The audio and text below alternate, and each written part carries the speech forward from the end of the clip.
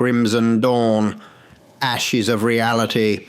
The sun hung low and weak in the sky, a dull red disk, bleeding light over the skeletal remains of what was once a thriving town. Nature had reclaimed most of it. Vines winding around blackened lampposts, trees breaking through the cracked pavement like tombstones. The only sounds were the wind and the crows.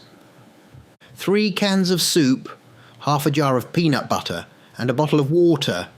Barely enough for a day, muttered Callan, stuffing the items into a torn satchel. Callan was lean, wiry, hardened by loss and years of surviving in the lichen age. His left eye was covered by a blackened patch, lost in a scrape with a rogue lichen scout. His right eye, sharp as a blade, missed nothing. A former firefighter before the fall, he now moved with the careful efficiency of someone who had pulled too many broken bodies from rubble. "You always complain like we're shopping in a store," said Mira, younger, fierce, her voice marked with sarcasm that barely masked the edge of fear she always carried. She carried a rusting crowbar strapped to her belt, and a small revolver tucked into a holster made from an old bicycle tire. Her past life? A mechanic in a small coastal town. Now, scavenger, fighter, survivor. They moved quietly through the ruins, careful to disturb nothing that might echo or shift. Anything that made noise could lead them to death. "You hear that?" Mira froze. Callan turned. There, half buried behind an overturned fridge, was a metal door, its frame burned but intact. A storm shelter. Or maybe a basement. Callan knelt, brushing ash and dirt away. The door was bolted shut with a rusted padlock. "Could be food. Or bones," he muttered. "Or something worse." Mira glanced at the sky. "We've got maybe an hour of daylight." "Plenty of time," he said, already pulling a lockpick from his boot. The lock clunked open with a soft snap, and the door groaned as they pried it open. Inside, darkness, the scent of dust, and something else, old, ancient. Mira clicked on a small flashlight, the beam piercing the gloom. Stairs descended into a basement where cobwebs hung like drapes. They stepped carefully down. At the far end, under a thick sheet of black cloth, was a casket, ornate, untouched by rot or time. The silver handles were dulled, but unmistakably valuable. "Is that what I think it is?" Mira whispered. Callan nodded. "An elder. But why here?" They didn't have time to answer. A sound echoed in the wind, distant, mournful, and unmistakable.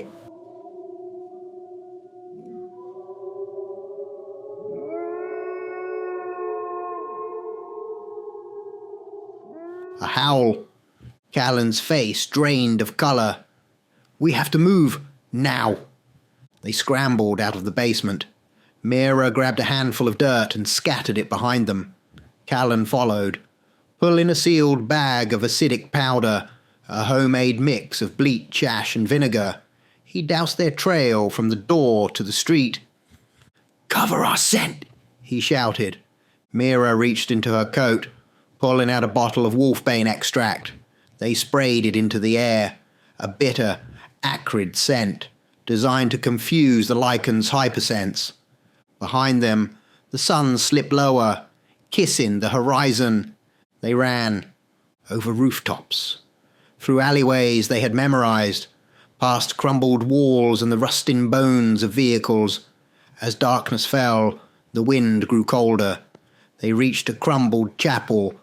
The steeple collapsed, but the underground crypt below was intact. Inside the crypt, they ducked into a sealed chamber carved into stone. The entrance was masked by a wall of debris they had carefully disguised. Inside was silent, secure for now.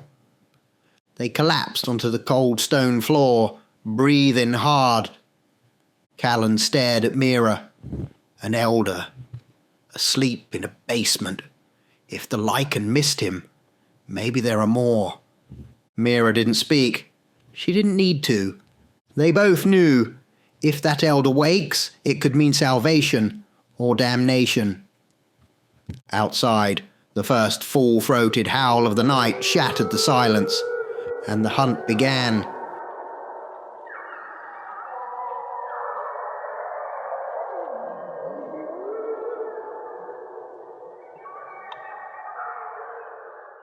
There is no morning anymore, just a slightly lighter shade of misery. The sky hangs like a bruise, grey, dead, endless.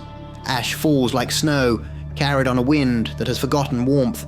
The cities are bones now, gnawed down by time, by fire, and by them. The Lycan rule what remains. They are not shadows in the dark. They are the dark. They do not hide from the world. They are the world. Once they were monsters whispered about in fearful myths. Now they are the only certainty. They run in packs of hundreds, sometimes thousands, moving with a precision that betrays their primal appearance. Fur soaked in filth, eyes gleaming like dying embers. They are as organized as they are savage. The cities are their playgrounds, the forests, hunting grounds, the highways, blood trails. Nothing escapes them, not for long. The hollow marches, east of the iron fields. A pack moves across a ruined bridge, once a grand structure of steel and stone. Now it's overgrown, cracked, overrun by moss and decay. The Lycans move low and swift, communicating with glances and guttural growls. They smell the air constantly, heads turning in unison. Nothing, not even rats. They've already hunted here. One slows, sniffs again. The air is dead, the scent of fear, long gone. The world is emptying. They move on. In the ash forest, south of the dead coastline, a deer stumbles through the underbrush, emaciated and twitching. It makes its 6 steps before it's torn apart. The pack doesn't even pause. Blood sprays. Flesh is consumed raw. The bones are left steaming in the cold. A cub, a smaller, adolescent Lycan, approaches too late. It whines, but no one shares. This is not a world of mercy, not even for their own. Atop the black cliffs of the north, the ruins of an ancient cathedral stand jagged against the sky like broken teeth. Once a place of worship, now a nest. The stained glass shattered, the altar used as a feeding table. Blood is smeared in patterns across the floor, symbols only the Alpha understands. Inside they gather, hundreds, maybe more, watching, waiting. The Alpha enters.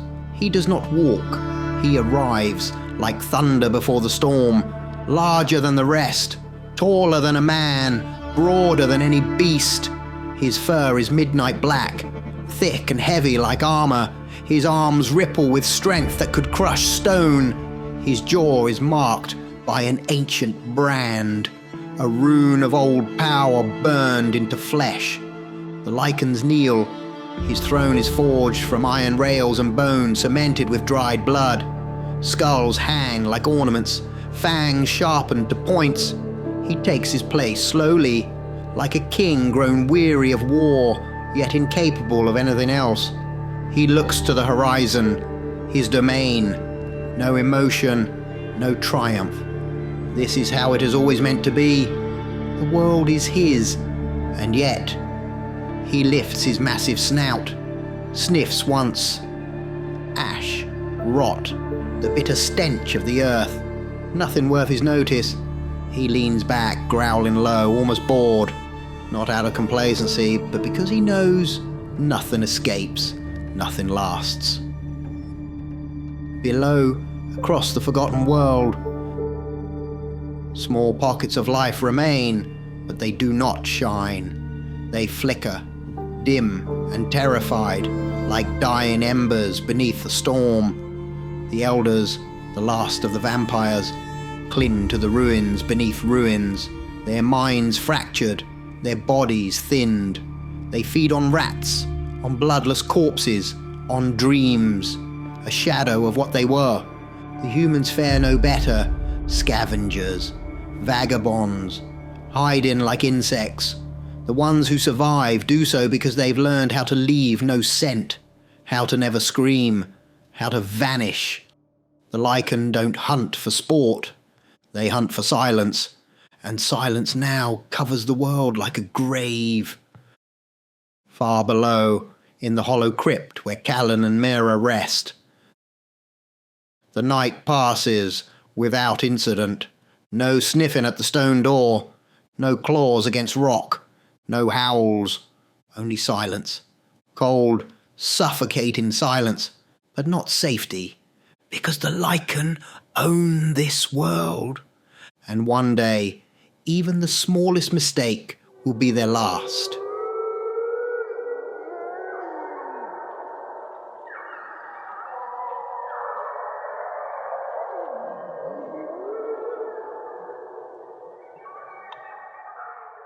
The sun had risen, but barely. Its light was no longer golden. It hung low and dull, like a dying ember, casting long shadows across the ruins. A breeze carried dust and silence across the bones of the town. And Mira moved alone. She hadn't woken Callan. She couldn't explain it, not to him, not even to herself. But the casket, it had pulled at her, like something calling from the dark, with her crowbar strapped to her side, revolver tucked tight, and a worn canvas satchel slung across her back. She slipped through the broken chapel, moving past the fallen stones and down into the crypt's narrow exit tunnel. Her boots made barely a sound on the dirt path as she crossed the Valley of Ash. The town stood ahead, quiet and skeletal beneath the grey sky. Every instinct screamed for her to turn back. She stepped carefully over a burned car chassis and paused, kneeling low. Tracks, clawed, heavy, fresh. Large impressions pressed deep into the soot-covered soil. At least 5, maybe 6. A Lycan hunting party had passed this way in the night. She scanned the buildings. No movement, no sounds, no shadows shifting between stone and ruin. Still, she moved faster. The ruined building loomed ahead. The fridge still lay on its side. She rounded it and froze. The metal door was sealed, tight, clean, shut. Her stomach twisted. They left it open. She dropped her satchel and yanked out her crowbar, jamming it into the seam, teeth gritted. She pulled with all her weight. Nothing. She climbed, scrambling up the cracked wall beside it, shards of old brick biting into her fingers. From the top, she looked for another entrance, another way in. Her foot slipped. The world tilted, and then blackness. She awoke in darkness, dirt, dust, cold stone beneath her. The basement. She sat up slowly, dizzy, pain radiating from the back of her skull. Her fingers touched her scalp. Wet, sticky, blood. "Damn it," she whispered. She hadn't masked her scent. They'd smell the blood, track it, hunt it. Above, she heard movement, low, shifting. Clawed feet against broken glass, snuffling, growling. The Lycan were here. They had the scent, but they weren't trying to get in. She stared at the sealed door from the inside. No rattling, no pounding, just the fevered scrape of claws circling above, searching, sniffing, roaming. They wanted her, and yet they didn't breach the door. Why? She uncorked the small bottle of vinegar and ash, the burn mix. Hands shaking, she poured it over her scalp wound. The pain was instant and white hot, like her skin was peeling away. She bit down on her fist to stifle the scream. Tears blurred her vision. She pressed her back to the wall, staring into the dark, facing the door, weapon clutched tight, breath shallow. And time passed, hours maybe, the sounds of the lichen never far. Sometimes they moved closer, sometimes farther, but never inside. It made no sense. Why weren't they entering? Then it hit her. The chapel. She hadn't masked her tracks when she left. They could follow her scent back to Callan. No, she whispered, horrified. Outside, the sky began to pale. The whispers of twilight retreated. The hunt was ending. As the first weak light broke through the cracked bricks above, the silence returned. Mira stood slowly, limping slightly, and stepped to the iron door. She pulled. It creaked, squealed, then gave way. Fresh air, dim light, freedom. But before she could step out, a sound behind her, the coffin, a groan of old wood, a shift of weight. The lid moved. Her blood ran cold. She didn't look back. She ran, up and out of the ruin, into the cold morning light. Her legs pounded against cracked stone and ash. Her breath came in panicked gasps. She didn't stop, not until the chapel rose into view, silent, still intact. But even as she descended into the crypt, one thought followed her like a shadow, clinging to her heels. What woke the coffin? And why did the lichen refuse to enter? The chapel came into view, broken, the entrance smashed inward, stones scattered like bones, the hidden seal torn apart. No, Mira whispered. Her walk turned to a sprint, boots pounding over dirt and debris. She stumbled over a torn backpack, slid down the ruined stairwell, and landed hard at the bottom. Her scream echoed in the crypt. Callan! Blood. Everywhere. Smeared across the stone walls, pooling beneath broken supplies, trailing like a story told in red.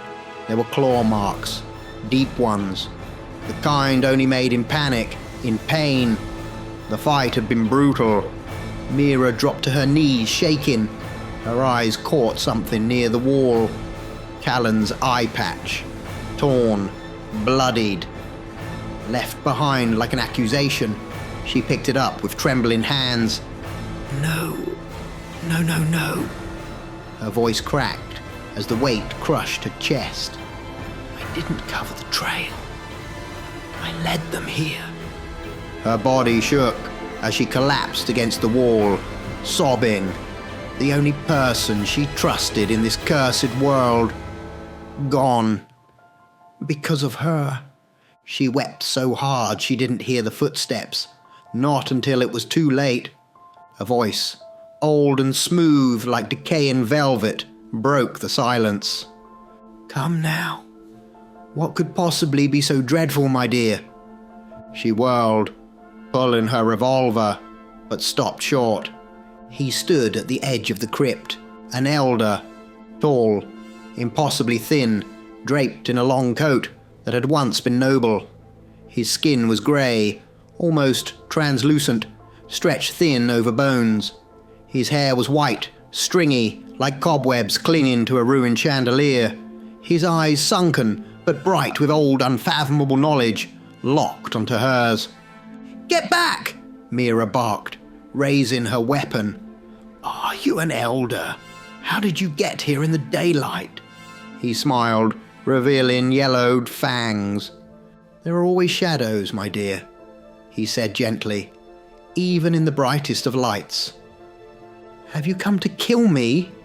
He laughed, dry and hollow. Oh, no, nothing so crude.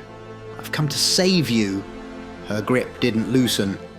You see, he continued, long ago, I delved deeper into the shadows than most of my kind. I found something there. Away to cast shadows so deep, even the lichen refused to enter them. Mira's eyes narrowed. Is that why they didn't go into the basement? Why they didn't attack you? He gave a slight bow.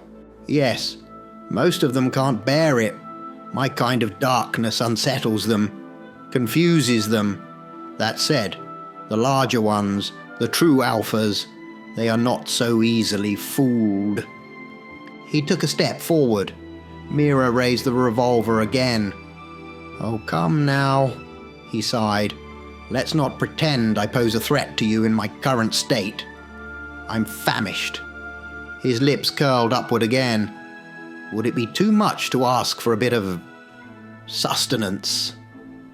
Mira backed away. You're not feeding on me. He sighed again, theatrically, and pulled a small glass bottle from his coat. It sloshed with murky red liquid. I brought this. It's what they use to give out at blood banks to help recovery after donating. You'll be fine. Single cut, perhaps a sip or two. She didn't speak.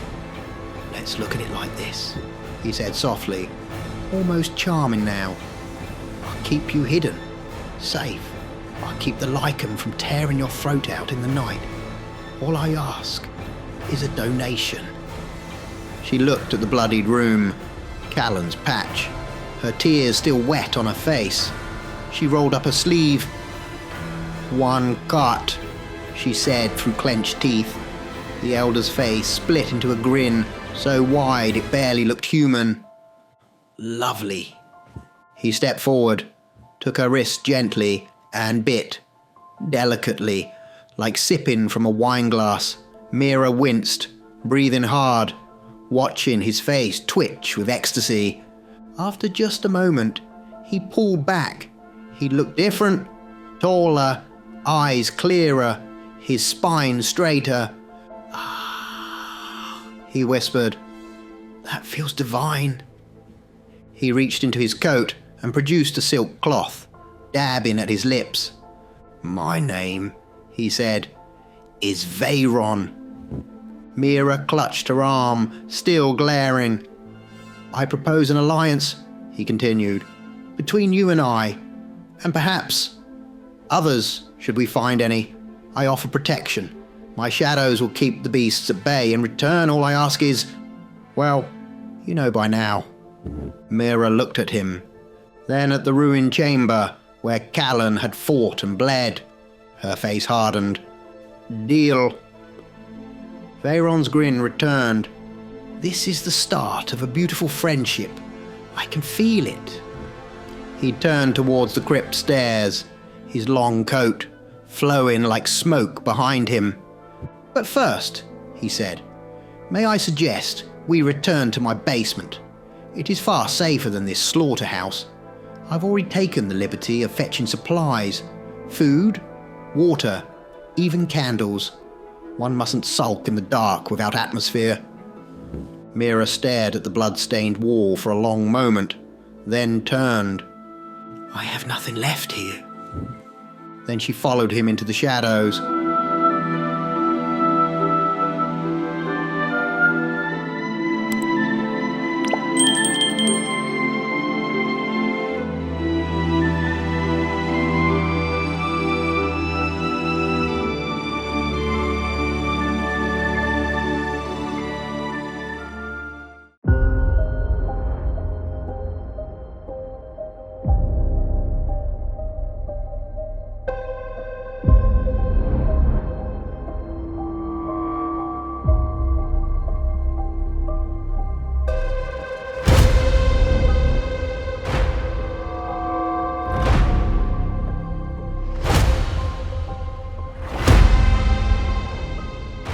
The basement was dimly lit and silent, save for the soft crackle of a candle flame.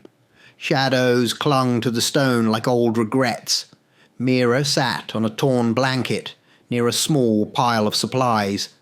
Tins of food, bottled water, a wrapped loaf of mould-dusted bread.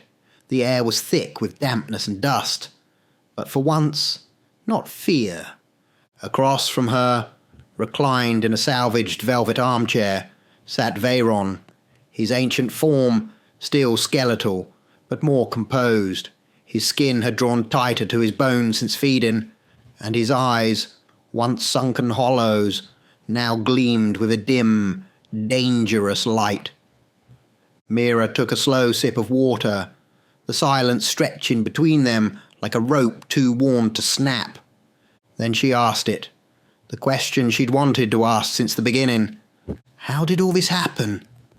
Veyron's smile was soft, almost nostalgic.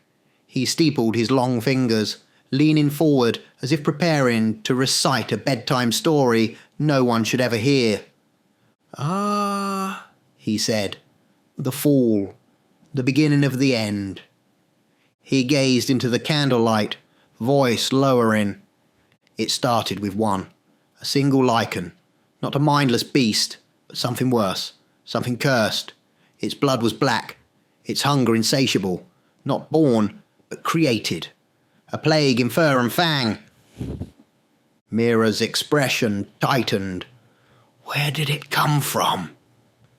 It was imprisoned, Veyron said, kept buried in a vault, deep beneath the old woods beyond the black cliffs, bound by more than stone or chains, bound by blood. You see, there was once a family, the Grahams, a mortal bloodline older than some elders. Their purpose, their very identity, was to guard the beast, to ensure it never walked the earth again. Mira blinked. A human family guarded a cursed lichen. They were no ordinary family, Veyron said, voice reverent. The Grahams were chosen by Lysanor himself, the god of lichens. Not all lichens worship him now, but once his name commanded fear. He knew the cursed one was too dangerous, even for his own kind, so he passed judgment. He selected a bloodline of mortals, bound them by oath and spirit. They were to guard the beast forever, ensure it never walked free. They were humanity's blade held at the throat of a god's mistake. So what went wrong? Mira asked. Veyron's smile vanished. Something always does. Maybe it was betrayal, maybe desperation, or perhaps the curse itself grew restless and whispered to one of them. Either way, it broke free. He looked her dead in the eye, and when it did, the world burned. Veyron leaned back, his voice turning brittle with old sorrow. The curse spread faster than anyone imagined. The elders tried to fight, the humans tried to flee, but nothing worked. Even our oldest, those who had stood against plagues, fires, wars, they were torn apart. Our powers were useless. We were, how do the humans say it? Paper to their scissors. Mira tilted her head. And no rock. Veyron actually chuckled, though the sound was bone dry. Exactly, my dear. There should have been a rock in that little game. Something to stop them. But it never came. And now? They rule. They don't just hunt, they conquer. And as they conquered, their numbers grew. One curse became a legion. A swarm of monsters birthed in blood and bound by nothing. Mira leaned forward, eyes narrowing. You said the Alpha, the one on the throne now, can see through your shadows. Yes, Veyron said, his expression darkening. But the beast on the throne now is not the one who began this. What happened to the original? He was challenged. That is the way of the lichens. When one believes they're strong enough to lead, they challenge the Alpha in blood. They fight. Only one survives. And so, the cursed one who began it all eventually fell. And the one now? Veyron's face was grave. He is powerful. Perhaps the most powerful of them all. I have not seen him, but I have felt him. His presence is like a storm pressed against your skin. He does not need to hunt. His power draws the others like gravity. Mira went quiet, then finally asked, "Will we survive this?" Veyron was silent for a long time. Then, with a small, tragic smile, he answered, "Probably not." Mira's heart twisted, but then he leaned forward. "But we will try, because sometimes even a dying breath can carry a spark." He looked up, thoughtful. "There is something missing in this world. Something that should be here. A presence, a soul, a flame." "Someone?" Mira asked. "Maybe," he whispered. "Maybe not." She waited. Then he added, "There is a prophecy." Mira raised an eyebrow. "You're joking." "I wish I were," he said. "It's one of those old elder stories, told when fledglings needed hope or fear. It says, when the elders are at their darkest hour, when the shadows are too thin to hide them, one of their kind will rise, a being with a gift untouched by age or war, a soul of fire, and shadows so deep, even the cursed will tremble." Mira stared at him. He shrugged.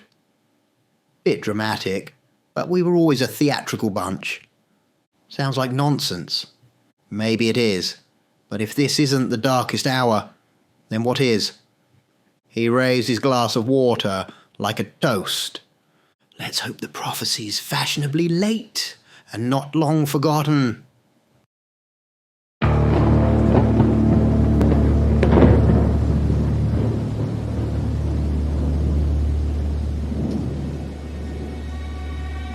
There is no ceremony. There is no crown. Only the throne and the right to sit upon it. The lichen throne is not carved by hands nor built by kings. It is shaped by conquest. A jagged, towering seat of fused bone, rusted steel, and charred stone, it rests deep in the heart of the old cathedral, now called the Howlspire. Sunlight never reaches it. The wind avoids its doors. The throne remembers every death it was built upon. And seated upon it now is power incarnate. The lichens do not speak his name. They call him the one who remains. Because no matter how many have risen, only he still sits. Long ago, the first fall. The first alpha fell to treachery, not by claws but betrayal. The second was stronger, but foolish. The third held the throne for years, until the fourth tore out his throat under a blood-red moon. There have been many. The throne was not sacred. It was a challenge, an invitation to violence, a test of dominance. To sit was to be hunted. To rise meant spilling blood. To rule meant becoming something more than beast. And then he came. No one knew from where. No bloodline, no legends. Just presence. When he challenged the Alpha at the time, an enormous brute named Korag, none believed he'd win. Korag was brutal, cunning, unstoppable in the field. The fight lasted seconds. The challenger didn't roar, didn't boast. He moved.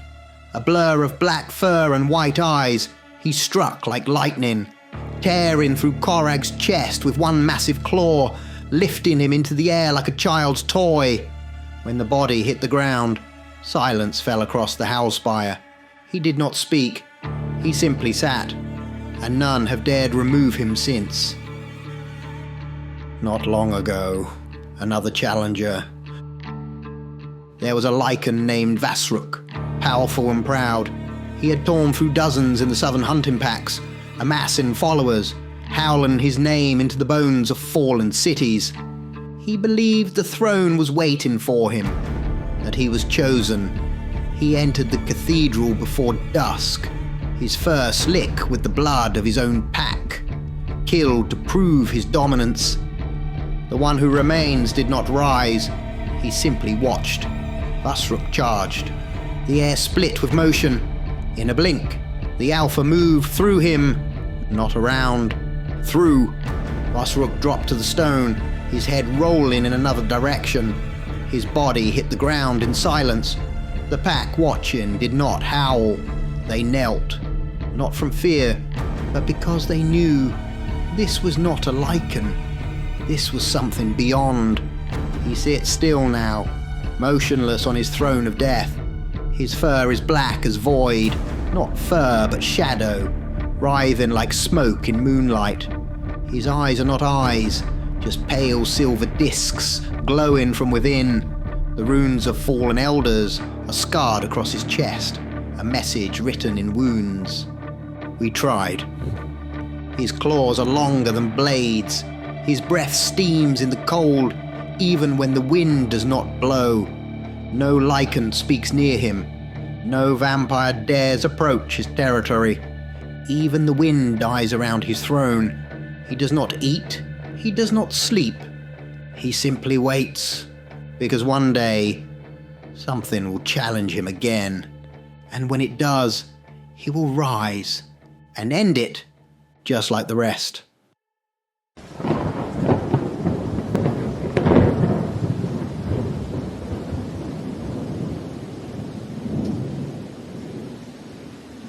The candle's flame flickered, though there was no wind. Mira and Veyron sat in silence, she sharpening her blade against the stone, he nursing a cup of dark liquid that wasn't quite wine.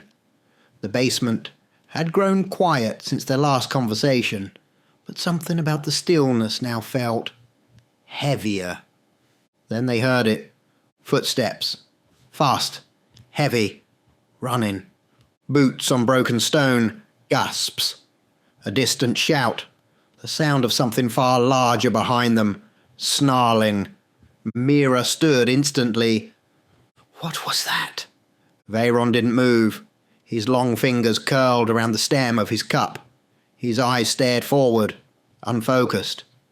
Footsteps, he murmured. 2, no 3. 2 human, 1 not. Mira's heart pounded. Someone's out there. Veyron looked at her, amused. Do not panic, my dear. They cannot find us here. We are hidden. She frowned. I found you. He smiled, fanged and sly. I allowed it. Oh, Mira said, eyes narrowing. Right. Veyron closed his eyes briefly, his face still. Then he spoke with eerie calm. A man and a woman, fleeing. The lichen are not far behind. They will not last long. Mira stepped towards the exit.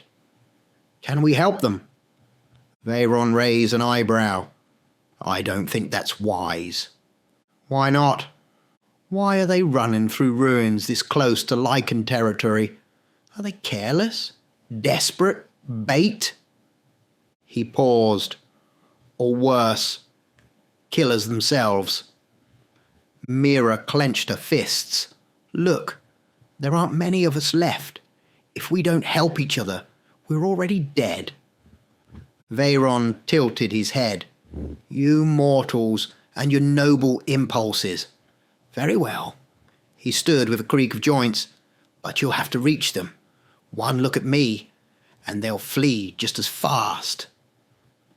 Fair enough, Mira said, already grabbing her coat. The outside world was just as broken as before. Ash drifted from the sky. The sun, barely visible through the clouds, painted the buildings in crimson tones. Mira darted from cover to cover, boots crunching over debris, the air tense with scent and sound. Then she saw them, a man and a woman, barely adults, mud-streaked faces, torn clothes, eyes wide with terror. They sprinted between the remains of a collapsed market, shouting as something massive tore through the ruins behind them. A lichen hunting party, 4 of them, moving like shadows with muscle, teeth bared, snarling, hungry. Mira stepped out from the alley. Hey, Over here. The two humans saw her and changed direction instantly. Help us! The woman screamed. The lichen turned toward all three. They howled in unison. The hunt was on. Mira ran. Veyron! She shouted as she neared the ruined chapel. Now would be a great time to cheat death. The two humans stumbled after her, panic in every movement. One tripped, but Mira yanked him up. The lichens were almost on them. One leapt, snarling, claws outstretched. And then the shadows moved. They didn't spread. They lashed. Like tendrils of ink, blackness surged from the chapel's base, crawling like smoke across the ground, and then rising like a wall between predator and prey. The lichens skidded to a halt, snarled. One pawed at the barrier, but didn't cross. The air rippled. The shadows whispered. They remembered this scent. They remembered him. Mira led the two strangers inside, pulling them down into the crypt, just as the shadows sealed the entrance behind them, like a curtain falling on a stage. They collapsed inside, gasping, coughing, still shaking. Veyron stood calmly in the centre of the room, as if he hadn't just repelled death itself.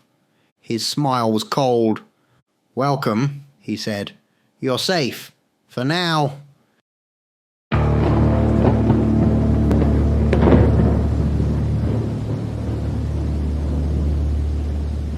The moment they crossed the threshold into the crypt, the two strangers screamed. The man scrambled back, knocking over a supply crate, while the woman pulled a rusted blade from her coat with shaking hands. "An elder," the man shouted. "He'll kill us." The woman added, wild-eyed, "They drink blood. He's going to feed." Veyron blinked, almost offended. Mira stepped between them and the vampire, arms wide. Hey, calm down. If he wanted you dead, you'd already be bleeding." The woman hesitated, lowering the blade slightly, but still tense. The man looked between Mira and Veyron, sweat running down his dirt-smeared face. "Why would an elder help us?" "Because I told him to," Mira said. There was a beat of silence. Then Veyron sighed theatrically. "Technically, I agreed to help. It was more of a reluctant compromise than obedience." The woman's breathing slowed. She tucked the blade away, hesitantly. "We're sorry. It's just... we've seen what your kind can do." "We all have," Mira said gently. "But right now, he's the only reason you're not dead." They nodded, slowly. "Names?" Mira asked. The man cleared his throat.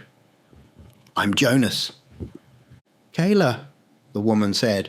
We were with a larger group, about 9 of us, camped out near the riverbed. We had a watch, walls, everything." Mira's stomach turned. "Let me guess. The lichens found you." Kayla's voice broke slightly. "They didn't just find us. They slaughtered everyone, ripped through like they were nothing. We ran. We jumped into the lake, tried to throw them off." Jonas added, "Didn't work. They found our scent again. We've been running ever since."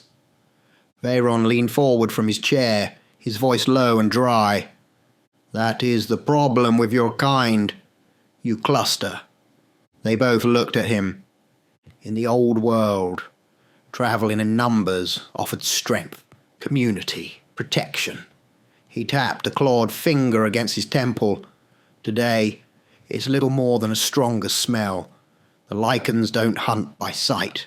They hunt by scent. And the bigger the group, the louder the blood sings. Jonas muttered, "That's grim." Veyron smiled. "It's reality, dear boy. We elders prefer solitude. Even before the fall, it's cleaner, quieter. easier to survive. Mira gave them a moment, then spoke. "You're safe now, but we need to be clear. There's a cost to staying here." Jonas and Kayla looked at her, then at Veyron.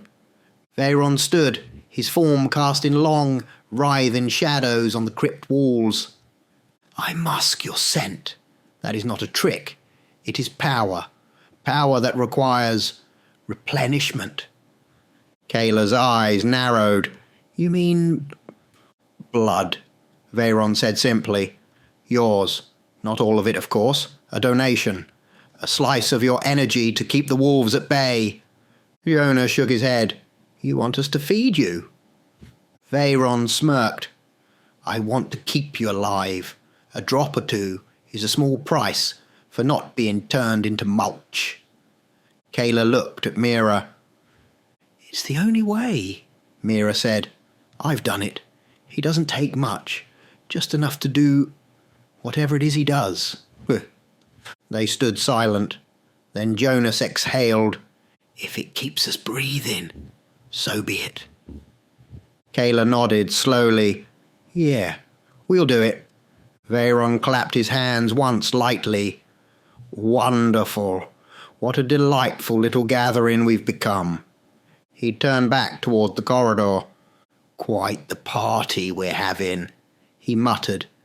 "If we allow any more guests, I may need to consider relocation.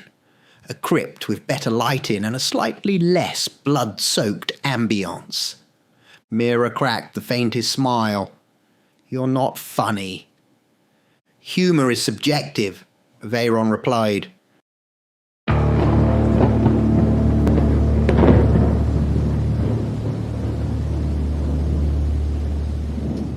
Outside, in the ruins beneath the ash-choked sky, a shadow moved. Not cast by light, not shaped by flame, alive.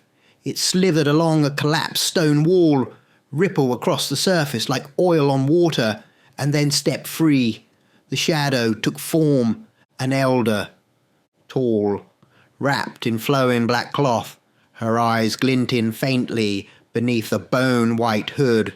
Her lips curled into a smirk as she gazed towards the hidden crypt. "Veyron, you sneaky corpse." Her voice was like smoke soaked in silk. "You've got your own little pantry now. 3 delicious humans. Fresh, willing. Lucky you."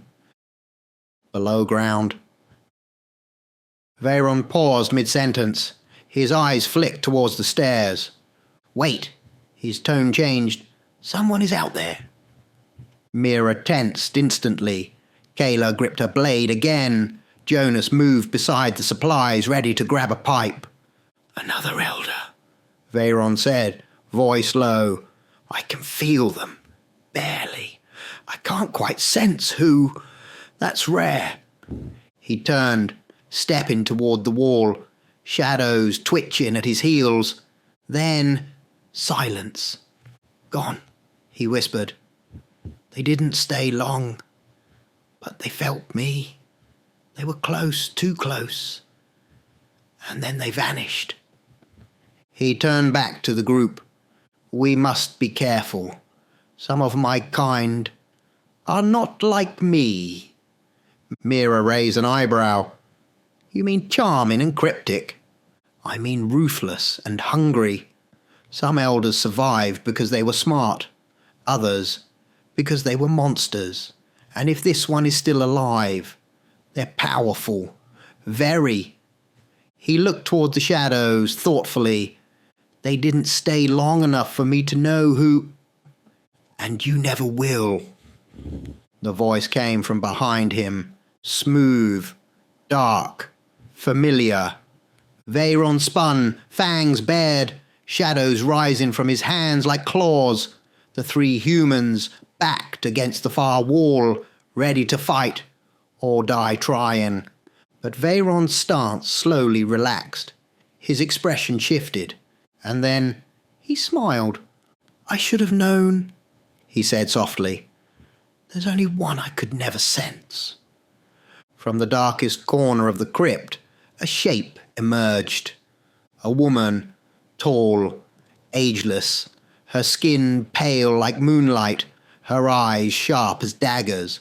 She wore black robes layered with subtle silver lining, and her presence was regal without effort.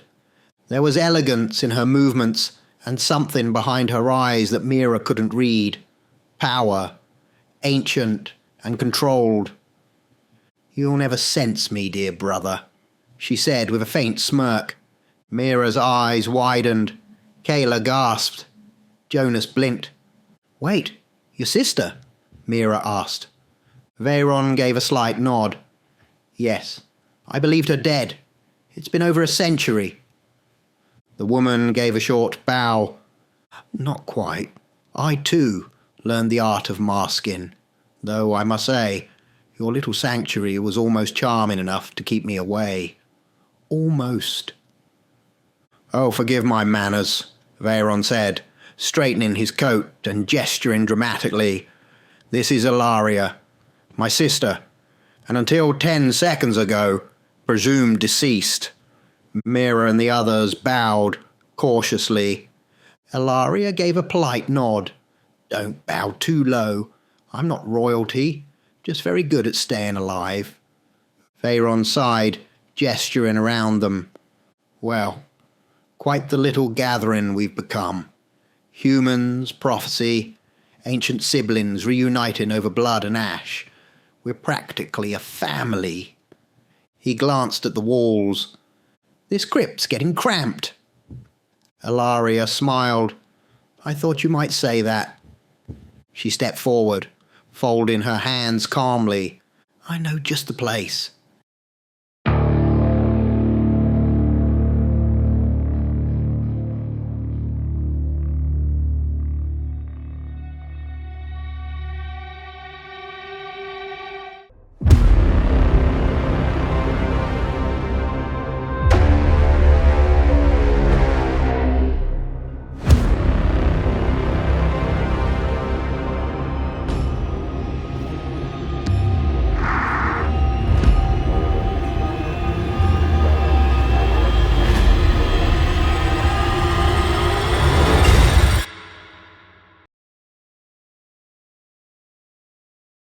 The fire burned low in the crypt, barely more than a flicker struggling in the stale air.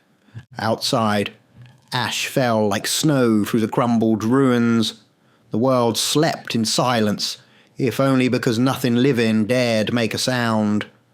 Below, in the hush of shadow and stone, Ilaria and Veyron sat across from one another, their features calm, but their eyes old and worn. They hadn't spoken in an hour. When Ilaria finally broke the silence, her voice was like wind through cracked glass. "Do you know how many of our kind are still alive?" Veyron stared into the flame, its light dancing along his pale face.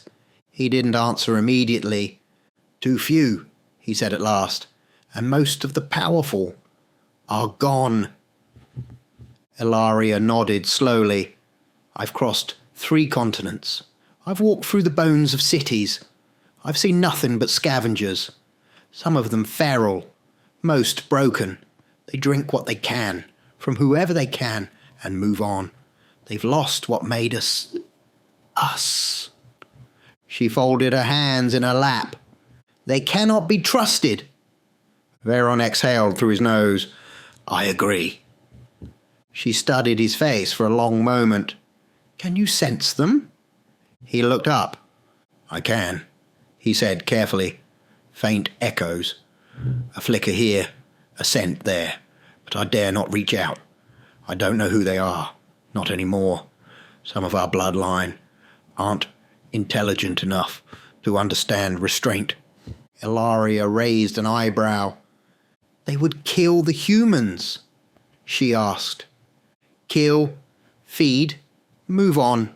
He nodded. "They wouldn't see Kayla, Jonas, or Mira as potential, only as prey." The shadows in the room seemed to stretch as he spoke.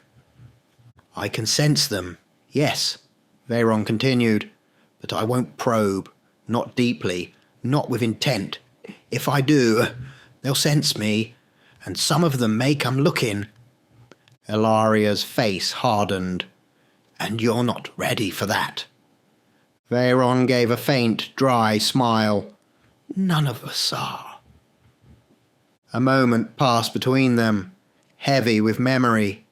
Then he said, softly, Tell me, sister, do you still believe in the prophecy? She didn't answer at first. Her gaze dropped to the stone floor, then rose again, filled with something old and bitter. That was a story, she said, told to fledglings to make them feel safe when the dark closed in. Veyron's eyes glinted. You used to believe it. I used to believe a lot of things, she replied, that our kind would endure, that the blood would always guide us, that no matter what horrors emerged from the dark, we would adapt, survive, rule. She looked at him now directly. There was no softness in her expression. We are doomed, Veyron. This world is no longer ours. The throne belongs to monsters, and we are shadows, fading into myth. Veyron nodded slowly. Maybe, he said, but even a fading shadow can still hide a fire. Ilaria didn't reply, but for the first time since she arrived, she looked uncertain.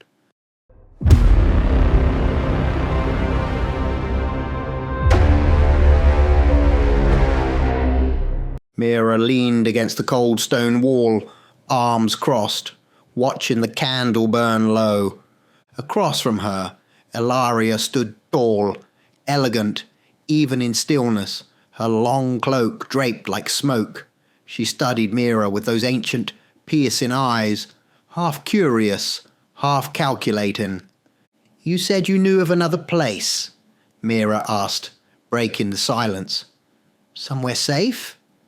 Ilaria smiled faintly. Safer, dear.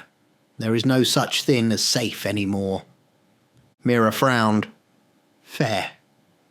I passed it months ago, Ilaria continued. An old farmhouse, miles from anything, falling apart, rotting in the wind, but beneath it, hidden under the boards and the bones, was a bunker, reinforced, locked. Someone's laboratory, perhaps, or a fallout shelter from another era. She tilted her head. I didn't investigate fully, but it reeked of forgotten purpose. Mira was quiet for a moment, processing. Ilaria stepped closer, her tone softening. So tell me, dear, how did you survive all this? Mira gave a hollow laugh. I don't know. One day at a time, I guess. Just moving, eating, hiding, trying not to scream when it got too quiet. Ilaria's gaze deepened. How about your family? Mira's voice dipped, more guarded now. My mum, she passed before all this. She had Alzheimer's. Wasn't really there by the end. She swallowed. My dad, he was brilliant, a scientist, spoke in formulas more than words. But when she died, something broke in him. He stopped talking, stopped trying. He just faded. I'm sorry, Ilaria said quietly. Mira shrugged, like it hurt less if she pretended it didn't matter. It was a long time ago. I've been on my own since the world started falling apart. Ilaria stepped closer, lowering her voice. Hope is the only thing that keeps us going, even when we don't realize it's there. You've survived this long not because of luck, but because something inside you refuses to break. Mira looked down. I'm no one, just getting through. Ilaria leaned in slightly, voice silk and shadow. I sense something in you, something powerful. Maybe not yet, but it's there. Flickering. Mira met her gaze, unsure how to respond. Before she could speak, footsteps echoed from the tunnel beyond. Kayla's voice called out. Sun's coming up. If we're going to get supplies, Now's the time. Jonas appeared behind her, checking his gear. We're low on water and food. Again. Mira pushed off the wall, shaking the weight of the conversation from her shoulders. Then let's move. Ilaria watched her go, silent. Veyron appeared in the doorway behind them, arms crossed. Quite the little army we're assembling, he said dryly. Ilaria didn't look at him. She's stronger than she knows. Veyron smirked. They always are, until the world shows them why.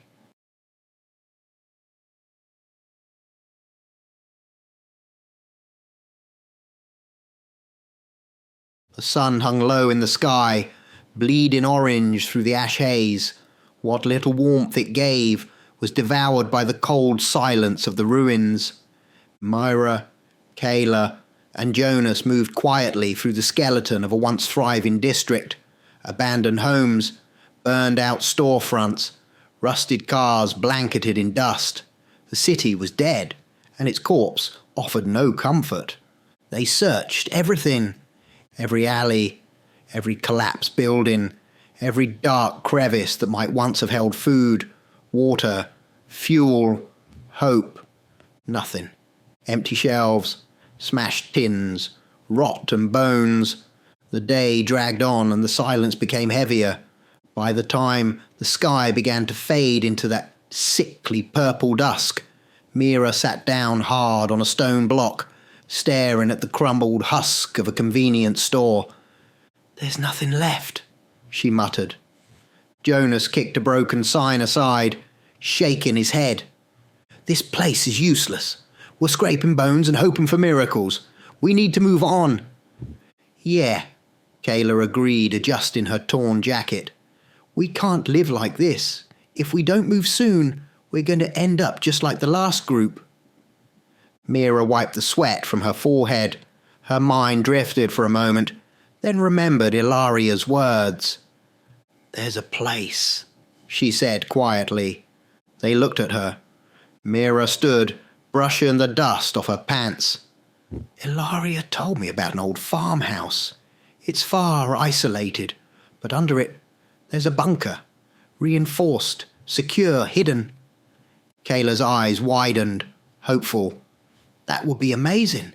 Something off-grid, away from all this. Jonas frowned.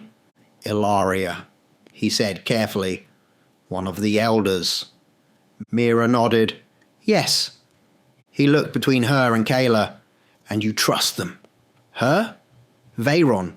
You really think they care about us? He gestured around them. Because a few years ago, they'd be feeding on us without second thought. Mira didn't flinch. She stepped toward him, calm but firm. They're not who they were, or maybe they are, but they've changed, just like we've changed, just like this world has. Jonas started to speak, but she cut him off. They saved us when the lichens were at our backs, when we were bleeding, hopeless, hunted. They stood between us and death. They didn't need to, but they did. Her voice grew stronger, steadier. They helped us survive. They kept us alive. They gave us time to breathe. And right now, that's more than anyone else in this world has given.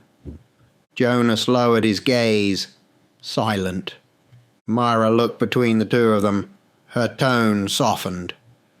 I don't know what's next, but I know this. We don't make it without them, and for the first time in a long time, I actually believe we can make it. Kayla stared at her, impressed. Even Jonas didn't argue. Something in Mira had shifted. She didn't look like the girl just trying to get through the day anymore. She looked like someone willing to lead, even if just for a moment something flickered behind her eyes. Not just survival. Not just anger, something like fire, a purpose beginning to burn.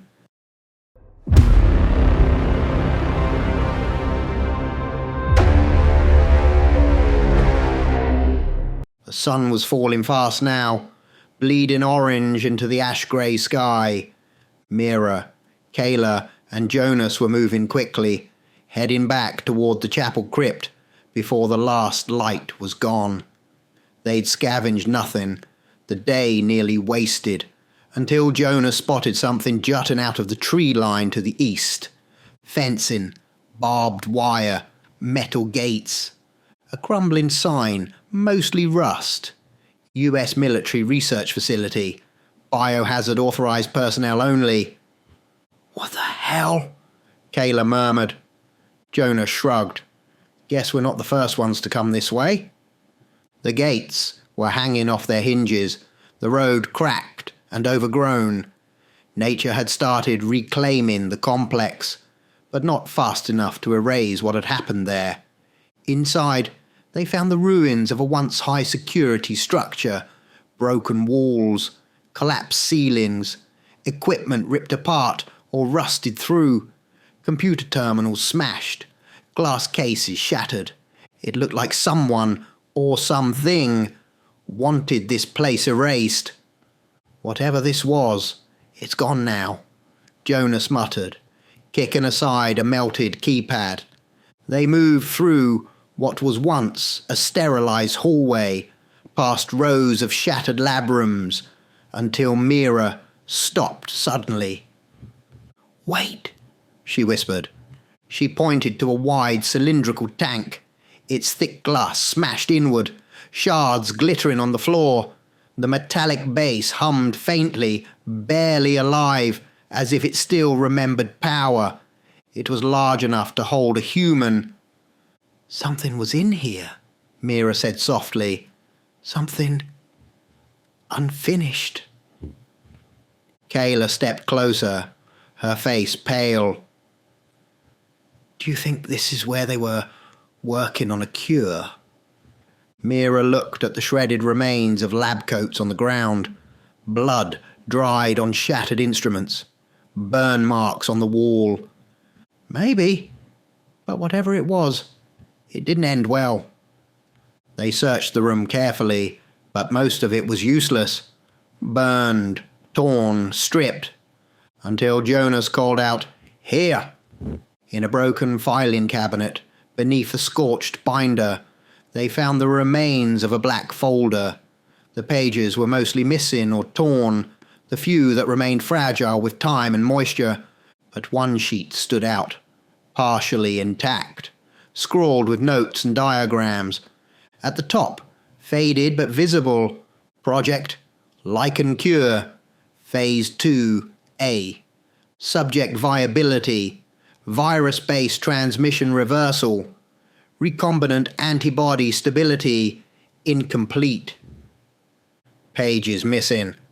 Further development halted due to breach.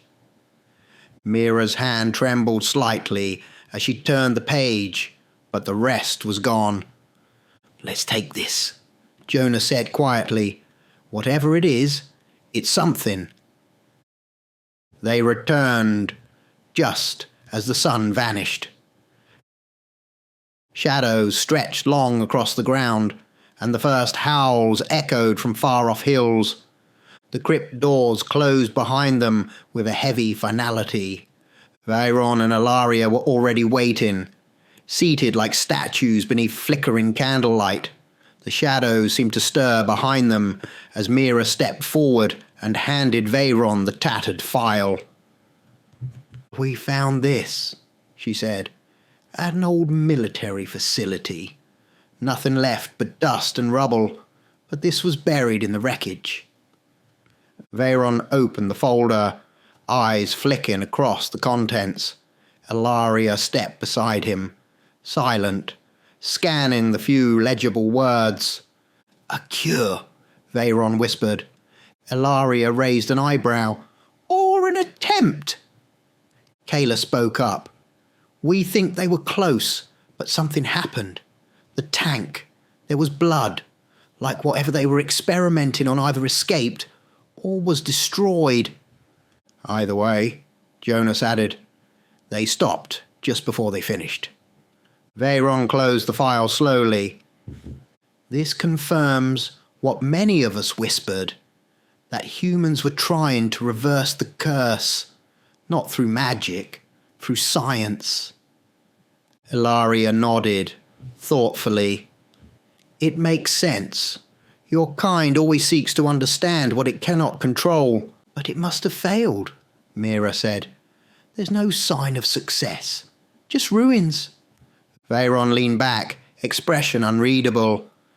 Or perhaps, he said slowly, someone didn't want it to succeed. A heavy silence followed. Do you believe it's real? Kayla asked. That it could have worked. Ilaria's voice was calm, measured. Hope is a dangerous thing. But yes, if they had time, knowledge, and the right blood, it could have been real. Mira looked at the file, then back at them. Do you think there's a way to continue it? Veyron glanced at her. A faint glimmer of curiosity sparked in his eyes. Perhaps. But if there is, it will be deep beneath the ashes, and well guarded. Ilaria placed a hand on Mira's shoulder. Then we find this farmhouse, and we begin again.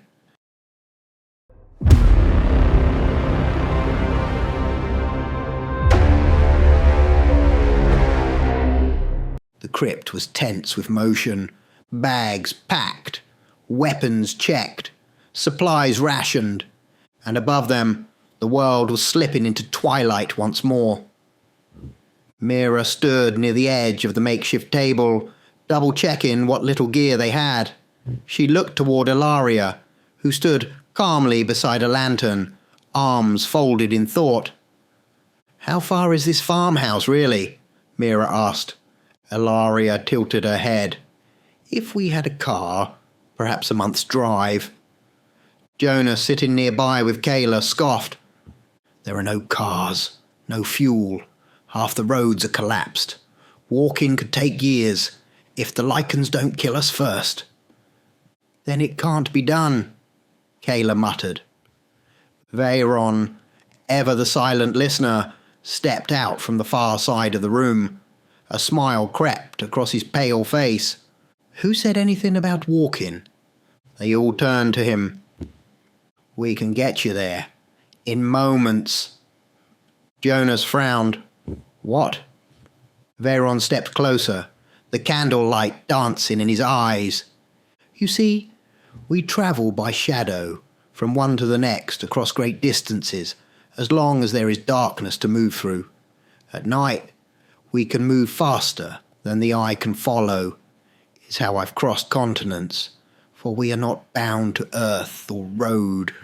We are shadow. Kayla blinked. So, we can all go? Veyron shook his head. No, not all at once. We can carry one each with us. It is demanding. Takes a toll. The shadow bends around us, and we must protect you within it.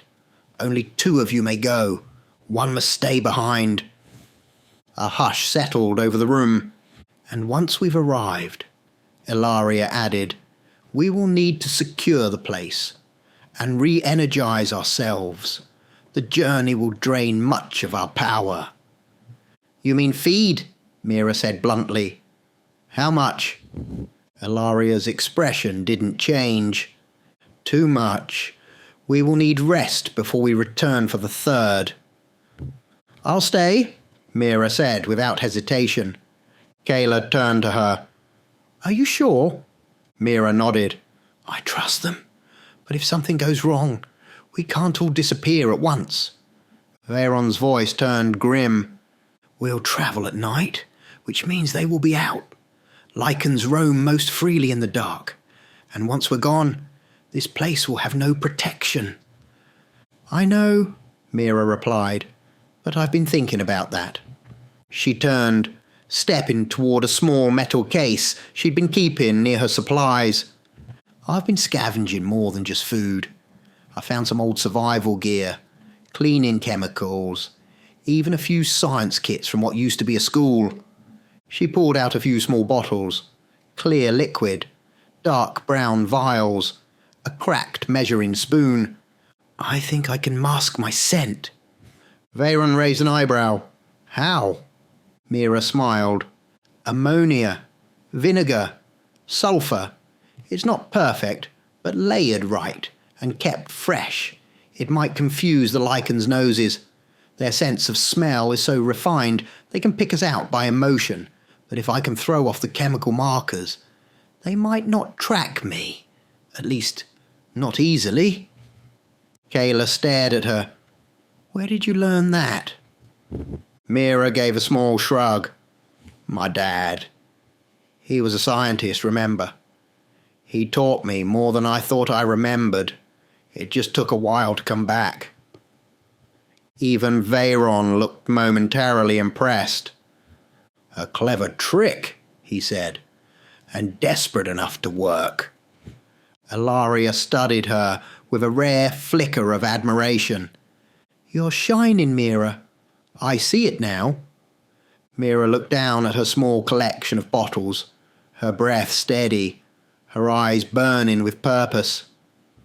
"I'm tired of just surviving," she said. "I want to start fighting back."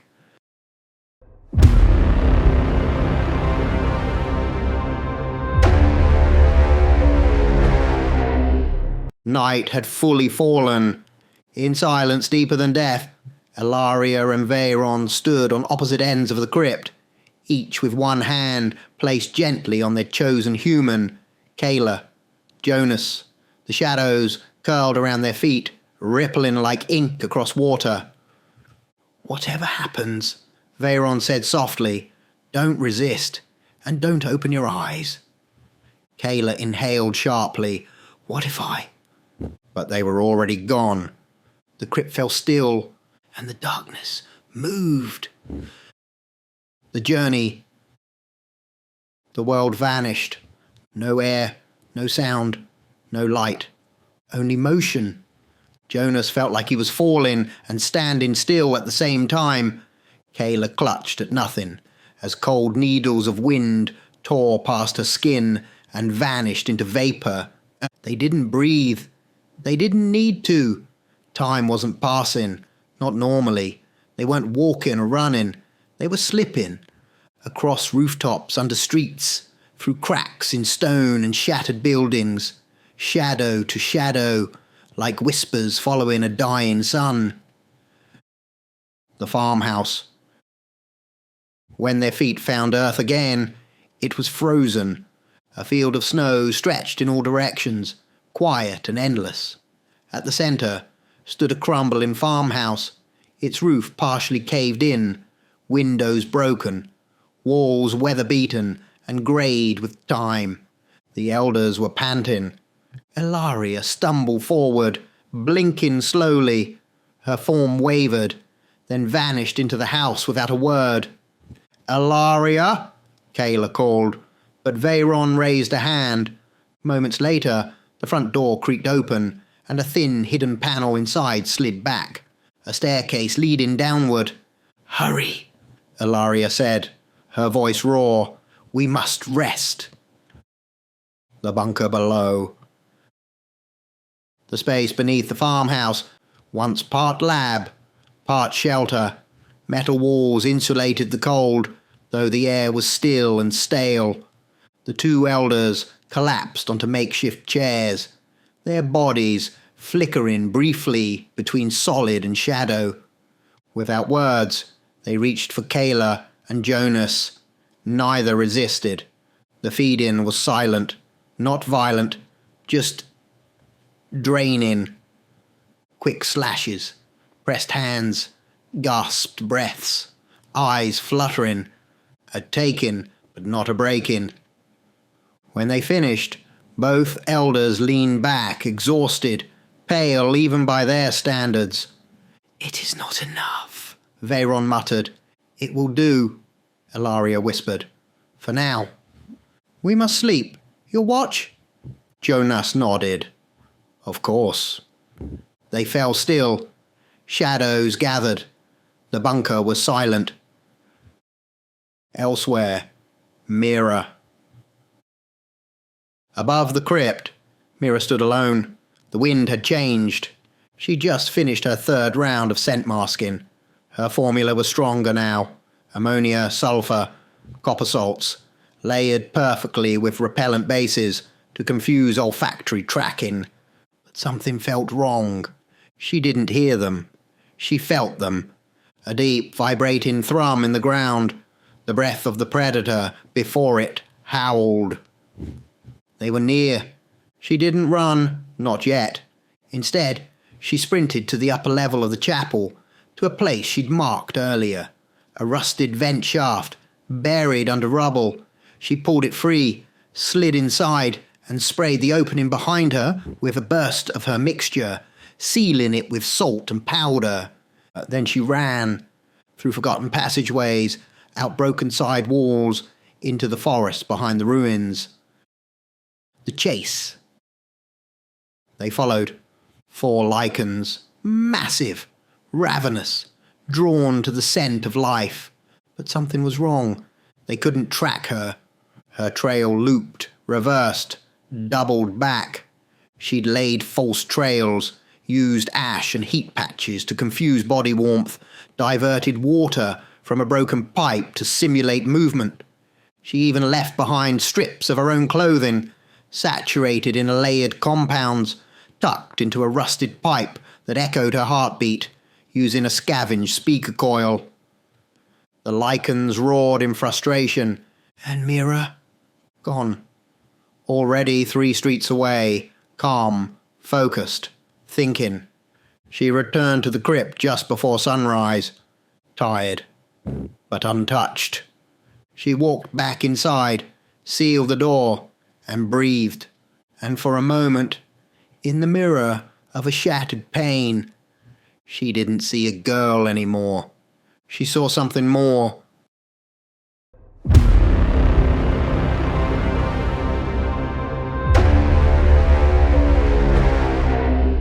The day passed in silence. The wind moaned through the cracks of the ruined chapel, carrying with it the cold breath of winter and the distant howl of the world that no longer belonged to humans. Mira rested lightly, never fully asleep. Her body ached, but her mind never stopped working, tinkering, adjusting, preparing, just in case. If the elders didn't return, she'd last the night, maybe longer. But in her heart, she knew they would. As the sun sank once more beneath the blood-coloured sky, the shadows stretched long across the chapel floor. And then they moved. Without sound, without warning, Ilaria appeared. Her presence was like the drop in temperature before a storm. She stepped through the fading light, her cloak trailing behind her like the midnight mist. "Are you ready, my dear?" she asked gently. Mira stood, already prepared, her scent-masking agents freshly layered, her small pack slung over one shoulder. "I'm ready." Ilaria glanced around at the workbench Mira had created. Jars, vials, handwritten notes, a setup that looked more like a lab than a survivor's den. Her brow lifted, intrigued. "How did you come up with all this?" she asked, stepping forward, gently picking up one of the bottles. Mira shrugged. I don't know. It just sort of came to me, like I'd done it before, or someone had shown me once." Ilaria smiled faintly. "You're something remarkable, Mira." Mira met her eyes but didn't respond. There was no pride in her expression, just purpose. Ilaria turned towards the shadowed exit. "We need to leave." "I'm ready," Mira said again, her voice calm. "Sure." But just before stepping into the dark, Ilaria paused. "Oh, by the way," she said casually, "you once mentioned your father. Said he was a scientist." Mira nodded. "Yes, a great one. Before the world fell."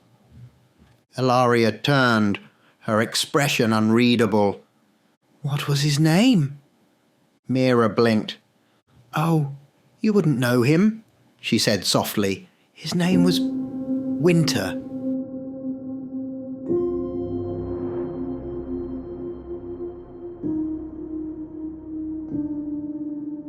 Ilaria's smile faltered, just for a breath, but she said nothing.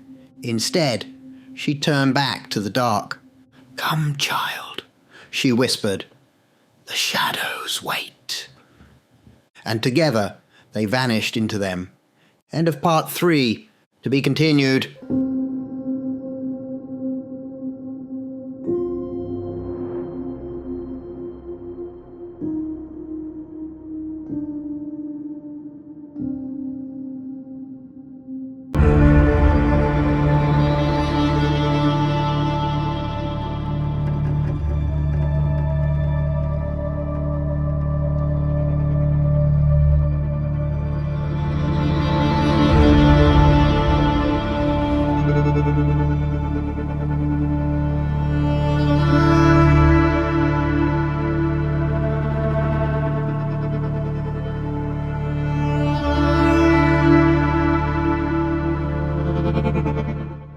The bunker buzzed with quiet life. Dust had been swept away, broken panels reinforced, and faint lights flickered on as Kayla and Jonas moved through the corridors, cleaning, salvaging, building something that felt almost like a home. But Mira hadn't left the old lab in days. The moment they arrived, it was like something inside her had ignited. A fire without fuel, pushing her deeper into the wreckage of the past. Her hands were stained with oil and solder burns. Wires dangled from the walls. Rusted consoles now blinked with artificial life. Pieces of tech, forgotten, shattered, or obsolete, were being rewired into something new. She barely spoke. She barely slept. And Ilaria noticed.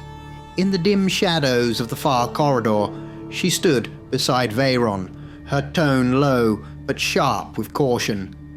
She's been down there for days, building, talking to herself, like she's remembering things that haven't happened.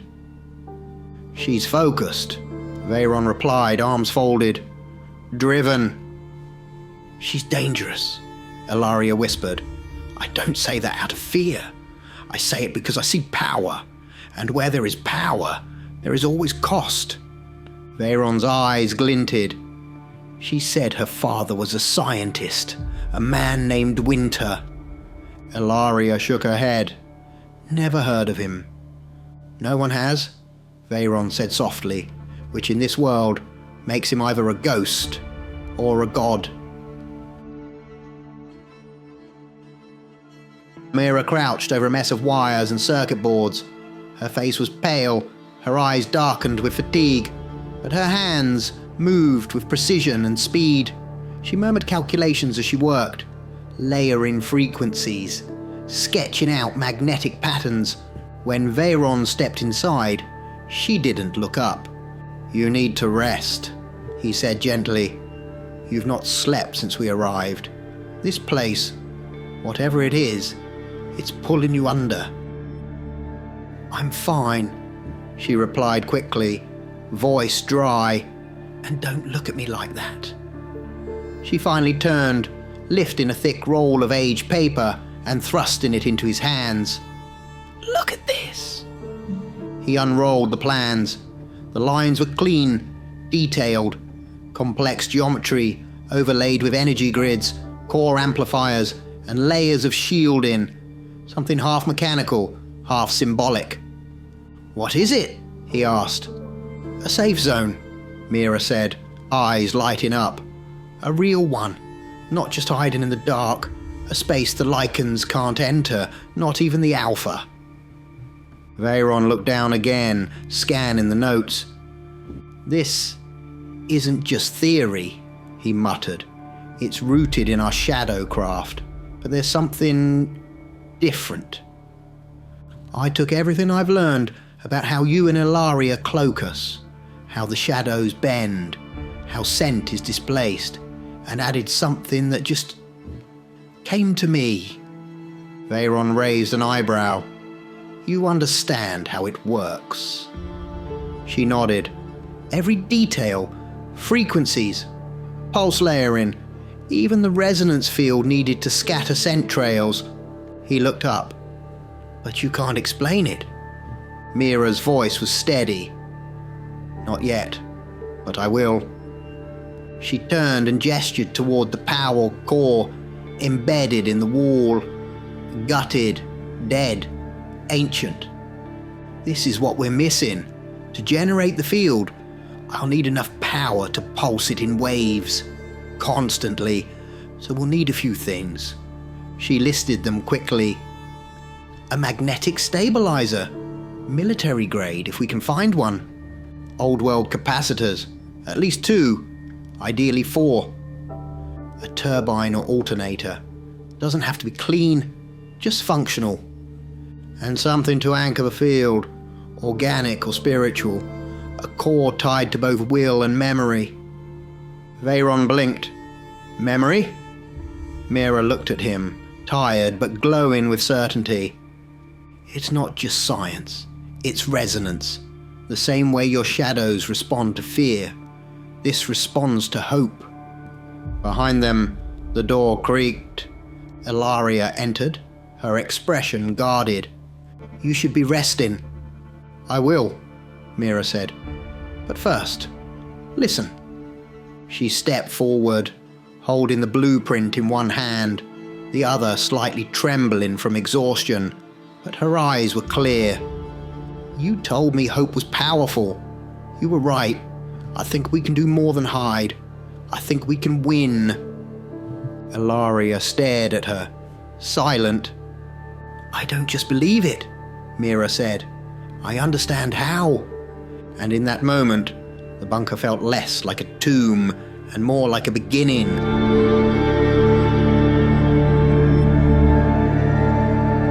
Mira finally slept. Her body gave in, not to exhaustion, but to something gentler. A strange calm settled over her, as if the universe had allowed her just a few hours of peace. Outside the lab, in the dim glow of the makeshift bunker's lights, Veyron and Ilaria stood in quiet conversation. She was but a child when I found her, Veyron said softly, his voice lined with something between awe and uncertainty. No name, no memory. Surviving on instinct. So, how does she know this place like she built it herself? Ilaria looked towards the lab door, her eyes half-lidded with thought. You found her, she said. Or she found you?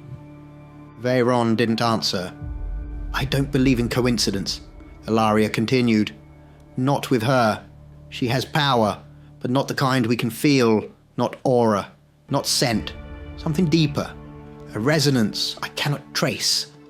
It's like she's tethered to something outside of our understanding.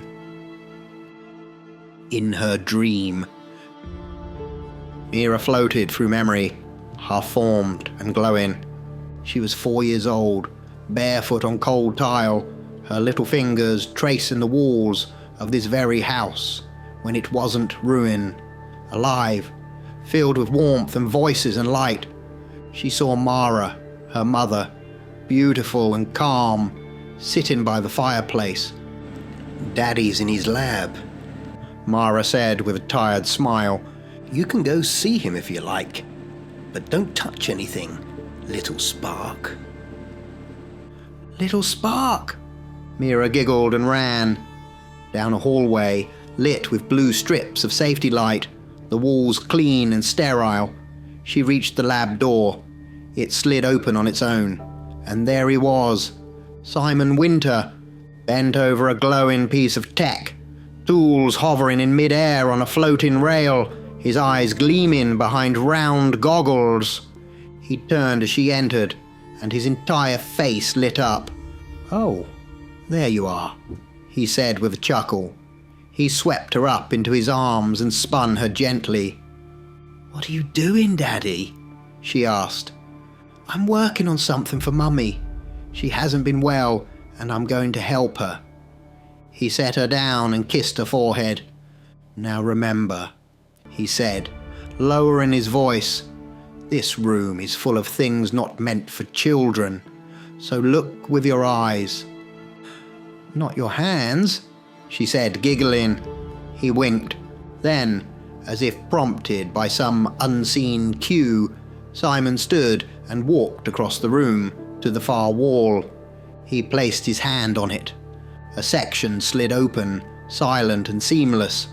Inside was something small, silver, softly humming with pale blue light. He glanced back at her and held up one finger to his lips. Shh. Mira awoke with a start. The air in the lab was still. The buzz of reality replaced the warmth of memory. But she remembered everything. She sat up, bolted from her cot, and ran, still barefoot, down the corridor towards the lab. Veyron and Ilaria turned as she passed them. "Child," Veyron called, stepping forward. "You need to rest. You are shaking in your sleep." "Wait," Mira said breathlessly, pushing into the lab. "I saw something." She ran to the back wall, scanning the panels. "This wall! There's a hidden panel here!" Ilaria and Veyron exchanged a glance. They slipped into shadow, their forms melting into the cracks and corners of the lab like liquid smoke.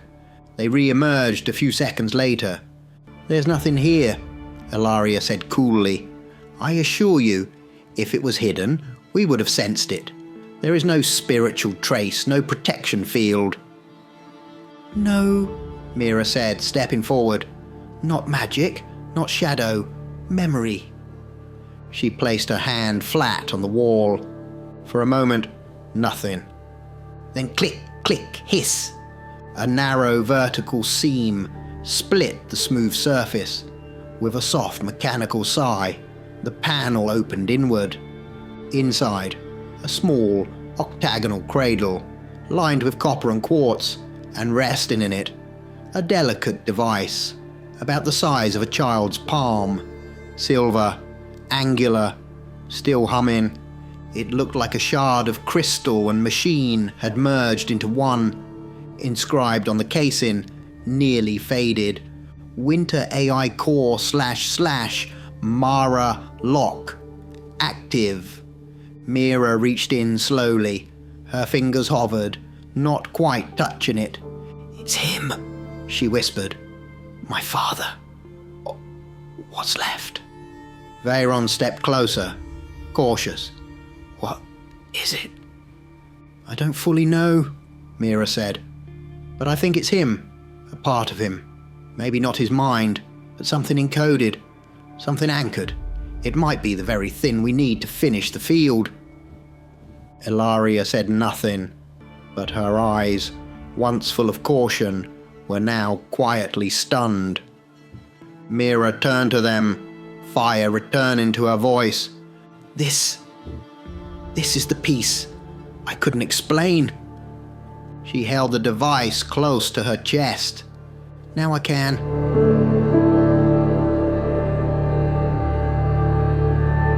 Time had passed. Not much, but enough to make the old bones of the underground sanctuary feel alive again. Kayla and Jonas stood in what had once been a medical bay, now scrubbed clean and repurposed as the central hub. "We've cleared 10 rooms," Jonas said, leaning against the wall. "Enough for sleeping quarters. Kayla even found old solar panels. We've got partial lighting. The lab's up and running. Kitchen's functional. Even a makeshift bathroom. This place, it's starting to feel like something real." Kayla nodded, wiping her hands on her pants. "There's room for more too. We could fit, I don't know, 20 people, maybe more." Before she could finish, the door slammed open. Ilaria burst in, her expression grim. "We have company." 2 humans, Ilaria continued, exhausted, wounded, and 20 lichens on their heels. Jonas's face paled. "We can't open the hatch," Ilaria snapped. "If even one of them gets in here, we're all dead." Kayla's voice trembled. "We need to help them." Veyron entered the room, calm but serious. "You sensed them?" he asked Ilaria. She nodded once. "And I feel them now," Veyron added. "The lichens. 20, maybe more. Close. We need to stay silent. Hidden. If we act, we risk everything." Ilaria breathed slowly. "Then we mask. All of us. Complete shadow veil. Not a breath louder than death." The lights dimmed as the elders began to concentrate, their forms beginning to blur into the bunker's walls, shadows thickening, curling over the ceiling, cloaking the room in hushed stillness. Above ground the hunted. Through the snow-covered forest, 2 figures stumbled, blooded, battered, and barely upright. Sergeant Ava Rourke and Lieutenant Tess Calder, former military, now survivors with nothing left but instinct and grit. Ava had a deep gash along her ribs, Tess a limp from a shattered ankle. Their breath fogged as they pressed through the trees toward the ruined farmhouse ahead. "There," Ava rasped. "Cover!" Tess shook her head. "Not enough. We're done. We're out of time." Behind them, they heard it. The low growl of 20 throats. The pack. The sound was not footsteps. It was thunder. The earth vibrated. The trees shivered. They collapsed in the ruins, hiding behind a fallen beam, both breathing in short, broken gasps. "I'm not going out like this," Tess whispered, eyes wide. "I don't think we get to choose," Ava answered. And then the lichens emerged. 24 hulking, snarling monsters, black eyes glinting, jaws wet, teeth long and gleaming with hunger. They circled slowly, one howl, then another. The ruin was surrounded. There was no escape. Below, silence. In the bunker, Jonas and Kayla sat frozen, eyes wide, hands trembling. The air was tense, compressed like a loaded spring. The sound of the lichens' approach rumbled even through the reinforced walls, like war drums in the dark. Then, a new sound. A click, a creak, the sound of the hatch opening. Veyron's eyes went wide. "No!" Ilaria turned to him, lips parted in horror. "Mira!" Above the stand, the lichens readied to pounce. Ava and Tess huddled together, eyes closed, hands gripping each other like it was the last anchor to life. Then, a sound from behind them, a slow, measured footstep on the snow. Mira. She stepped out from a hidden seam in the snow-covered ground, through an old shaft she'd repaired herself. The hatch closed behind her without a sound. On her arm was a crude metal gauntlet, patched together with wires, energy nodes, and at its heart, the winter AI core, softly pulsing with pale blue light. The lichens turned as one and charged. Mira stood her ground. "I've run from you long enough," she said, her voice clear, cutting through the chaos. "I thought you were unstoppable, all-powerful." She didn't move as the first of them leapt, mouth open, claws raised. "You took my friends. You took my memories. You took me." In the distance, from the woods, Veyron exploded from the shadows, casting every ounce of power he had in a desperate shield. But before he reached her, Mira lifted her arm. The device blinked. The AI flickered to life, a spectral voice whispering, "Energy pulse ready." She stared into the jaws of the beast and said, "Now you will be the ones who hide in fear." She triggered the core. The effect was instant. Every lichen, stopped mid-stride, muscles locked, claws tremble in mid-air. Their bodies froze as if time had seized them. Then, one by one, they began to collapse. Not dead, but broken, deactivated, halted. The snow fell gently over them as they lay still in the silence. Ava and Tess stared in shock. Veyron reached Mira's side, breathless. "You," he whispered. "I remember who I am," she said. And then, quietly, with snow swirling around her, Mira knelt beside the fallen creatures and wept.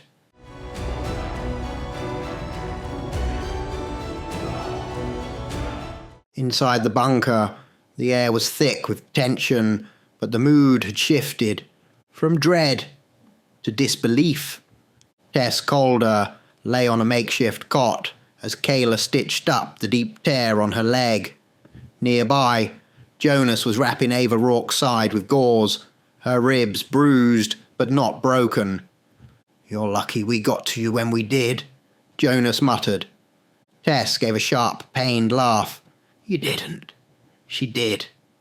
Ava nodded slowly. "That girl.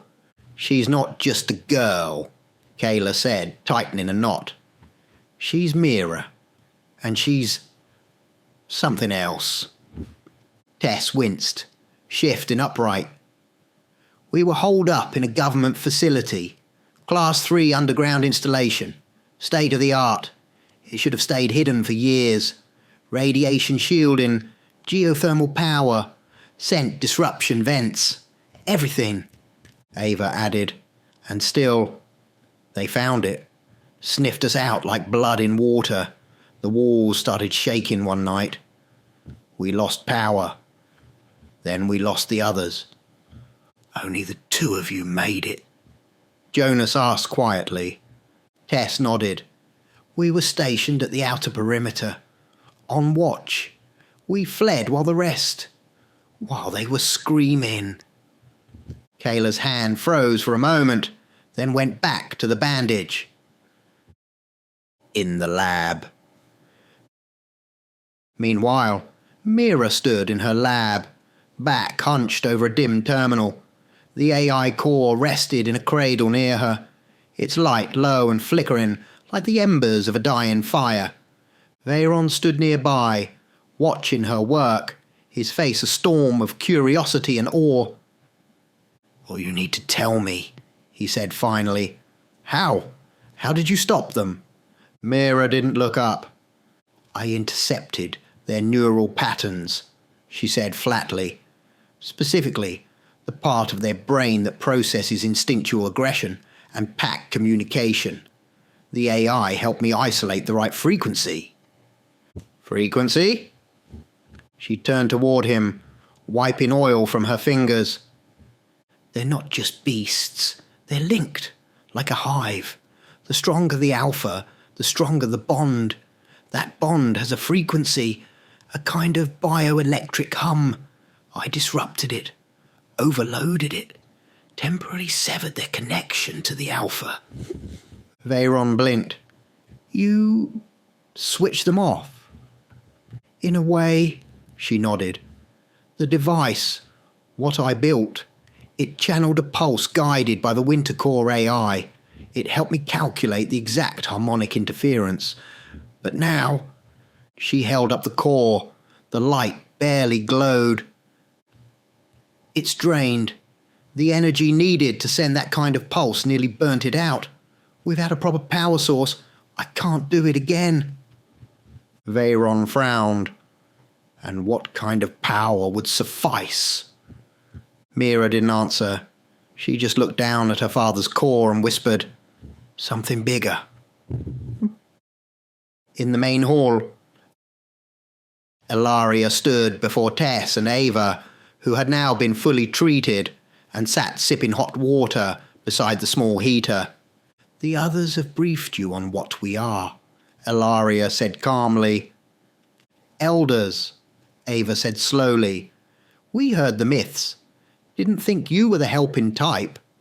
"We weren't," Ilaria replied with a small smirk. Times change, so do some of us. She took a step closer.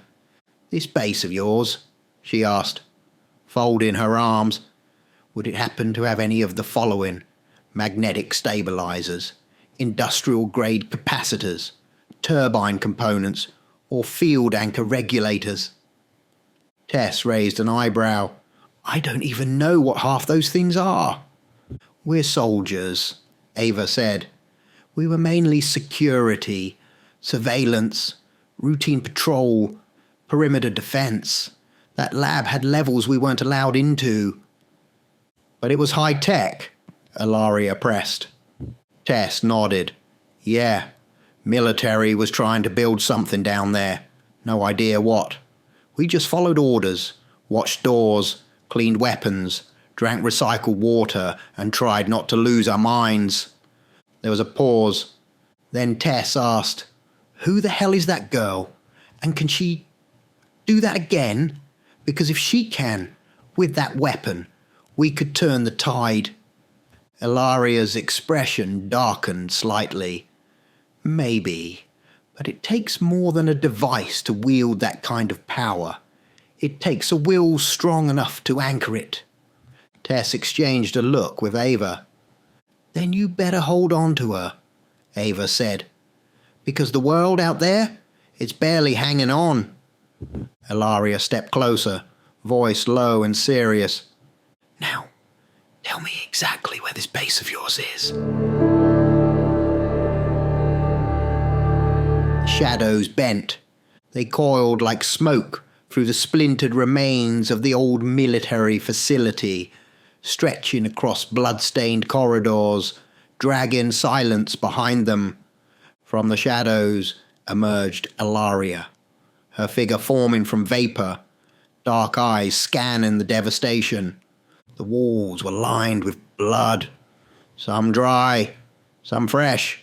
Bullet holes riddled the metal, doors hung off hinges, broken lights sparked overhead in irregular bursts. Filthy, she muttered.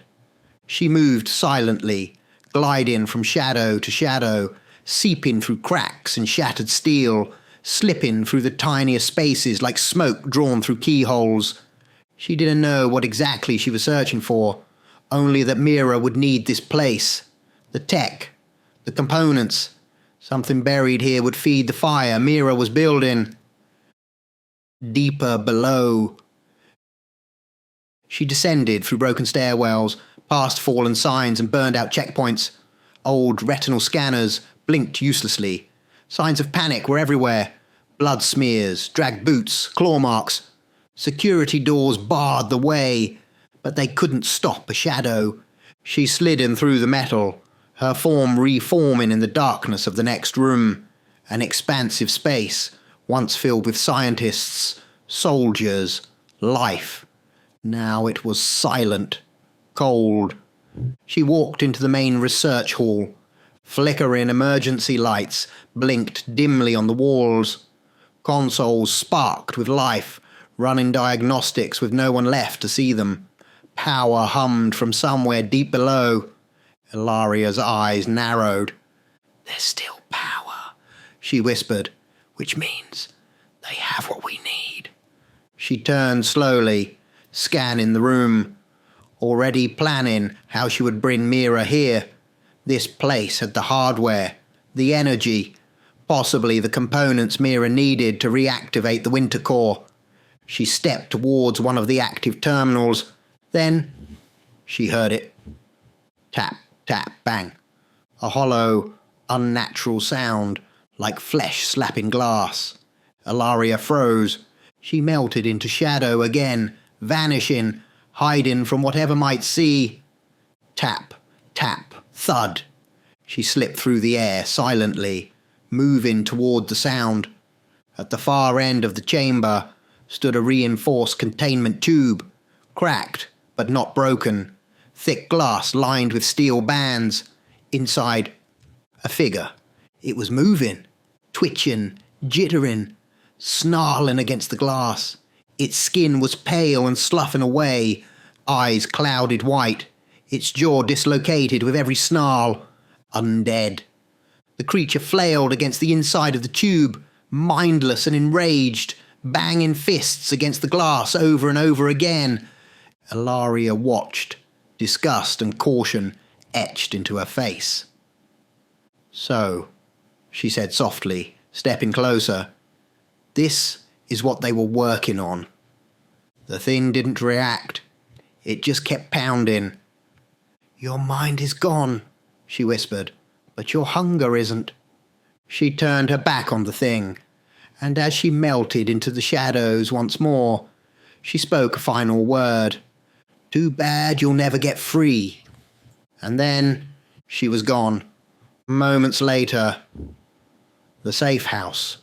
Ilaria stepped into the bunker's central chamber.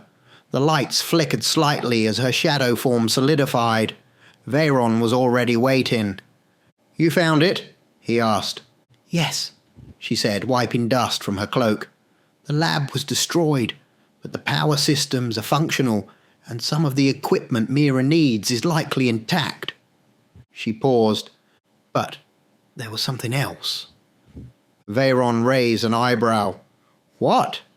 "An experiment. A containment tube." Her tone darkened. "An undead creature." Veyron straightened. "Like the old ones?" "No. This one was recent, and made by human hands. I believe this facility was experimenting, perhaps attempting to control or even create something beyond the lichens." She stepped closer. "It's still locked away, but it must be destroyed." Veyron's voice dropped to a whisper. "Necros." Ilaria nodded slowly. "If he ever claims this world, there will be no resistance, no shadows, no safe zones, only death." She looked him in the eyes. "That thing must be dealt with, before he senses it." The lab was quiet. No hum of machinery, no tools clicking, just a single flickering light overhead, gently swaying from the last of the bunker's recycled air. Mira sat in the corner, knees drawn to her chest, arms wrapped tight around herself. The glow of the dormant AI core dimmed softly nearby, like a heart that had forgotten how to beat. The door creaked. Ilaria stepped in slowly, her voice silent, but her presence unmistakable. Without thinking, Mira stood, took one step, and collapsed into her arms. Tears came instantly, raw, shaking, unstoppable. Ilaria held her, arms wrapping around the young girl who had carried the weight of a war, and now the weight of memory. "It's too much," Mira sobbed. "The memories. My mummy, my daddy." Ilaria said nothing at first. She simply held her, rocked her gently like a mother would a lost child. Then in a whisper, "They're there, my dear. Take a moment. I am here for you." She pulled her closer. "I know it's hard. I lost my parents too, long ago. And yes, I cried. I screamed. It's okay. It's human. Just let it free." The minutes passed, silent but heavy. Mira cried until there were no more tears left. Eventually, she wiped her face and stepped back, her voice quieter now. "My memories. They were gone. Suppressed. Somehow." She looked at the floor. "Did my dad do it? Or was it the trauma of losing them? I don't know." "But now," she said, placing her hand gently over her chest, "I remember everything." She looked up at Ilaria, eyes bright despite the redness. "I am Mira Winter, named after my mother, Mara." She gave a small, broken smile. "Dad said he named me that because his love for Mummy would never fade. He told me once, 'As long as your name is spoken, she's still alive.'" Ilaria's eyes glistened, just for a moment. Mum had Alzheimer's, Mira continued. It came fast. He worked day and night on a cure. He was so close, but they came for him, pulled him away to help with the war, the Lycan war. Her face twisted slightly. She died while he was gone, and after that, he just... No, Ilaria said gently, placing a hand on her shoulder. He didn't give up. He put his hope in you. She looked into Mira's eyes, serious but soft. It seems to me he knew you would come here, that you'd find that core, that your memories would return when the time was right, that you'd remember who you are. She smiled. It seems to me he is still here, in you. Mira took a shaky breath. Daddy always spoke of things no one understood. Not even Mummy, but I did, even when I was little. She turned towards the AI core, still flickering faintly. And it's all starting to come back.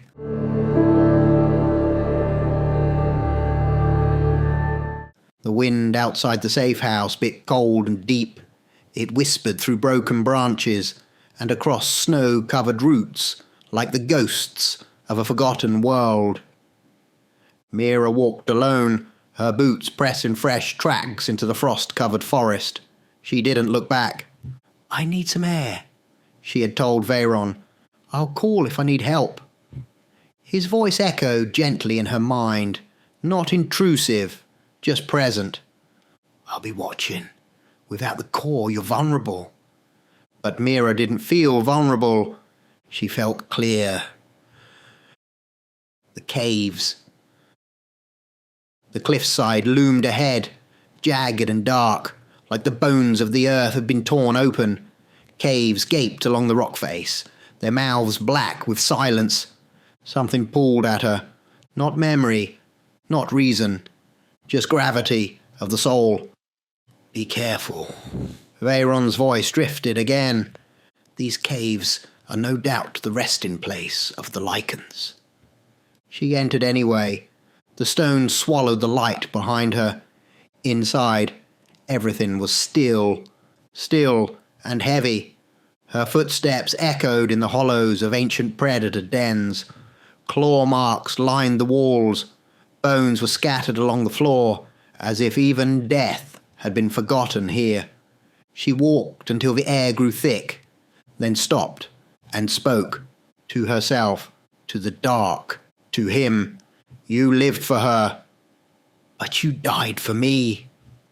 Her voice trembled, not with grief, but with resentment. You built miracles. You defied nature. You cured the incurable. You gave her the world, and left me with its ashes. She turned slowly, running her fingers along the cold stone. You could have survived. You should have. You owed me that. Her breath caught in her throat. But instead, I woke up to a world on fire, alone, surrounded by monsters. A pause. Then she smiled, just a little. And I killed them. The words echoed. I killed the wolves, and I enjoyed it. She laughed softly. Not madness, recognition. I saw their eyes when they stopped moving, when they realized I was stronger, smarter, when they felt fear for the first time. I liked that feeling. She sank to her knees, pressing her hand into the earth. Every day, the people back at the safe house seem further away. Their voices feel quieter, their thoughts slower. She looked into the dark. I see things they never will. I solve things they can't begin to understand. And they call it a gift. Her eyes narrowed. But I know what it is. She touched the empty spot on her wrist where the AI core once pulsed. It's a curse. One you left me. Silence returned. Only her breath filled the void. You gave everything to the world, and nothing to me.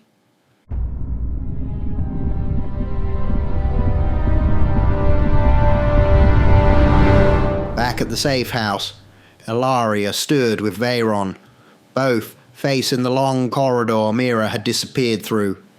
"She hasn't come back," Ilaria said. "She will," Veyron replied. "But she's not who she was when she left." Ilaria tilted her head. "She's powerful, maybe even the one from the prophecy." Veyron frowned.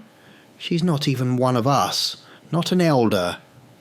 "No," Ilaria said quietly, "she's not."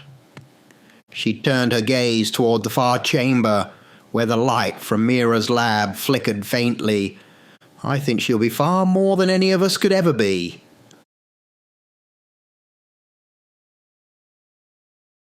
In a throne of bone and shadow, beneath skies that never moved, he who remained sat perfectly still, but his nostrils flared. He smelled it. Absence. Silence. His lichens, some of them, were gone, not lost. Killed. He growled, low and deep. The sound shook the earth like thunder buried beneath the soil. Around him, thousands of lichens stirred, with no words, only sound, growls and roars and ancient howls he commanded. "Seek, find, destroy." The horde moved, an army of shadows crashing through the world, toward a new threat, toward her.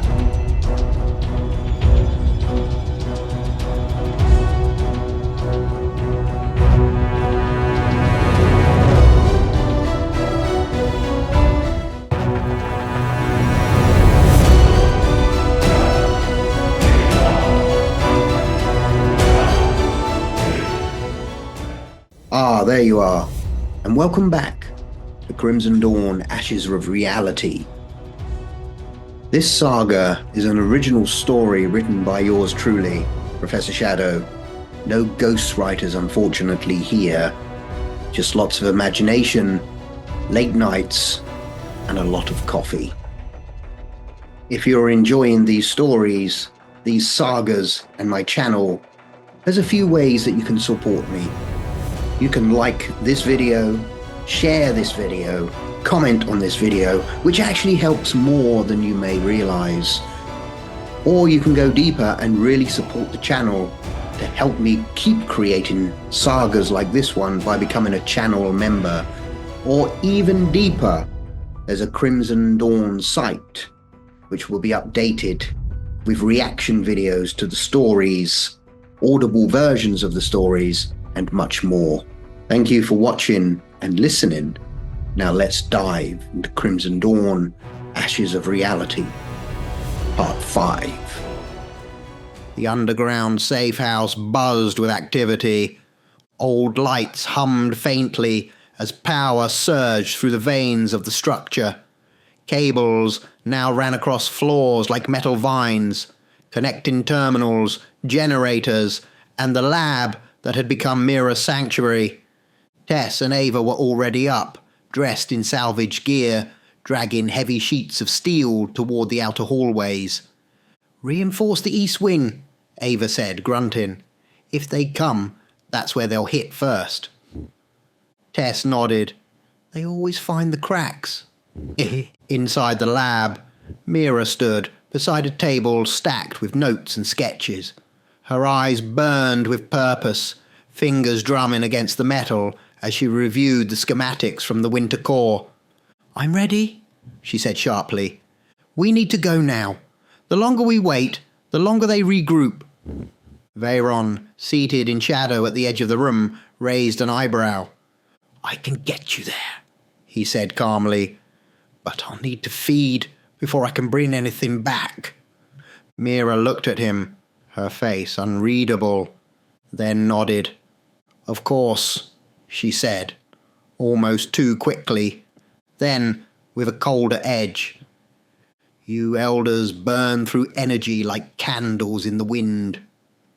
Veyron's expression didn't change, but his eyes narrowed slightly.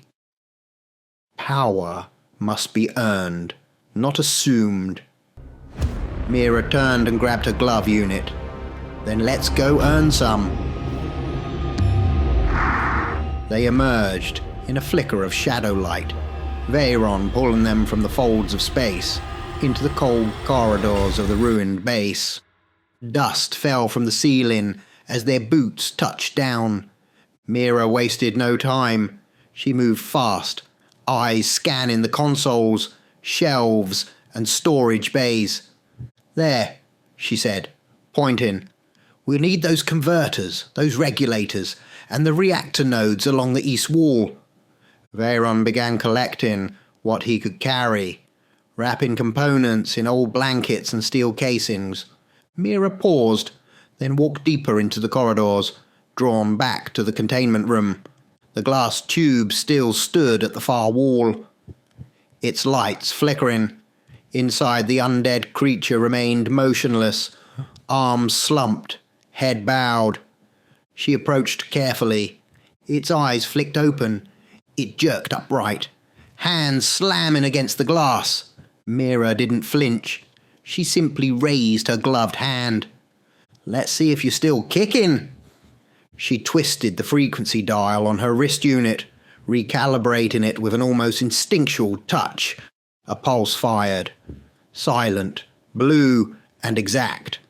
The creature stopped mid-motion, then collapsed, limp, inert. She exhaled, bored. "That's something we definitely don't need wandering out of here." Veyron appeared behind her, carrying a bundle of gear. "We have what we can for now. I'll return these to the safe house." Mira nodded, eyes still fixed on the fallen corpse. "I'll stay," she said. "Organize what's left. Mark the other items we'll need." Veyron hesitated. "Are you sure you're all right?" She turned slowly, her face smooth and composed. "Of course. I just want this done." She added, quieter, "For all of us." Veyron lingered for a second longer, then vanished into the shadows with the gear. Mira waited, then knelt beside the body. She didn't recoil from the rot or the stench. Instead, she touched the dead creature's wrist, examining it like a surgeon. "Interesting neural decay," she muttered. "Reactive aggression, but no cognitive functions left. Completely instinctual." She took out a small scanner from her belt and began documenting readings. "No regenerative properties either. That's useful." Her voice faded into the sterile dark. Back at the safe house. Back in the halls of the bunker, Ava and Tess hauled more debris into place, welding panels over weakened entry points. The corridors echoed with the hiss of fire and steel. In the lab, Ilaria arrived, carrying more equipment alongside Jonas. They began placing components into Mira's workstations, slowly rebuilding the puzzle she had designed from memory and madness. The weapon was coming to life, but something else was stirring too, something they hadn't seen yet. The final pieces were in place. Inside the lab, beneath the ruined farmhouse, the table was filled with shimmering steel, cracked capacitors, coils, and cores. The winter AI hummed with life, now fully recharged. In the darkness of the abandoned military facility, Veyron stood beside Mira, placing the last load of components down. "That's all of it," he said. "We now need to return. Are you ready?" Mira didn't answer at first. She stared at the core as it pulsed with soft blue light. Steady, strong. Then she turned to him. "I've powered up the core, and I think I have something else." Veyron tilted his head. "What?" She stepped closer. "Your shadow manipulation. Can you shift through me, move past me, like you would when phasing?" He frowned. "Mira, we need to return. Now's not the time for experiments." "We will," she said calmly, eyes bright with purpose. "But I need to try something." With reluctance, Veyron slipped into shadow form and passed beside her. As he did, she held out her glove and twisted a dial. Energy from the core sparked and flowed through the circuits. A low buzz vibrated the air. The core glowed brighter. "Perfect," she whispered. "Exactly as I thought." She looked at Veyron with an unfamiliar smile. "I'll meet you back there. Race you." Before he could react, she vanished into shadow, warping the air around her, slipping through folds in space just as the elders do, but faster, cleaner, effortless. Moments later, she emerged in the central lab of the safe house, just as the light flickered overhead. Veyron appeared seconds later, behind her, wide-eyed. "How?" Mira didn't turn. "I'm afraid, even if I were to explain," she said with cold amusement, "I do not believe you have the capacity to understand." She approached the workstation and laid her hands across the terminal. "Now leave me," she said. "I will complete this task before nightfall." What followed was unlike anything the elders had seen. Mira moved like wind. No, like thought. Schematics appeared in holographic layers. Circuits rewired themselves beneath her touch.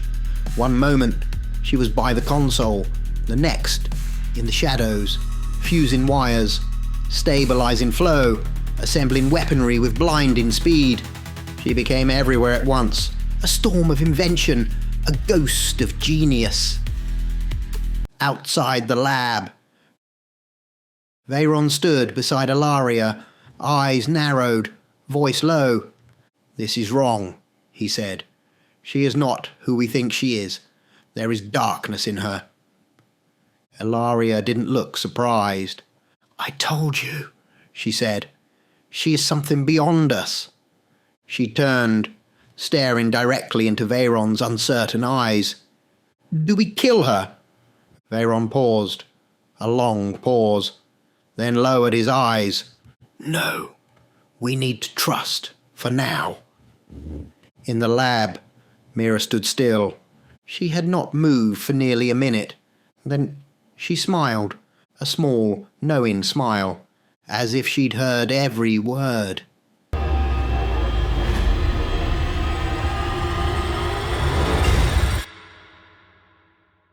Dusk. The final cables were sealed. The core hissed into place. The hum of protection now pulsed from beneath the floors. Strong, unbreakable. She stood before them all. Tess, Ava, Jonas, Veyron, and Ilaria. "It's done." Her voice was calm, almost serene. "Any lichen that steps close to this farmhouse will be neutralized. I've laced the perimeter with overlapping harmonics. They'll lose all sense of pack connection and fall unconscious. Instantly." She turned to the others. "I've laid out full schematics, auto-diagnostics, and instructions on how to maintain and repair the system. If something happens to me, you'll still be safe." Jonas stepped forward. "What about you?" Mira met his eyes, and for a brief second, there was something soft there, something almost human. "I'm leaving," she said. "Something's happening to me, and while I still have the empathy to see you as friends, I must go." A hush fell over them. Ilaria stepped forward. "You will return, my dear. I have faith in you. Go, do what you must. Win the battle inside, because I believe when you do, you'll become something glorious." Mira didn't answer. She simply walked forward and hugged Ilaria. No words, just warmth. Then, as the shadows around her rose, she vanished.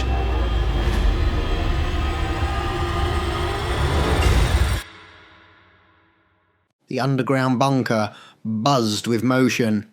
Kayla, Jonas, Tess, and Ava were hard at work, dragging old shelves and metal panels into a new storage room. Dust swirled with every movement as the survivors tried to bring some order to the chaos that had once defined their lives. "Kitchen's almost stocked," Kayla said. "We've got enough to last a couple weeks." Jonas nodded, tightening a bolt on a metal frame. "We keep this up, we'll have an actual home." Then, a buzzing, loud, sharp, urgent. It echoed from Mira's lab. They all froze. "Is that—" Kayla began. "It's coming from the core," said Jonas. "Come on." They sprinted down the corridor. The lab door slid open with a hiss. On the console, the winter core's display pulsed red. Symbols flashed across the screen. The hum of energy shifted to a warble. Jonas stared. "What does it mean?" Tess narrowed her eyes. "I'm no expert, but I'd say that means danger." Moments later, Ilaria and Veyron entered. They moved swiftly, eyes serious, expression grim. "They're coming," Veyron said. "Hundreds," Ilaria added. "Maybe thousands." The room fell silent. Beyond the hills, the forest shook. A storm of claws, limbs and roars surged through the valley. Lycans, in the hundreds, bounded through snow and mud, their yellow eyes locked on a single destination, the farmhouse. Their pace was relentless. Sent by he who remains, they moved with purpose and fury. They weren't hunting, they were erasing. Inside, the survivors scrambled to windows and viewports. Ava gripped a rusted metal beam, her voice tight. Do you think Mira's device will hold?" Veyron's eyes stayed fixed on the monitors. "I don't know," he said. "There are so many." Ilaria didn't blink. "It will." The edge of the perimeter. The first line of Lycans reached the perimeter. They collapsed instantly, their bodies stiffening mid-charge, falling like broken marionettes, lifeless but not dead. Then the second wave came. More fell, tumbling over the first. No screams, no time. Then the third wave, then silence. Some Lycans slowed, others stopped entirely, their nostrils twitching, eyes wild with confusion. A few whimpered, and then they turned and fled. Dozens. Then hundreds. They scattered into the trees, running from something they didn't understand, something that had no scent, no sound, no name. Back in the lab, Jonas leaned forward, trying to process what he was seeing. "What's happening out there?" Ilaria's voice was quiet, calm, proud. "They're being switched off." She looked around at the stunned faces. "Hundreds of them. The rest are running away." There was a beat of silence, then an eruption of cheers. Tess, Kayla, Jonas and Ava began shouting, hugging, laughing, crying. "Yes!" Tess shouted. "Finally!" cried Kayla. "They're not invincible," yelled Jonas. They jumped and danced in a mix of shock and joy, years of fear and pain briefly replaced by something almost forgotten. Hope. But behind them, Ilaria and Veyron did not move. They only stared at the screen, their voices low, steady. "He'll know where we are now," Veyron said. Ilaria nodded slowly. "He already does."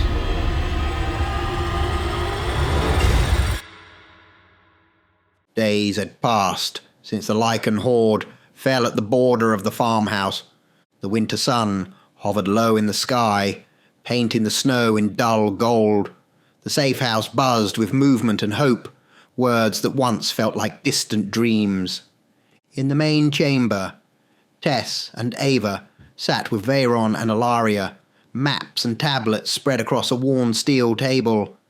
Tess tapped a finger on a cracked display. We should look for others, she said. We've got space, security and supplies. If we could bring in farmers, engineers, doctors, we could turn this place into something real. Ava nodded beside her. A home, not just a shelter. Veyron crossed his arms, nodding. Agreed. And the larger the community, the more protected it becomes. But Ilaria's voice cut through quietly. And what will they think of us? They looked at her.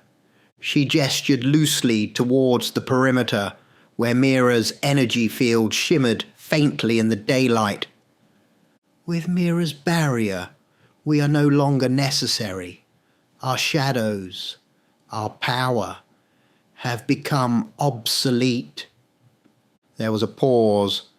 Then Veyron smiled, just slightly. Come now, Ilaria. We're more than shadows. We can teach, guide, help rebuild what we once watched die. Ilaria gave a slow sigh. For now, then, we help until the next storm.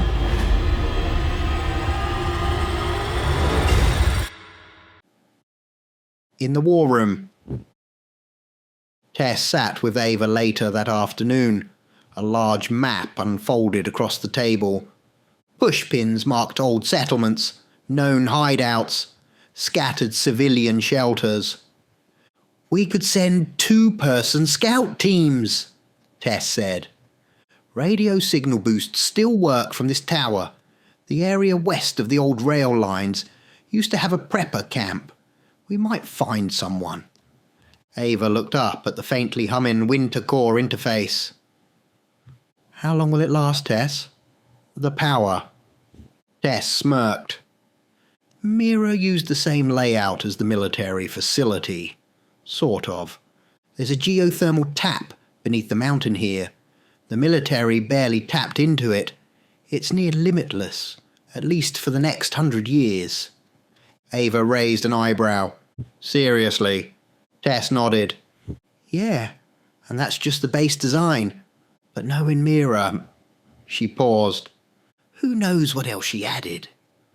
They both turned to the glowing core. Its lights flickered in gentle rhythm, watching, waiting. A reminder that Mira might be gone, but her presence never left. Miles away, hidden deep within a jagged stretch of frozen woodland, another camp existed, unknown to the world and invisible to the lichens until now.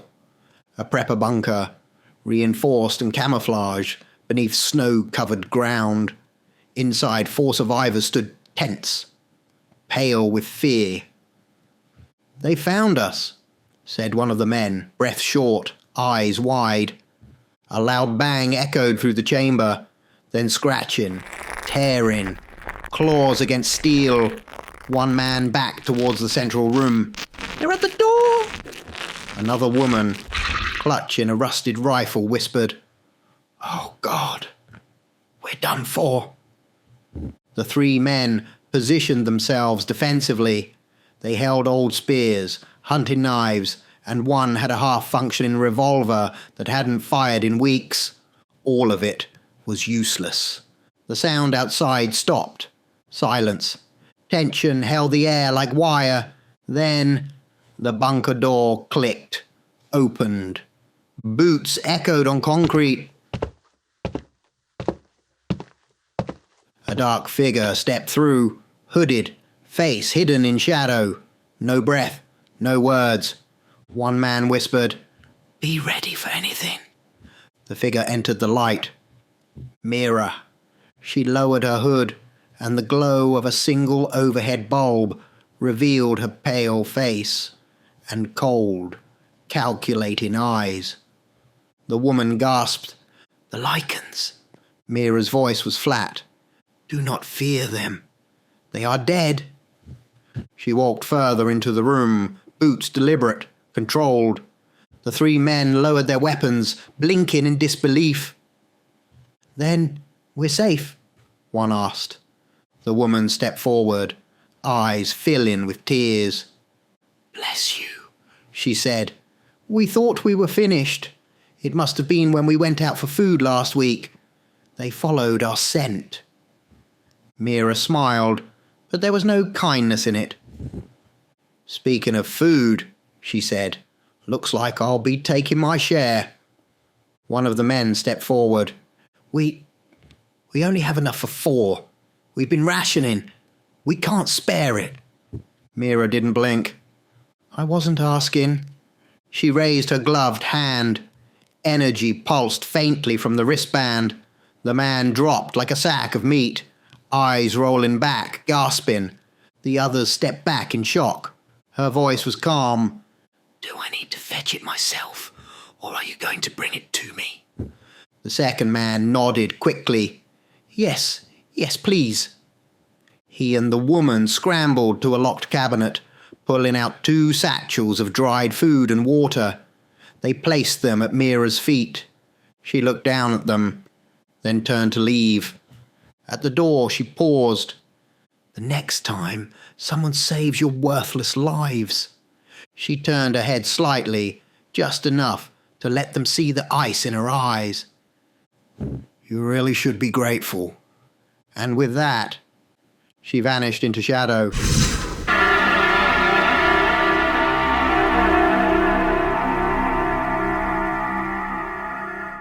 Weeks had passed since Mira vanished.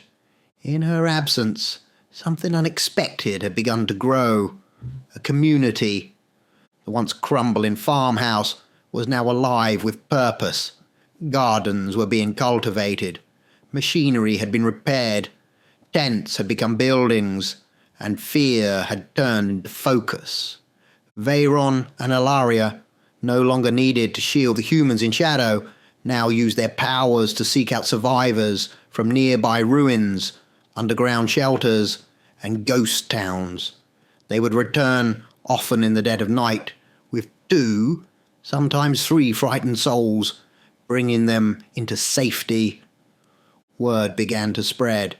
A place existed where man and elder worked as one, and so they came, broken, starving, but hopeful.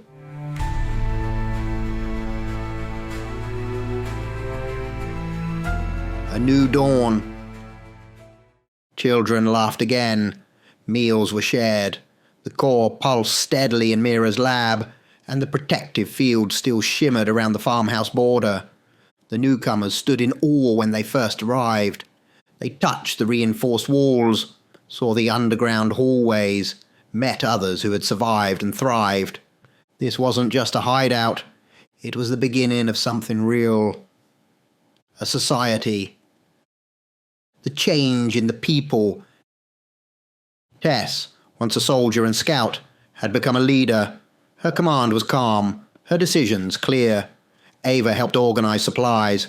Jonas worked with engineers to expand the shelter's infrastructure. There were roles, rules, unity. Even Ilaria, often aloof, could be found helping the wounded or watching children as they learned. The safe house had never felt warmer. But shadows watch. Beyond the hills, buried in cold winds and dead forests, something else watched. Another elder. Not like Ilaria, not like Veyron. This one was old, mad, starved beyond comprehension. Its hunger burned deeper than memory. It had once walked among kings, had once dined on emperors. Now it watched from the tree line, its form hidden in unnatural shadow. It stared at the glowing dome surrounding the farmhouse. Inside it saw life, warmth, beating hearts, blood.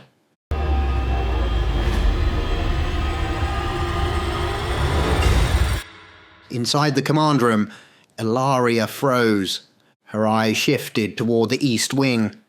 Veyron was at her side within moments. "You feel that?" he asked. She nodded slowly. "Yes, it's watching."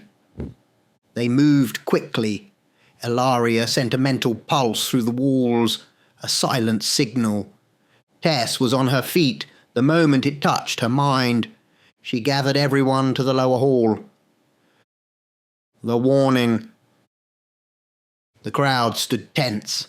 Survivors, farmers, children, and fighters alike. Tess stepped forward, calm but firm. Everyone listen. An elder is stalking this location. Gasps broke out. This one is not like Ilaria or Veyron. It is ancient, starving, and from what we can tell, the perimeter doesn't stop it. Murmurs turned to fear. Remain vigilant, she said. Do not travel alone. Stay near the weapon field. Stick to assigned watch rotations. A plan for survival. Tess turned to Veyron. What are the weaknesses of your kind? Veyron spoke with the same calm he always had. Daylight. And the lichens. They are the only true predators of our kind. What about crosses? Silver? Ilaria smirked slightly. Fairy tales. Crosses and silver have no effect, unless they're thrown very hard. Tess raised an eyebrow. Good to know. If you catch an elder out of shadow, Veyron added, you have a chance, but that's rare, almost suicidal. Tess's tone grew steel-hard. Then we build traps, spikes, narrow halls, barriers. She turned to the gathering. Spike weapons, reinforced points, pressure-triggered floors. We'll make this place deadly for anything that comes for us. And the people moved, not out of fear, but with purpose. In the woods. The mad elder grinned beneath the black branches. Its teeth were jagged. Its skin pulled tight. Its mind was fractured, but its hunger perfectly clear. It would wait, and it would feed.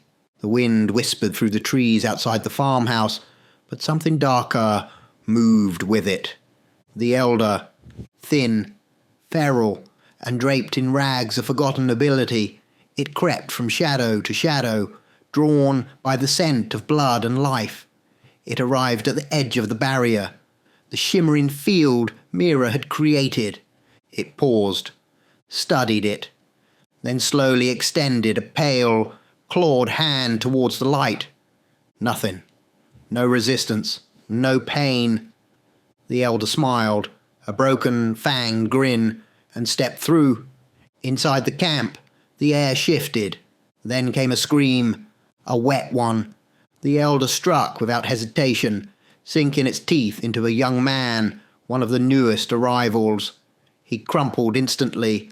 Others screamed, scattered, but before the elder could feast again, Veyron struck, hurling it backwards with a wave of shadow. He appeared, cloaked in darkness, fangs bared. Ilaria emerged beside him, eyes glowing, voice sharp. The elder tilted his head back and laughed, guttural and ragged. Brother, sister, come now, share with me. We are kin. Veyron's voice cut like ice. These people are under our protection. You are not welcome here. Ilaria narrowed her eyes. Her voice dropped low. I know you. Azareth. The mad elder hissed at the name. Once a noble among their kind, Azareth had descended into madness and starvation, becoming little more than a predator. Azareth grinned. Then you know you cannot defeat me. I am hunger-given form. Just a few of them, and I'll be gone. We will not share. Then you will fall. The battle begins.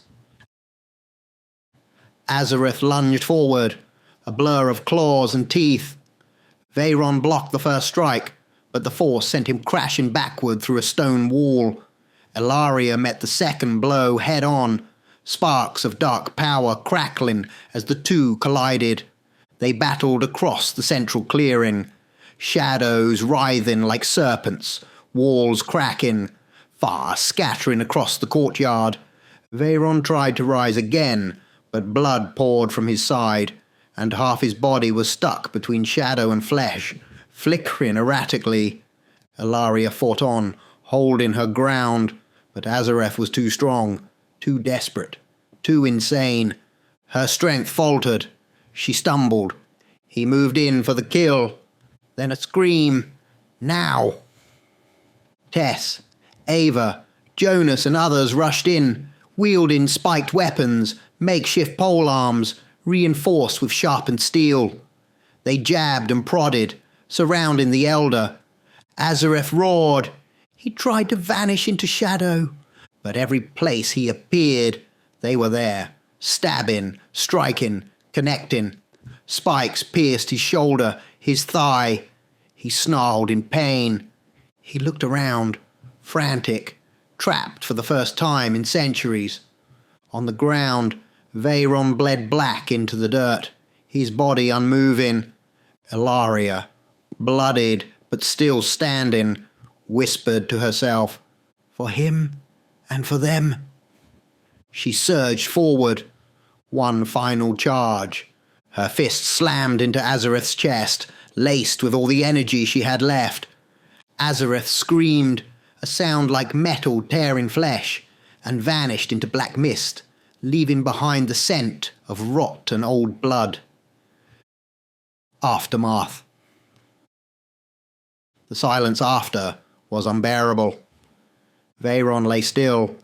Tess and Jonas knelt beside him. "What can we do?" Tess asked, panic rising.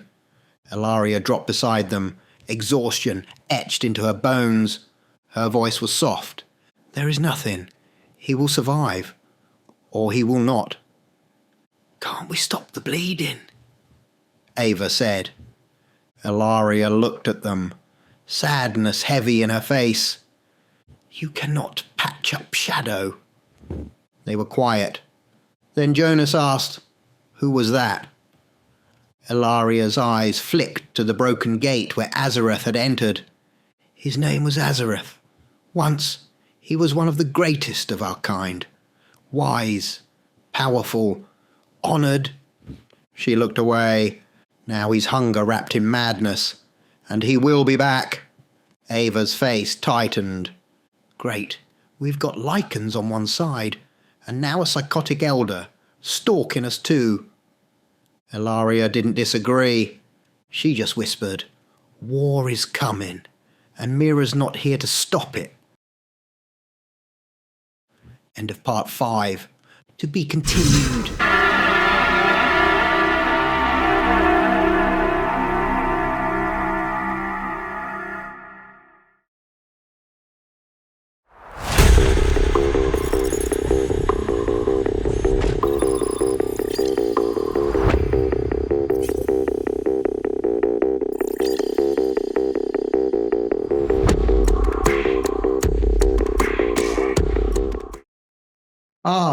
There you are.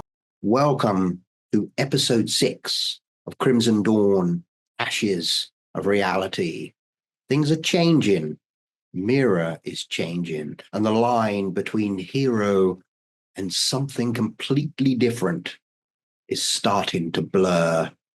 If you're enjoying the journey, enjoying the tales of Professor Shadow, don't forget to subscribe, like, and comment on the videos to help me grow this channel and continue to bring you these amazing tales from the shadows.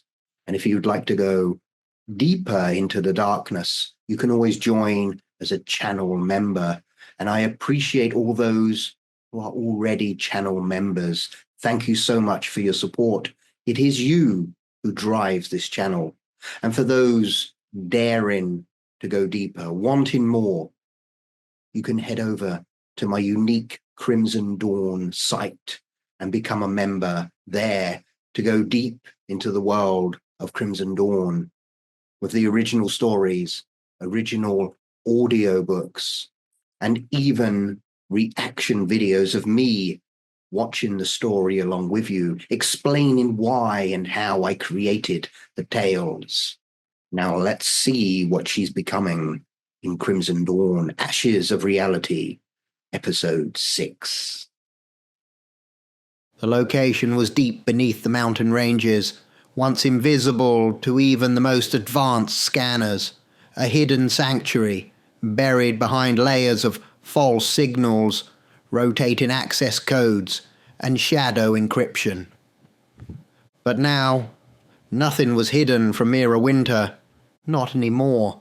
This was another of Simon Winter's safe houses, one of many scattered across the dead world. But this one held more than weapons or walls. This one held potential. Weeks had passed since she left the farmhouse. In that time, Mira had not slept. Her skin had paled.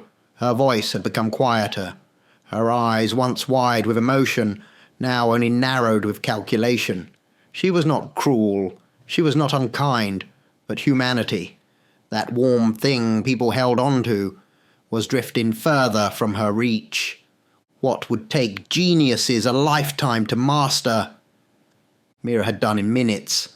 Across the lab, a schematic flickered on a holoscreen, once designed by Simon Winter as a cure for Alzheimer's.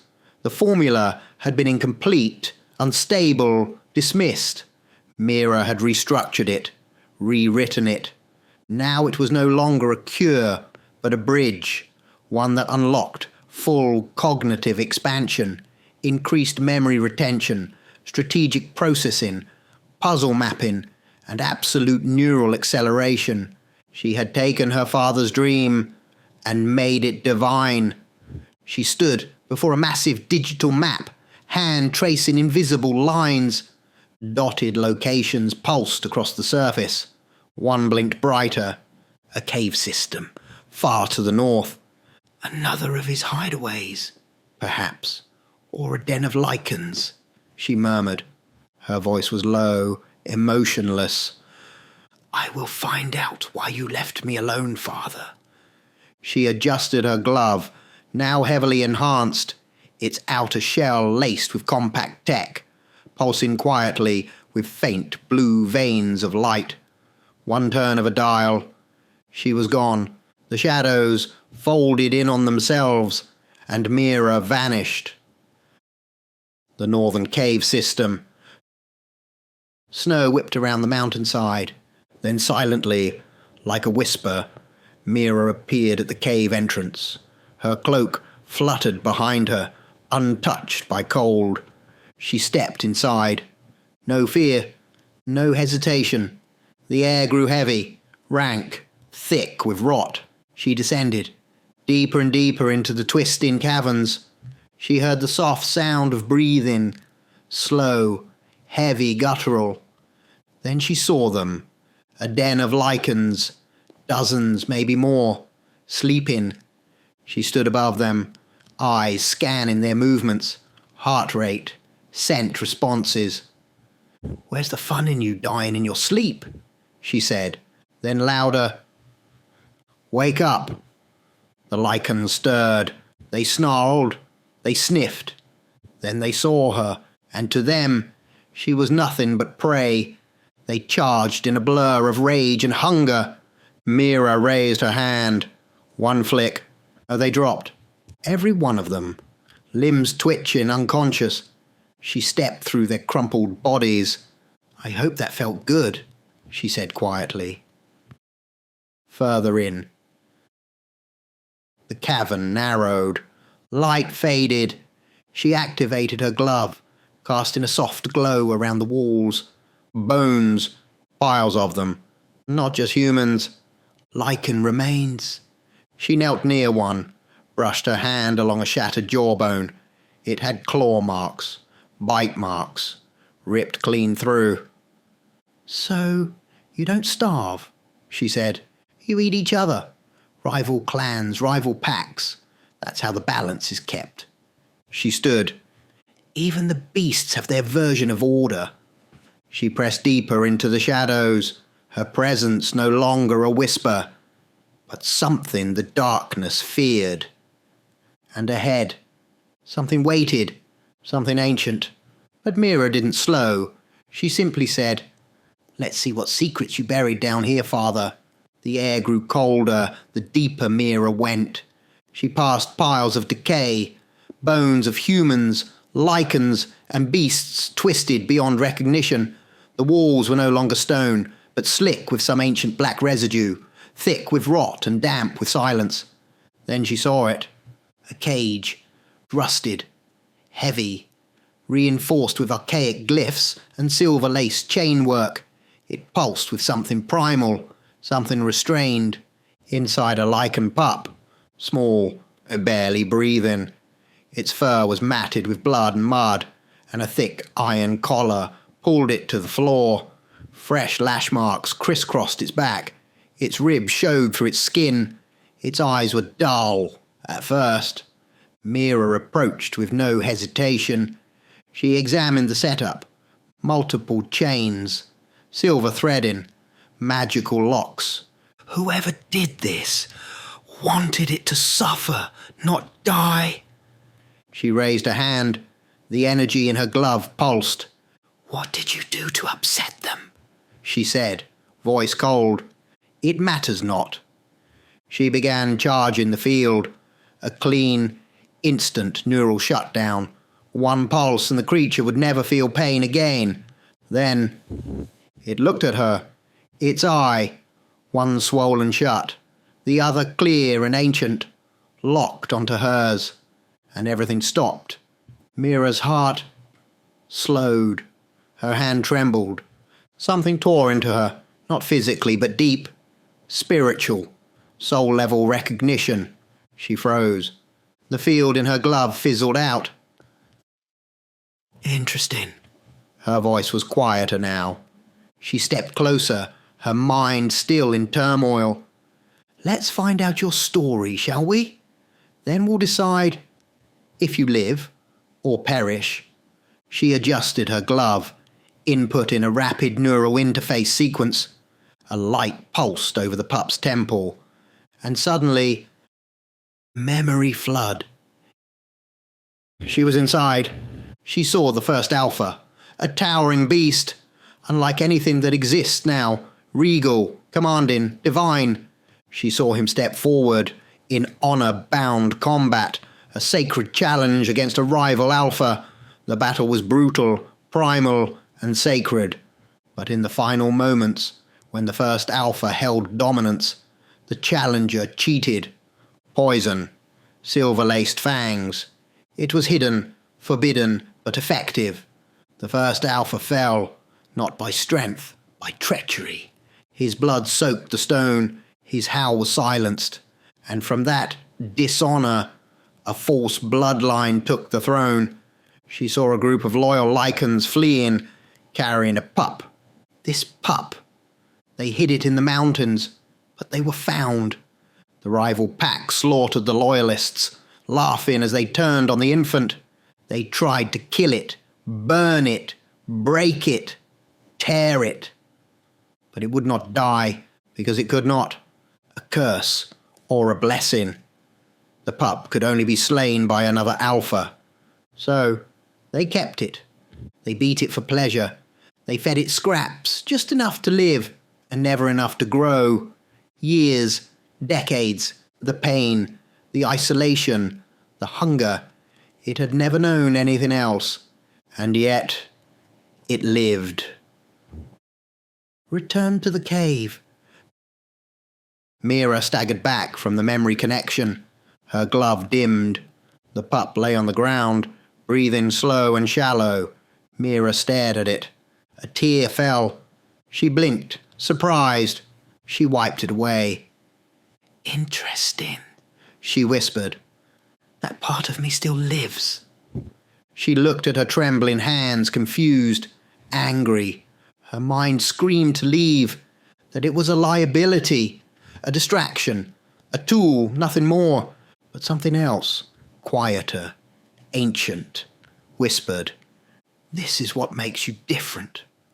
She examined the pup clinically. Blood work patterns, starvation effects, magical suppression. It was small not because of age, but because of controlled deprivation. Its growth stunted, its strength chained by design. "Fascinating," she murmured. Then she stood in silence.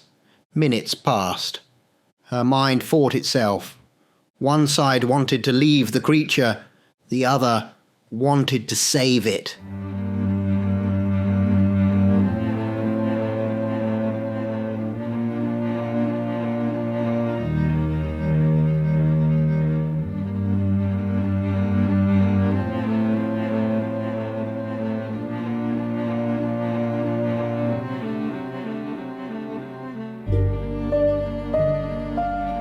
Finally, she knelt. The locks melted under her touch. The collar fell. The pup barely moved. "You can't walk." She knelt beside it. "Typical." She picked it up, gently, despite herself. Its head rested against her shoulder. "You'd better come with me," she said softly. "I may not care about much anymore, but I think I care about you." And with a shift of shadow, they vanished.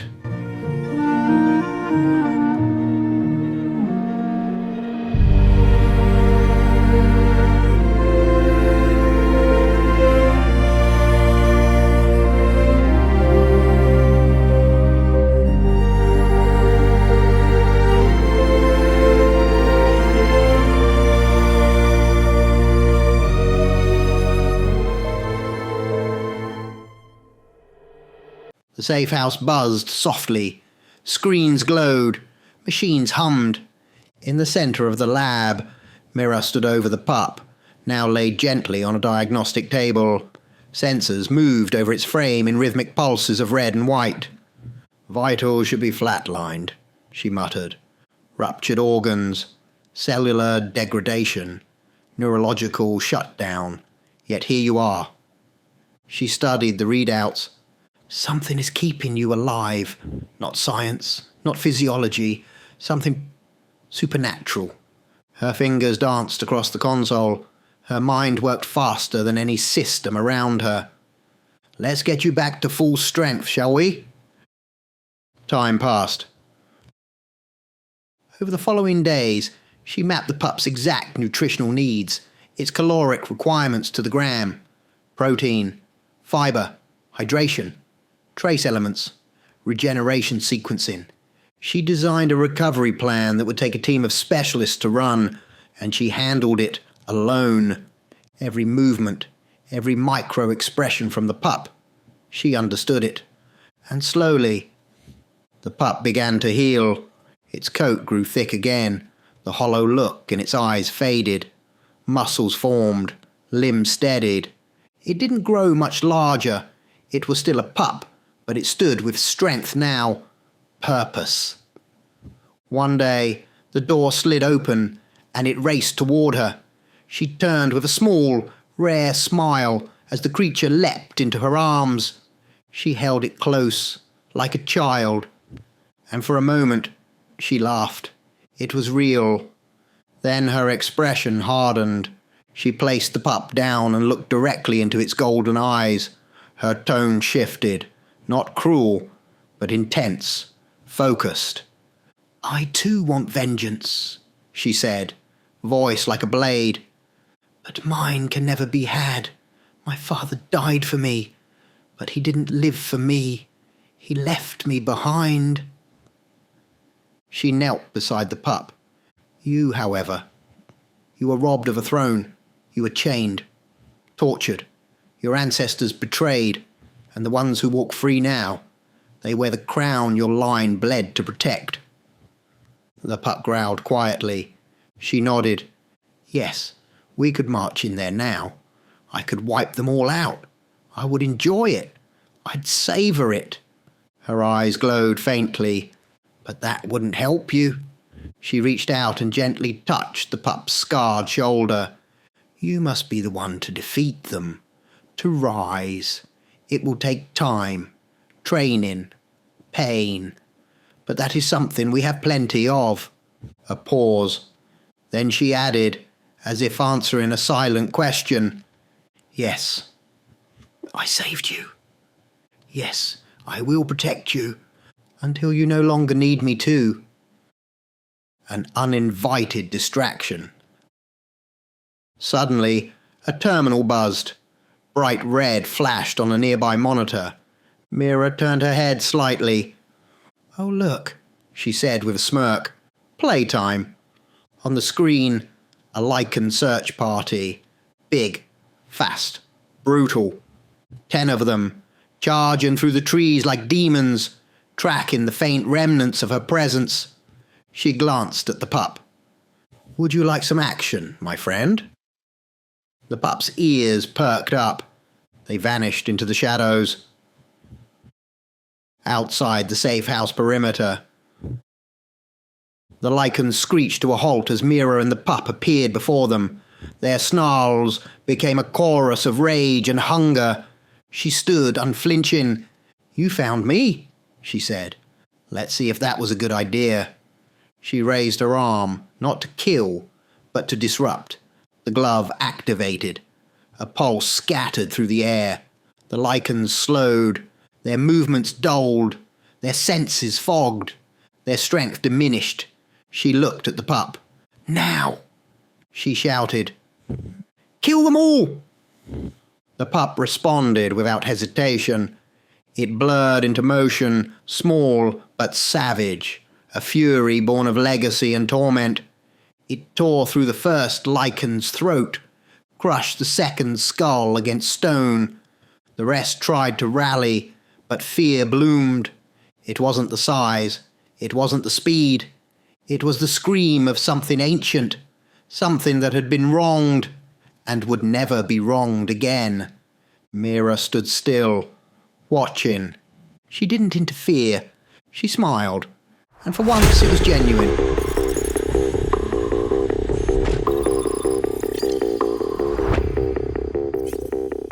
Mira stood silently before the screen in her private chamber, the flickering data streams flashing across her eyes. Her mind sifted through symbols, glyphs, and fragments from decrypted old-world archives. A word blinked at the centre. "Listener." She whispered it. The screen showed little. Scraps of ancient texts, half-rendered mythological references, disjointed theological notations. "The lichen god," she said aloud. She tilted her head. "Is this the source of the energy that sustains him?"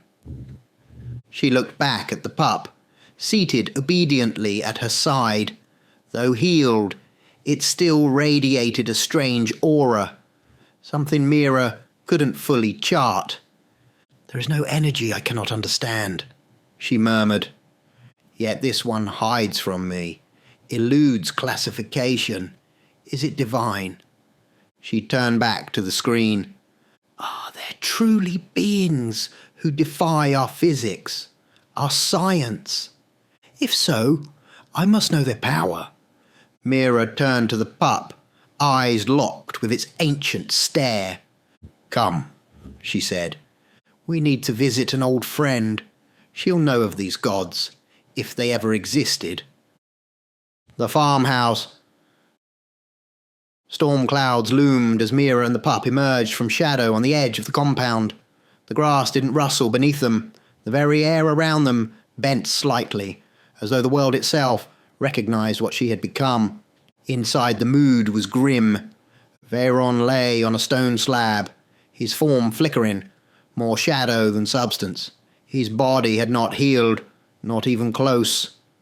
For months, he had been trapped between dimensions, bleeding into the darkness like vapor. Ilaria stood above him, eyes sharp, voice bitter. "I can do nothing, Veyron. Only Nocturna knows your fate now." Then her body tensed. Every instinct flared. A warning in her bones. Mira, standing in the shadows, a lichen alpha by her side. "Veyron!" she cried out, staggering back. "Get away from him!" But Veyron barely stirred.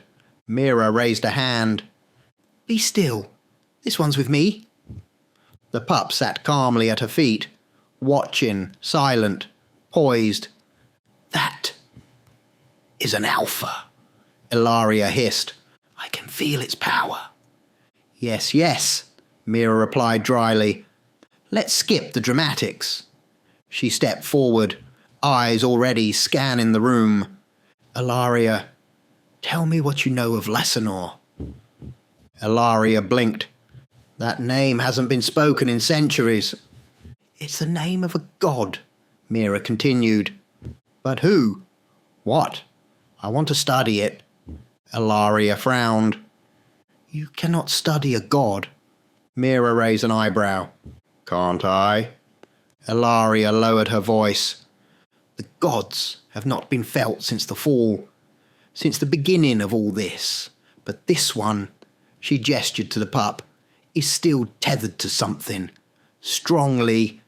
That connection has never been broken. Mira turned towards Veyron. For the first time since entering, her expression shifted, not to fear or sorrow, but intense curiosity. What happened to him? He was injured, Ilaria said quietly. An elder attacked the farmhouse, one of the old ones. Veyron held him off, but his body has been pulled into the shadow ever since. How long? Mira asked, eyes narrowing. Months. Mira stepped closer. Her gauntlet pulsed. Step back, she said. Her fingers moved, typing in a blur of commands. Blue light flickered, mapping the fragments of Veyron's body, what remained in physical form and what had become pure shadow. Her glove buzzed. Data flooded the air. Energy readings, wave forms, biofeedback. Seconds passed, then minutes. Mira stepped back, held up her hand, the gauntlet pulsing with a new frequency. A blue aura rippled through the room, laced with soundless vibration. The air seemed to tighten. She released the pulse. It spread through Veyron's body like silk through ink. The shadows around him, instead of absorbing the light, solidified, and slowly he rose. For the first time in months, he stood upright. He looked down at his hands, then at Mira. I told you, he said to Ilaria. She's the chosen one. Mira exhaled impatiently. Nonsense. It was simple, really. She turned to the group, her voice switching to a sharp, almost academic tone. The injury pulled his structure partially into the shadow plane. The issue was not physical, but dimensional. His matter was being devoured on a spectral layer. Once I analysed the pulse patterns and used a simulated infrared spectrum matched with counter-frequency blue light, I simply re-established physical coherence by temporally fusing quantum shadows to their molecular counterparts. Think of it like locking scattered puzzle pieces into place with light. They just stared. She frowned. Honestly, I'm beginning to think I really am the smartest person alive. The safe house lab was quiet now, the data monitors dim, but tension still charged the air like a coiled storm. Mira stood beside the pup, arms folded, mind miles away. Ilaria and Veyron stood nearby, eyes fixed on her, but not entirely sure what she had become. I don't want the others to know I've returned, Mira said, her voice like cold metal. Not yet. Veyron frowned. They would want to see you. They think... I know what they think, she interrupted, but I do not know how I would perceive them. She turned to face them both fully. And that makes me dangerous. There was silence. Now, Mira continued, shifting the focus. Tell me everything you know about these divine beings, the gods.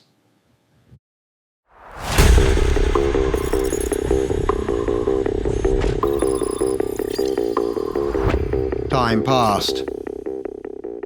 They spoke for hours, of old myths, of Nocturna, of Lysanor, the god of the lichens, and the last believed to still influence the world, of the whispered ones who vanished when the war of blood and shadow began.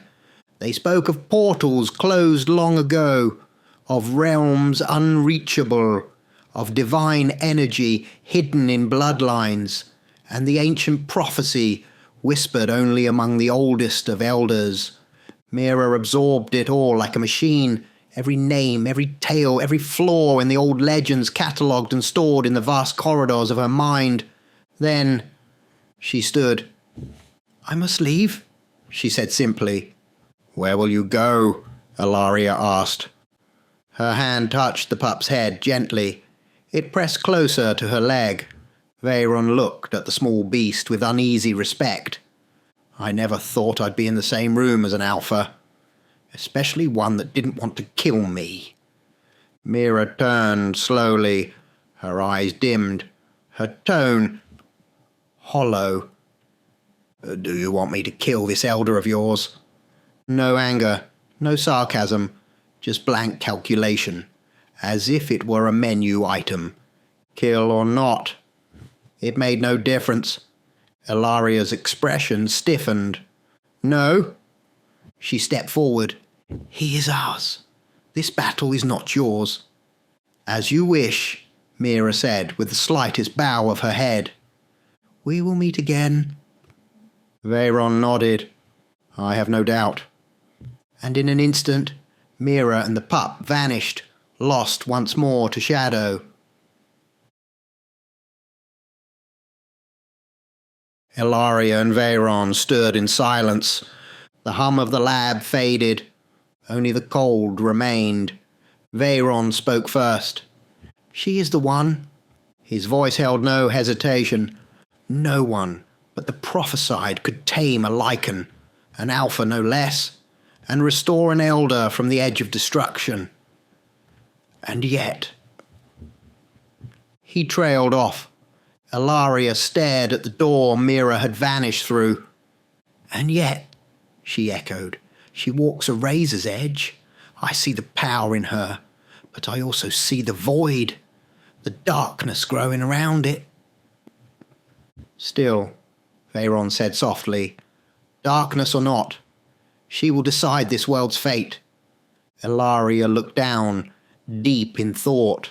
Then her expression sharpened. "Enough prophecy." She turned to him fully. "Now let's figure out how we kill Azareth." Azareth. Darkness embraced him like a second skin. Deep in a collapsed crypt somewhere far from light, Azareth crouched, his body half regenerated. Shadow wrapped around his form like smoke over burning stone. Ancient runes along the cracked walls glowed faintly with corrupted energy. Wounded, humiliated, hungry, and above all, furious. His voice slithered through the still air like poison. "You hoard all the humans for yourselves." His claws raked against the stone as he spoke. "We are elders. I am a high elder. You should not only share—" He turned, eyes gleaming red. "You should submit." Flesh peeled from one arm began to regrow, pulsing with blackened blood. "If you will not, then I will take, by right. And if that means killing you both, so be it." He rose, his bones cracked and reset. Then he lifted his eyes to the ceiling above, where moonlight barely trickled through old stone cracks. "Nocturna," he whispered. "You, who were once our saviour, our guide, where are you now?" Silence. His voice rose into a feral growl. "We begged. We bled. We fought in your name. And you ignored us." He paused, breathing heavily. "Unstable. Burning. Once I could feel you. In the wind, in the dark, in the pull of blood and shadow. Now I feel nothing." He slammed a fist against the ground, shattering it. "You vanished. You left us to rot in this nightmare." Then he smiled, a twisted, cracked smile. "No matter. If you will not be our god, then I will be. His voice softened, darker still. I will save the elders. I will reign, even if I must bathe in the blood of every last one of them. He turned to the darkness beyond. But first, his tongue ran over his teeth. I must feed.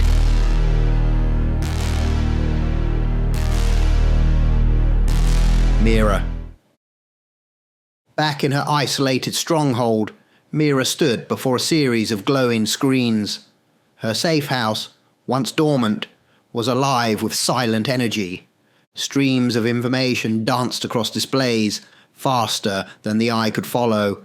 Her hands moved in sync with them, navigating layers of encrypted data, collapsing complex codes, rebuilding impossible theories, unblinking, tireless.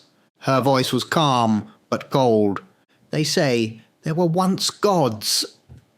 Images flashed on the screens, ruins, ancient symbols, flickers of long-dead civilizations. Now they're gone. Her hands paused over one particular file, her father's. And I find no trace of your death, father. The screen displayed Simon Winter, no date of death, no physical remains, nothing beyond speculation. I was told you died, but there is no evidence of that. No record, nothing. She leaned forward. It's as if you just vanished. A long pause. Her gaze shifted to a separate screen, one displaying Davin energy mappings. Just like they're gods. She stepped back from the terminal, exhaling slowly, then turned. The pup looked up at her from its curled position, still small, but unmistakably powerful. Its golden eyes met hers without flinching, and Mira smiled, soft, almost human. I have an anchor now. She knelt beside the pup, brushing her fingers through its fur. You, this alpha, this unfinished legacy, you must fulfill your destiny. She stood again, speaking to the shadows as much as herself. Maybe then we can reconnect to whatever divine forces still linger. Maybe then I will find you, Father. Her hands clasped behind her back. She walked towards the giant circular map on the wall, locations pinned, paths tracked, her voice low. Something happened long ago. Something made them vanish, or go somewhere else. Her eyes narrowed. I just need to find out where. End of part 6. To be continued in part 7.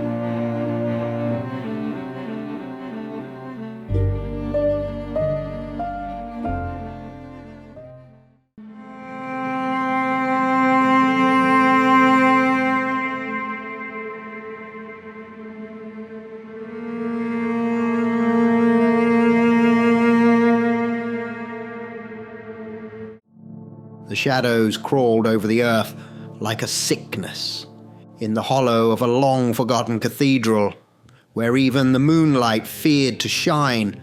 Azareth stood, wounded but rising. His flesh still bore the mark of battle, where Ilaria's strike had torn through his side, severing shadow from form. His eyes burned crimson beneath a shattered crown of bone. His breath like frost from a dying world. You should have submitted, sister, he whispered to the dark. But now I will take everything you tried to protect. The cold, eternal northern wastes.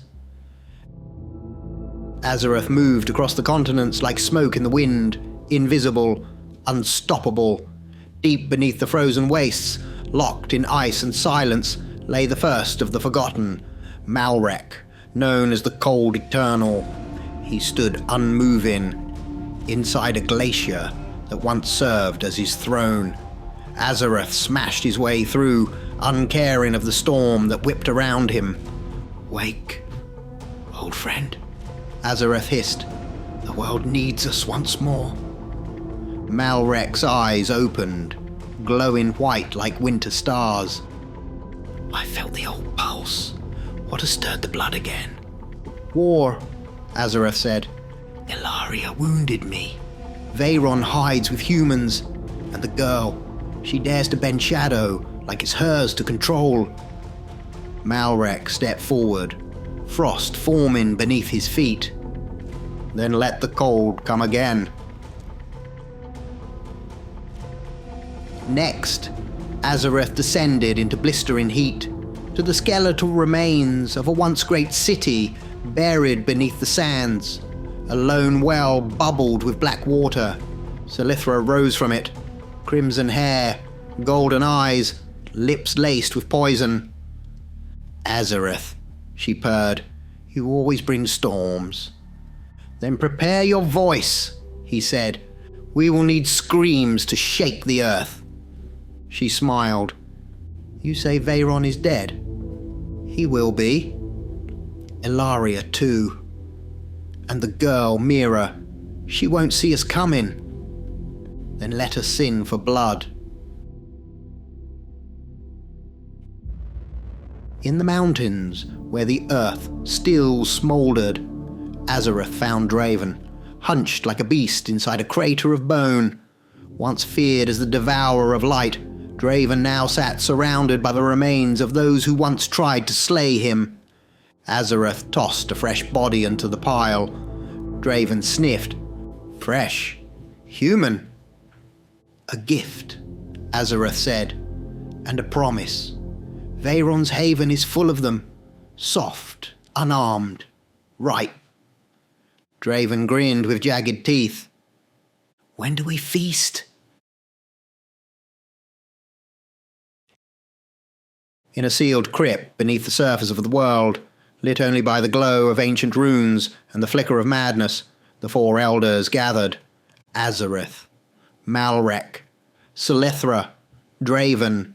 Together they stood, darker than shadow, older than memory. "Ilaria struck me down," Azareth said, "but she failed to finish it. That will be her last mistake." Silithra hissed. "And the girl?" "Let her run," Azareth growled. "Let her hide behind machines and myths. In the end, she will kneel or burn." Malrek's voice rumbled like a glacier breaking. "When do we strike?" Azareth looked toward the north, towards the farmhouse, toward hope. "Soon." No one truly knows where he who remains came from, not even the elders. But the whispers speak in shadowed tongues. They say he was not born. He was unleashed. Unleashed as retribution for a betrayal that altered the course of the world. Long ago, before the fall of civilization, before the gods abandoned their thrones, and mankind hid beneath dirt and fear, there was a child, Dimitri, born under the cursed lineage of King Cedric. Cedric, whose arrogance led him to strike a forbidden deal with Lysanor, the god of the Lycans. The deal granted Cedric's bloodline power, strength, domination, the primal gifts of the beast, but at a price no mortal mind could truly comprehend, for each generation after him would carry the curse, and in Dimitri it awakened with fire. He was 10, an innocent, until the villagers, afraid of his family's growing influence, branded them as witches and burned them alive. Dimitri watched. He screamed for them, called to them, and in that agony, the curse awoke. The transformation was monstrous, limbs tearing, bones breaking, a mind shattered. The boy became beast, and the beast avenged his bloodline. Wolves came to him, not as predators, but as kin. They recognized his pain, his power, and from the ashes of grief, the Alpha was born. But he was no hero. Dimitri's rage festered. When he lost Elena, the only light he had left, slain by hunters, he chose the path of fire. He led his pack. He burned villages. He became legend. The Alpha Prime. The Graham family, descendants of the Archduke sworn to keep Cedric's line in check, found him, bound him, hid him from the world under a new name, Duke Graham, and built their lives around a single purpose: contain the curse. For generations they watched over the Alpha, until they failed. The prison shattered, the curse was free, and the world was never the same. But still, there were deeper shadows, a darker tale. For when Dimitri fell, he who remains rose. He was not part of any bloodline. No prophecy sang his name. He simply was, born of betrayal, vengeance, and ancient divine fury. Some whispered he was sent by Lysanor himself, not as a god's blessing, but as a god's judgment, to correct the wrong, to sit on the throne Dimitri lost, to reign until the bloodline of the true Alpha returned and dared to challenge him. The great black throne, carved from the skulls of Alphas long dead, sat within the fortress of bone, atop the shattered mountains, where no mortal dared walk. And upon it, unmoving, he who remains. He did not blink. He did not breathe. He simply existed. Vengeance made flesh, a godless weapon of silence and wrath. His form was massive, a twisted blend of ancient lichen and something more, something primordial. His fur shimmered like midnight. His eyes glowed with the fire of betrayal. And around him knelt the endless pack, thousands strong, each one silent, loyal, deadly. He waited, not because he feared, but because he knew one day Dimitri's bloodline would rise again, and on that day, he who remains would finally finish what began in blood.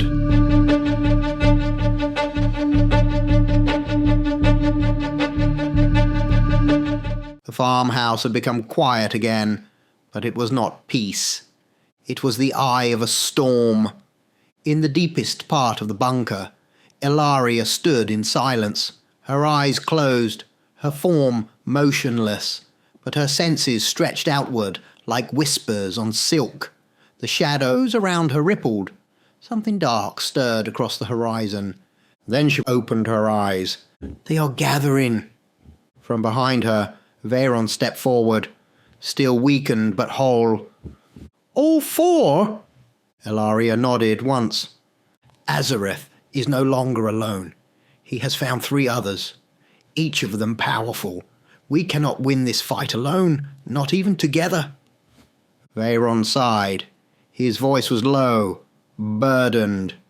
"Then we need help." She turned to him sharply. "Are you thinking of Mira?" Veyron paused.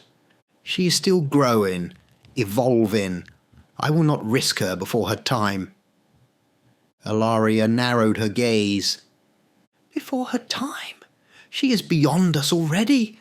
You saw what she did, what she is." "All the more reason to keep her away," Veyron said. "If she falls, there is no second chance." There was silence between them until Veyron's expression darkened with a different kind of resolve. "But I have another idea." The meeting. Later that night, in the deepest room of the bunker, Veyron summoned Tess and Ava. They arrived quickly, sharp, ready and armed, their presence more than that of soldiers. They had become leaders. "Why the secrecy?" Tess asked. "Because what we discuss here," Veyron said, "must remain between us until the trap is laid." Ava folded her arms. "Trap? Azareth and his followers need to be stopped, but we cannot face them directly. So we do what hunters have done for centuries. We use bait." "What kind of bait?" Tess asked. Veyron looked them both in the eyes. "Blood." A moment passed. Then Ava rolled up her sleeve without hesitation. "How much?" Tess followed, silent but firm. Veyron nodded, gratitude beneath the cold mask of strategy. "Enough to draw a trail, one that the Lycan will not ignore." The search. When the blood was stored and the plan in motion, Veyron turned to Ilaria. "I dare not reach for Azareth, not directly. He would feel me, like a dagger in his side. But you—" She smirked. "You always said I was better at hiding in plain sight. I need you to find him. Confirm where they're hiding." "You already know I can." Ilaria drifted into the dark. Not walking, not flying, but slipping between the folds of the world. Through cracks in stone, between heartbeats, she glided, unseen, unfelt. Even Azareth, sharpened by hate. Even Silithra, seductress of silence. Even Draven and Malrek, none of them sensed her passing. She emerged briefly in the rafters of a ruined keep, overlooking an unholy war council. 4 elders, together, each a nightmare of ancient blood and wrath. She didn't stay long, just long enough to mark their location on her mind like a cold brand. Then she vanished again.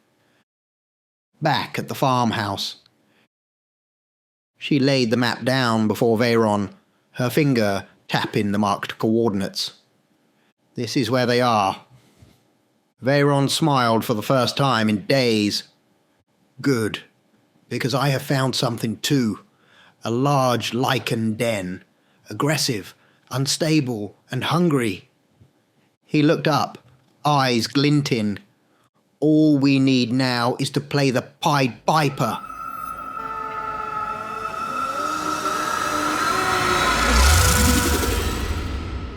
The sun dipped low, bathing the treetops in orange fire, but beneath the fading light, danger waited, and the players took their positions.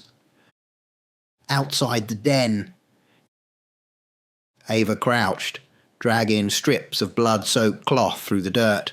Each piece was torn, shredded, then tossed in a pattern, a trail of temptation. Behind her, barely visible in the swaying shadows of the trees, Ilaria's voice whispered like wind through leaves. "You're doing well. Just a bit farther. I cannot step into the light. Not yet. But I'll have you back before dark." Ava nodded, focused, her hands slick with drying blood. She dropped another piece of cloth and glanced behind her. The den loomed. An old mining shaft collapsed at the front, overgrown, but unmistakably home to dozens of Lycans. She scattered the last of the cloth and jogged towards the tree line. "Here!" Ilaria's voice called sharply. "This is the mark. This is where the scent must end." The decoy. At the marked spot, hidden in a shallow gully, Tess crouched beside a crude dummy. Rags for limbs, straw for muscle, its chest soaked in fresh blood. Veyron stood nearby, face half lit by dusk, breathing heavily, almost trembling. The blood filled the air, rich, warm, alive. He turned away, forcing the hunger back. "It's done," Tess said. Ilaria and Ava emerged from the woods, shadows clinging to Ilaria like a second skin. "Now we go," Veyron murmured. Without another word, they vanished into shadow, leaving the scene behind like bait in the lion's den. Elsewhere, the awakening. Far from the trap, in the crumbling remnants of an old fortress, Azareth stirred. So did the others. Silithra's lips peeled back in a snarl. Draven let out a guttural laugh. Malrek's nose twitched with fury. The scent hit them like a spear to the chest. Blood. Fresh. Human. Unprotected. Draven drooled openly.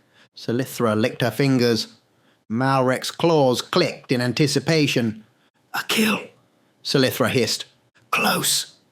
"Mine," growled Draven, but Azareth's eyes narrowed.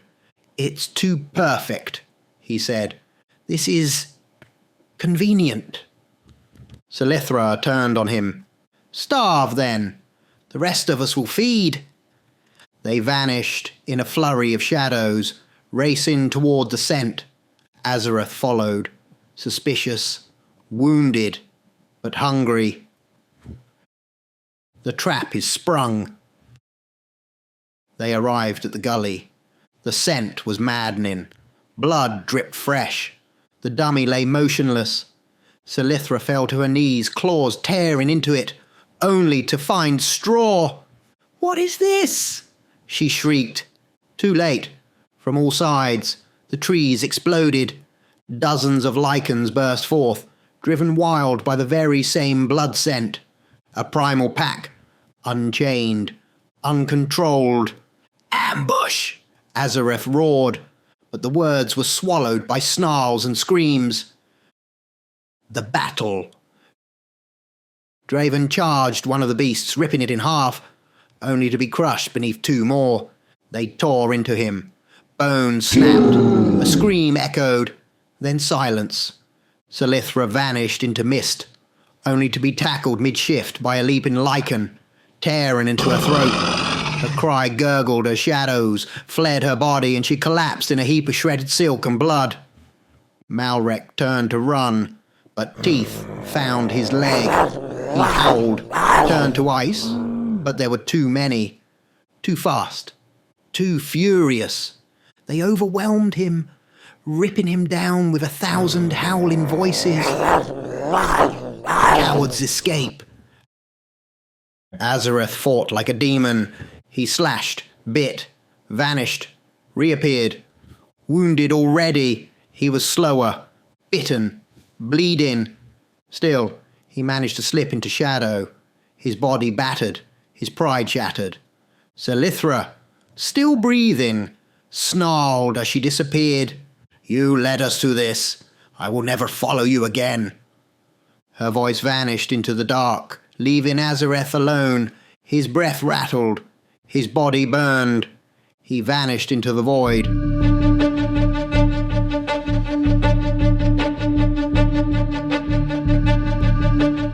The wind howled low over the farmhouse like a ghost's whisper.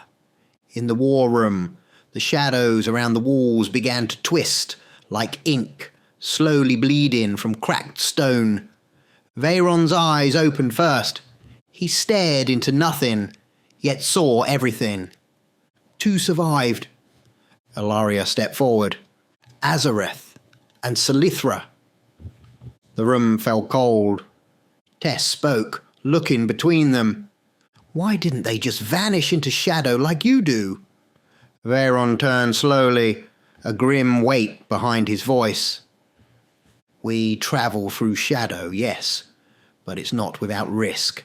If a lichen catches even the scent of the trail, and we falter, hesitate for even a second, they can pull us out."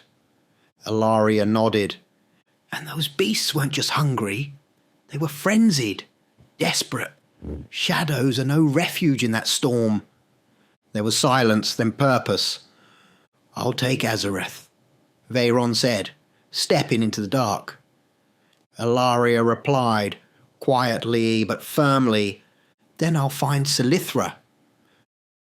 Veyron versus Azareth. He emerged from the shadow into a hollow ruin where the sky bled twilight. Azareth limped forward, blood staining his once regal robes, his eyes wild, burning, wounded. "You," he rasped, "you hide behind humans, behind hope. That makes you weak." "No," Veyron said, voice calm as steel. "It makes me more than what you became." Azareth howled and charged, claws extended, shadow trailing behind him like fire. They collided with an impact that shattered stone. Veyron ducked low, driving his fist upward into Azareth's ribcage, cracking it in half. Azareth screamed and lashed with his claws, one catching Veyron's face, tearing shadow and skin alike. Veyron staggered, but twisted, drawing a jagged blade of pure dark from his own form. Azareth rushed again, only to be impaled through the heart. "You were once a great elder," Veyron said, driving the blade deeper. "But your hunger consumed more than blood. It devoured your soul." Azareth fell to his knees. His body began to fracture, shadow leaking like smoke. "I should have ruled," he whispered, before crumbling to ash. Veyron turned away. Ilaria versus Selithra. In a grove of dead trees where frost crept over bark and silence hung heavy, Selithra lay against a stone, bleeding, breath ragged. Ilaria stepped from the shadows. Selithra looked up. "Come to finish it." "I should." Selithra coughed a laugh. "Then do it. I did what I had to. We were dying one by one. I tried to save us." Ilaria walked closer. "You led them to death." "No," Selithra spat. "I led them to hope. That's what Azareth sold me." He lied. "I was desperate, not foolish." Ilaria knelt beside her. She reached forward, shadow curling from her fingers, and pressed it to Selithra's wound. The elder winced, but didn't resist. "This won't heal you fully," Ilaria said, "but it will let you live." "Why?" "Because once you were more than this." Selithra looked at her, past the centuries, the blood, the betrayals. "You were always the heart of us," she whispered. "Then remember that," Ilaria said, standing. "And don't let me regret this." With that, she disappeared into the night.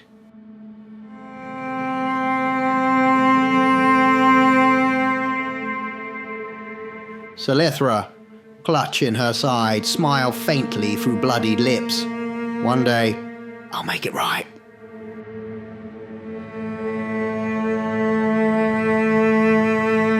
Back at the farmhouse, Veyron emerged first, shadow flickering off his shoulders like embers. Ilaria followed moments later. They said nothing, but in their silence was peace, and the war for now was over. The sky above the farmhouse had begun to soften, not with light, but with the absence of dread. For weeks now there had been no attacks, no shadow stalking the trees, no claws on wood, no howls in the night. The barrier held. Mira's final invention pulsed with silent brilliance, neutralizing every lichen that stepped within its radius. And inside, life had begun again. Children laughed. Crops grew. Weapons were sharpened, more out of routine than fear. They had hope. The sudden shift. Veyron jolted upright, a low growl in his throat. "She's come for us!" Ilaria appeared in an instant, stepping from a wall of drifting shadow. "Stand down!" Outside, a scream shattered the evening calm. "She's here!" "It's one of them! She's come to kill us all!" Footsteps raced, weapons drawn, panic blooming like fire. At the edge of the woods, Ilaria emerged first, her dark form gliding to the edge of the inner fence. There, already within the barrier, stood Selithra. The humans gasped. She hadn't breached anything, because the barrier, though miraculous, was made to stop lichens, not elders. She had walked through it like mist. Selithra stood there alone, her clothes tattered, her side still bandaged from Iloria's aid. She was gaunt, pale, but her presence still radiated a regal, ancient strength. The night watch faltered, unsure whether to run or strike. Selithra raised her voice. "I only ever wished to save our kind. I believed Azareth's lies, but now I see how I truly can help. A pause, breathless silence. Then Ilaria stepped forward, her eyes glowing softly. You are welcome here, sister. The reunion. Veyron appeared next, stepping into view, slow and deliberate. Selithra's eyes met his. 1,000 years of shared pain passed in a single glance. I'm sorry, Veyron. Her voice cracked with honesty. I was wrong.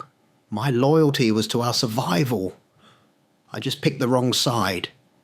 He stepped closer. No, you're on the right side now.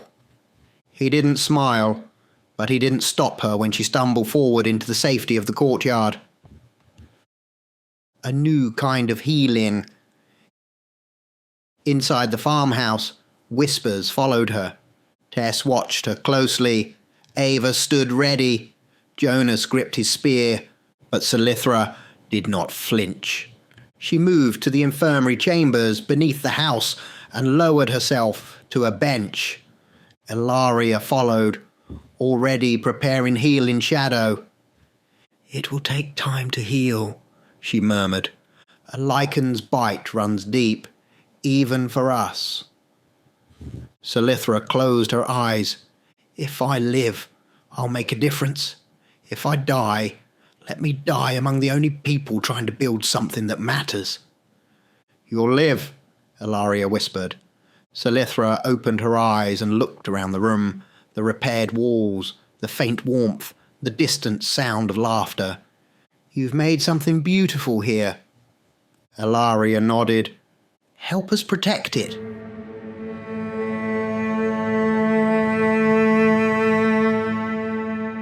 Months passed. Time in Mira's hands bent to her will. In the world outside, survival was measured in moments. But here, inside her hidden sanctum, evolution bloomed. The alpha pup had transformed under her tutelage. His training was not simple sparring. It was calculated, clinical, exact. Every lesson engineered, every drill mapped, every movement a design of perfection, and the results were beyond what even she had predicted, where once a battered, half-starved cub whimpered in shadows, now stood a towering apex predator, eyes like molten gold, fur laced with silver, darker than midnight, pulsing with power, an alpha reborn.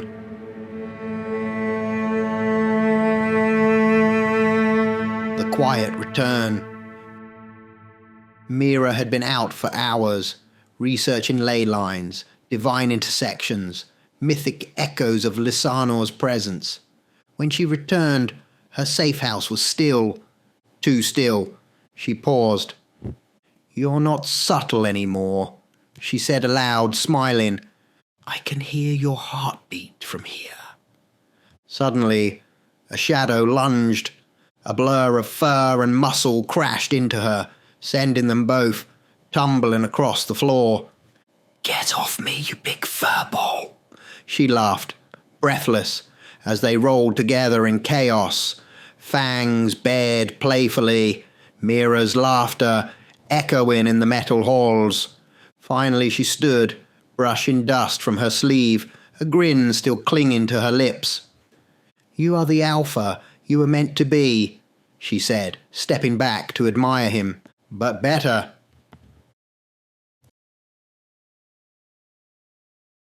She walked to her console, tapping into data logs. I've analysed everything. Your diet, your recovery, your DNA, your psychology. You're faster, stronger, smarter. Not just an alpha, but the alpha. He stood still, regal, staring at her with knowing eyes. Then her tone softened. But when we first met, I said I saved you. She looked down. I was wrong. A pause. You saved me. She stepped closer. You stopped me from falling into something dark. I was slipping into it. Cold logic, detached cruelty. But you anchored me. He tilted his head, silently watching. You showed me that light still lived in me, even when I couldn't see it. And now, for the first time in as long as I can remember, I'm afraid. She placed her hand gently on his fur. Not of dying, but of you being hurt. Because, her voice cracked, I love you. The alpha growled, low and playful. Then, in one swift movement, he grabbed her in an enormous embrace and hurled her across the room. She hit the floor hard, then burst into laughter. It's on! Her eyes flashed, and with a battle cry and smile, she launched herself at him. They collided again, beast and genius, bonded by something that defied explanation.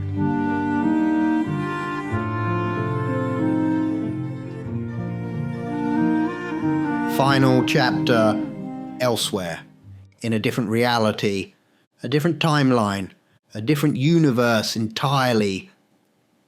Simon Winter stood alone in his lab. A wall of blue-lit monitors pulsed in silence. Technology far beyond comprehension, a mind capable of bending fate. His fingers flew across a console as he reviewed data only he could understand. Then, a flicker, a blip. He paused. That's impossible, he muttered. The anomaly glowed in red. He leaned forward. What's this? His eyes narrowed. A slow, knowing smile crept across his face. Because Simon Winter was the master of the impossible.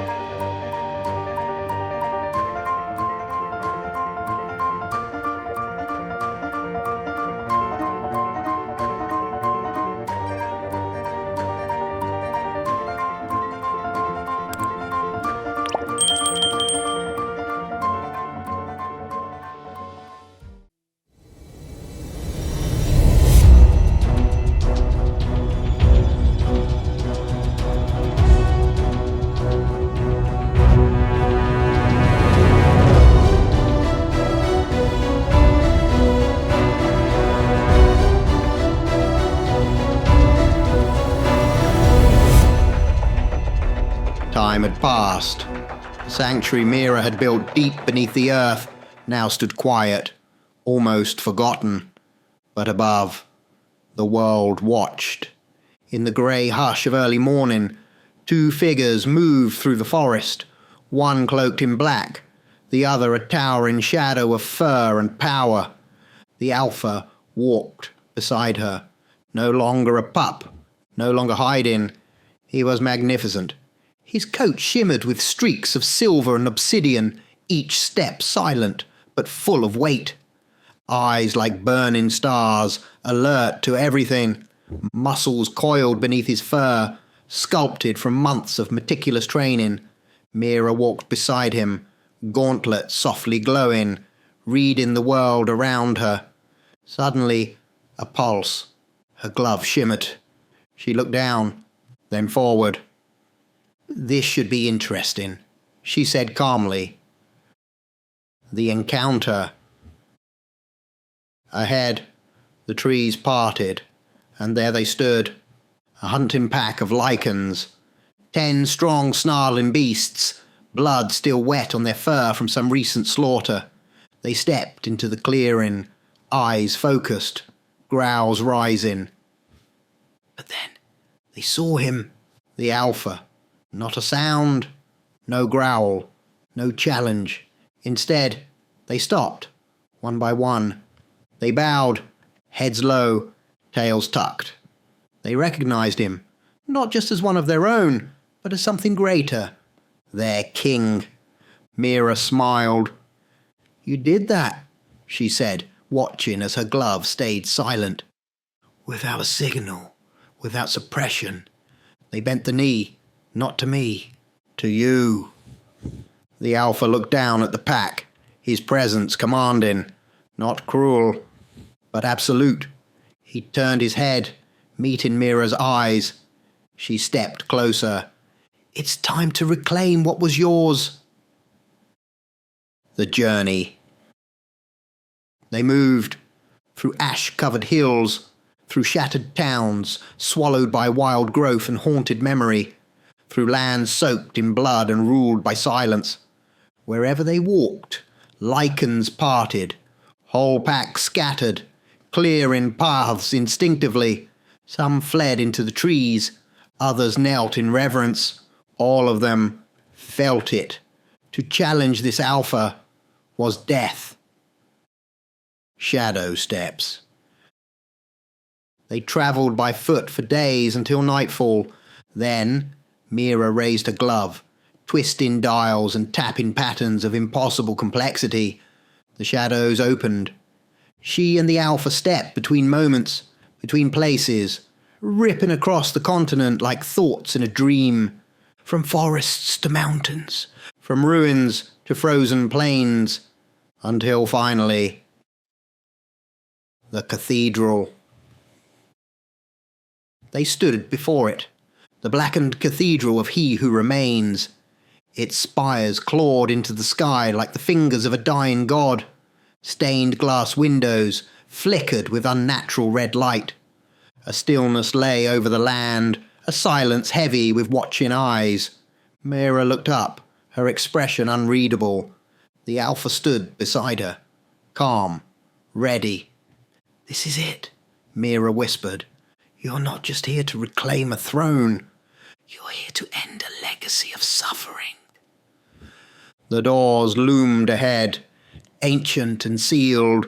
Together they stepped forward, far across the lands, beyond the forests, past the spires of decay, and deeper still into the corrupted soul of the earth.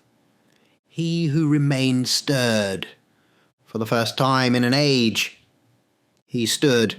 The air warped around him, distorted, cracked. Energy bled from his body like smoke from a dying star. Death clung to him. Time feared him. He did not pace. He did not speak. He simply waited. He had felt the presence long before the doors opened.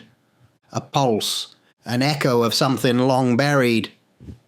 The Alpha. The doors opened.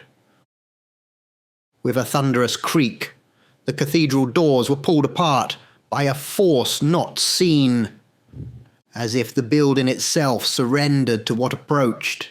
He entered, the Alpha, massive, regal. His mere existence vibrated power. Every step he took made the stone tremble with ancient recognition. And beside him, Mira, small in stature, but radiating something far more terrifying than size could measure. Knowledge, control, conviction. She walked beside a king, but it was clear she was no servant. Her eyes scanned the throne hall, noting every movement, every flicker of tension. She stopped, folded her arms, and faced the one they had come for. He Who Remains. He did not flinch. He did not speak. His gaze remained locked on the Alphas, a stare that shook the walls. Time stood still. The wind howled outside. Dust hung in the air, suspended. The Alpha and the Remnant, the new and the ancient. Mira spoke. Her voice was calm, measured, but it cut through the silence like a sword through silk. "I don't know if you understand my words." Her tone sharp. "But I know you understand my meaning." She stepped forward. "This is the Alpha," her voice echoed. "The descendant of Dimitri, the Alpha Prime, who was cheated of the throne. You stand here as a result of that betrayal." The Remnant didn't blink. Mira's eyes darkened. "I know who among you tried to kill him, and if I witness foul play today..." She raised her gauntlet, the lights on it flickering like dying stars. "I will end every last one of you." She was small, but her shadow fell long and cold across the chamber. Even the lichens hidden in the cathedral's corners stepped back. Only he who remained stood unaffected, unmoved. Stillness. The Alpha took another step. He who remains descended from his throne, his body massive, his face unreadable, his form cloaked in vengeance and old God's wrath. They came to a stop, mere meters apart, their eyes still locked. Not a growl, not a breath, only the crackling hum of fate building in the silence. The challenge was accepted, and the world itself seemed to hold its breath. The air was heavy with silence. Mira moved first, stepping back to the very edge of the chamber. The remaining lichens, sensing what was to come, followed her lead, forming a wide circle around the two combatants. In the center, the Alpha, and he who remains.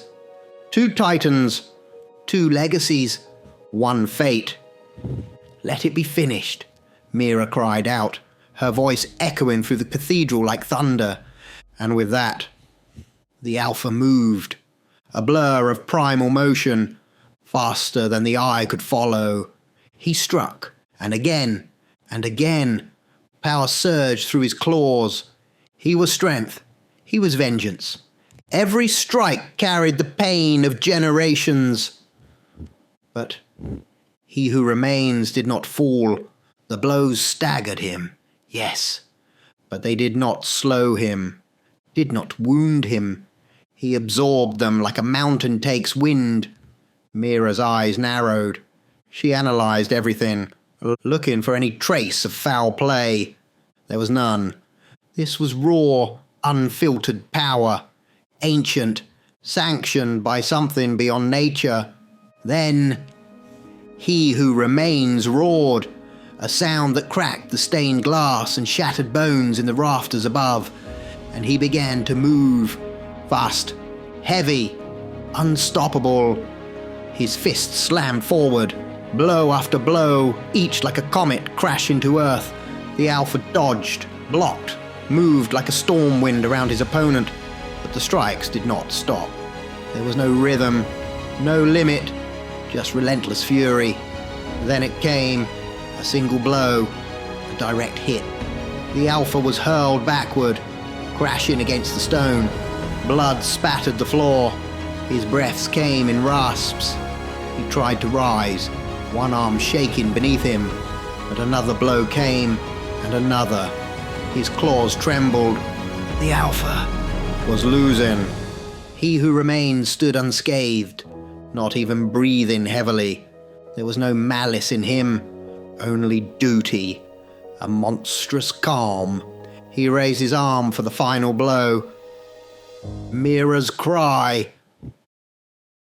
"No!" Mira screamed, rushing forward, falling to her knees.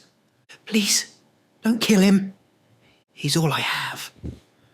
Tears streamed down her face, cutting lines of salt across her pale skin.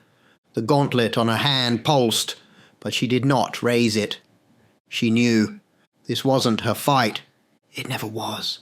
She bowed her head. "Please, he saved me." Then, stillness.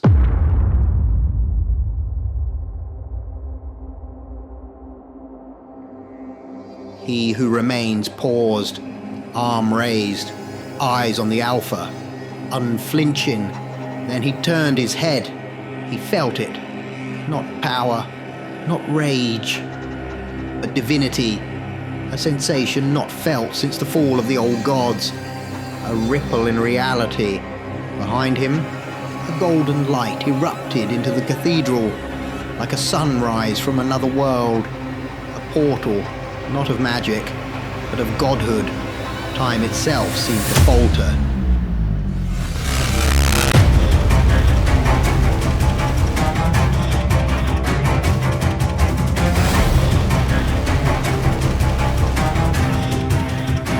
Even he who remains took a step back. Mira looked up. Her tears stopped. What is this? The figure said nothing, but everything was about to change. The golden light split reality itself, but no man stepped through. Instead, shimmering and solid as if real, a projection formed. It was Simon Winter, the one who had once reshaped realities, now standing tall in a simple hoodie and a chrome mask that shimmered with shifting constellations. At his side stood two figures, also projections. One, proud and primal, Dimitri, the Alpha, prime of legend, his eyes burning with the wisdom and rage of 1,000 generations. The second, powerful and noble, the Alpha of Winter, the loyal companion Simon had raised in his own fractured reality. Mira stood frozen, her mouth slightly open. Simon's projection turned to her, voice clear but heavy with distance. Mira, I cannot step into your world. It is forbidden. I made a pact with reality itself. Should I cross the veil, I would risk destroying what you have fought so hard to save. He turned his gaze to the injured Alpha, her Alpha, lying bloodied on the cold floor before he who remains.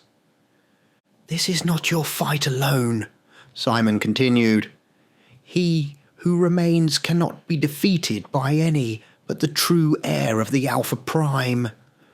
Mira's hands trembled slightly. But he's alone, she whispered. Simon shook his head. No, not anymore. The projections of Dimitri and Winter's Alpha moved forward, silent, regal, unyielding. They stood beside Mira's Alpha, forming a triangle of ancient power. In that moment, something ancient stirred. The blood of kings, the memories of fallen packs, the spirit of the true Alpha, buried but never broken, awoke. Mira's Alpha struggled to his feet, but when he rose, it was different. The wounds still marked his body, but they no longer defined him. Around him shimmered the power of his ancestors, the strength of a true pack, and the destiny of the Alpha Prime. He who remains let out a roar that shook the cathedral, the death cry of a god refusing to die. He lunged with devastating speed, but it was already too late. Mira's Alpha moved, faster than light, faster than thought. One bite, one pure, unbreakable, righteous strike. And he who remains collapsed in a heap of dust and broken vengeance. The cathedral fell into silence. Mira clutched her chest. She could feel it, deep inside. The curse had been broken.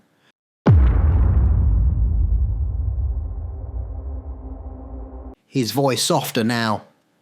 He was never alone, Mira. Neither were you.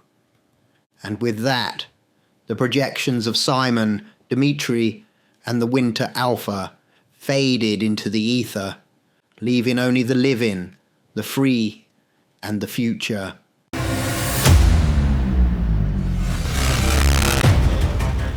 Outside the broken cathedral, the cold wind carried away the last ashes of he who remains. The Alpha, Mira's Alpha, stood tall beside her, the silent victor, but Mira barely noticed. In front of her, the golden light shimmered once more, and from it, the projections of two great beasts, Dimitri, the Alpha Prime, and Winter's Alpha, bowed their heads, a final blessing to their bloodline, before vanishing into golden mist, and standing alone now was Simon Winter. Still a projection, a ghost who could not truly touch this world. His chrome mask tilted slightly as he looked at Mira, as if he was seeing something he had longed for, yet never thought possible. Mira stared at him, her fists clenched. The rage, the grief, the loss of years she could never reclaim flooded out of her. "You left me?" she screamed. "You left me with monsters. You left me alone." The air around her shook as she raised her gauntlet, pulsing with the terrible power she had built across years of survival and suffering. Without hesitation, she unleashed it all, the pulse of energy tearing towards a projection of the man she called father. But the figure did not move. The energy washed through him harmlessly, as if the very laws of physics bowed to him. Only his voice came through, low and unbearably human. "Good. Let it out. I'd be angry too." Mira staggered, tears burning in her eyes. "You could have saved me," she whispered. You could have come for me." The projection stepped closer, but not close enough to touch. "I never abandoned you," Simon said, and for the first time, Mira heard the pain beneath his calmness. "When I reset reality, this world was never meant to survive. It slipped through, hidden even from the gods. It lived on, because of you, because of your fire." Mira dropped to her knees. Every ounce of anger evaporated under the crushing weight of truth. Simon knelt too, only a shimmer, a ghost of a man, and said, "You were never alone, Mira. Even when I could not reach you, your blood, your will, they were mine. You are more than my daughter. You are my hope." Mira sobbed once, broken and raw. Then she rose slowly, staring through the flickering light at the man who had shaped her without ever being there. Through her tears, she smiled. "Daddy," she whispered. Simon nodded, the smallest, proudest motion. "This world still carries scars," he said, his voice firm again. "But you, Mira Winter, will be its future. You are stronger than anything I could have ever imagined." The projection began to fade. Simon looked up, his final words carrying across the broken cathedral and into her soul. "We were never truly apart. We never will be." And with a final flicker of golden light, Simon was gone, leaving behind a daughter born from the impossible, and a world finally free to heal. Mira stood in the half-light of her hidden laboratory. Before her, the battered computer console flickered and beeped. Nothing unusual. Mira stood in the half-light of her hidden laboratory. Before her, the battered computer console flickered and beeped. Nothing unusual. But then, the keys began to type by themselves. One letter at a time, a message appeared across the cracked screen. "Hello, Mira. Reality does not allow me into your world, but there's nothing stopping us from working together." Mira's breath caught. She reached out with a trembling hand, typing her response. "Father?" A pause. Then the words appeared. "Yes, I have watched from beyond the veil. You have become everything I once dreamed, and more." Tears threatened the edges of her vision, but Mira straightened her back. She had come too far to collapse now. "We don't have time," Simon's next words appeared. "This world you stand in, it is wounded. To heal it, you must guide it back to balance." Mira typed quickly. "How?" The computer hummed, then streamed a flood of data. Schematics, designs, a map of possibilities, far beyond human comprehension. "Together, we will build something to stabilize reality here. A beacon, a framework that will steer this broken world towards peace. But you must complete it. I can only guide you. I can never step foot into your world." Mira's mind raced, already breaking down the designs, modifying, improving them as she went.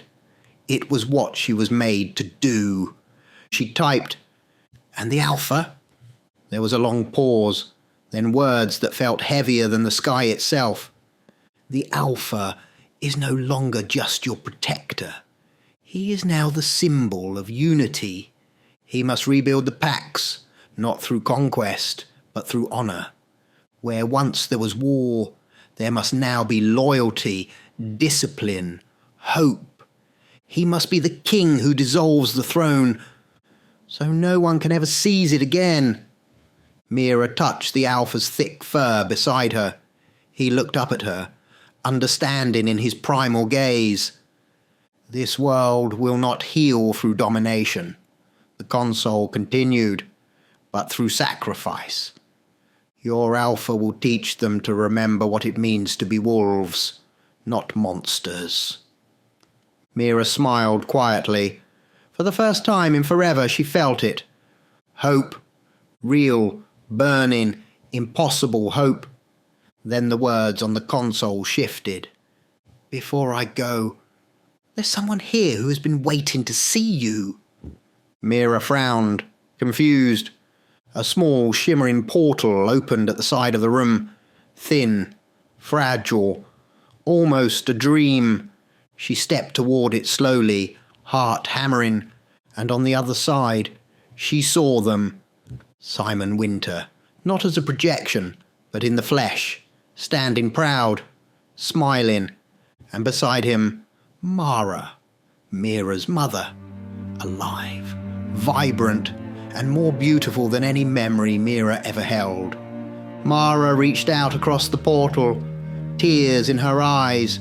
Mira pressed her hand against the shimmering veil, feeling her mother's warmth through the barrier of worlds. And for the first time in her life, Mira Winter wept. Not from pain, not from rage, but from joy. Simon's voice came softly through the connection. You are never truly alone, Mira. You carry both of us in everything you do. Now go, finish what we started. Build a world they deserve. Be the light, even when the darkness rises. The portal began to close. The final glimpse of her mother's proud, loving face, burning forever into Mira's heart. And Mira turned back to her world, ready to save it.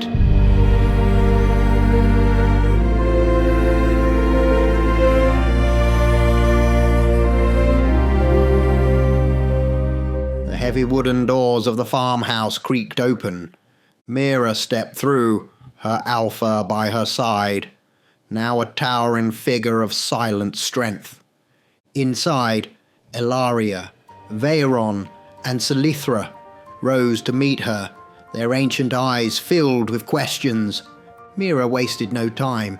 She stood before them, her voice steady, cutting through the heavy silence.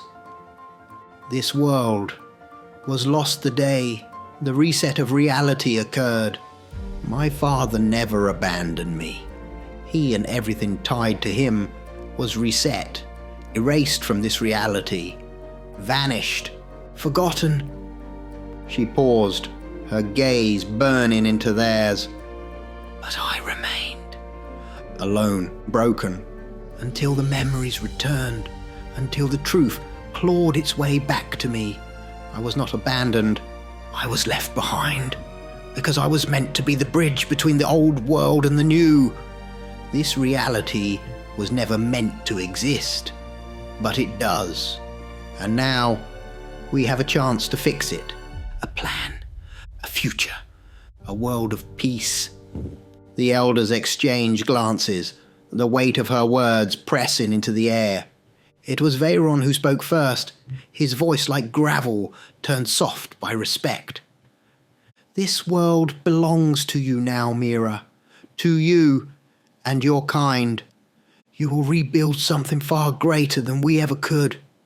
He bowed his head slightly, a rare moment of true humility.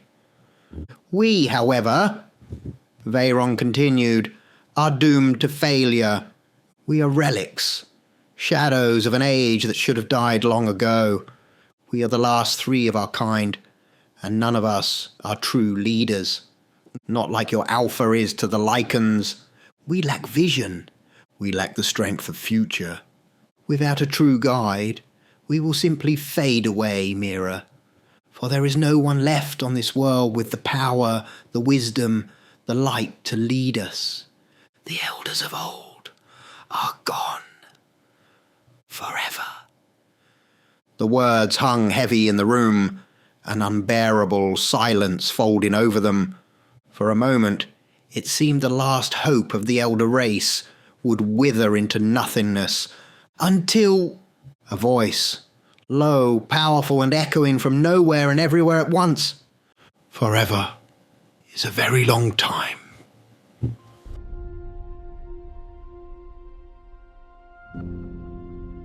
The farmhouse trembled lightly as a golden portal shimmered into existence at the edge of the room. From the portal, a figure stepped, a silhouette first, then a man, but not merely a man, an elder, tall and proud, carrying the endless weight of centuries upon his broad shoulders. He spoke, his voice thunder and velvet. I have been in limbo for longer than memory itself, a choice I made because the world I knew no longer needed me. In limbo I waited until a friend came to me.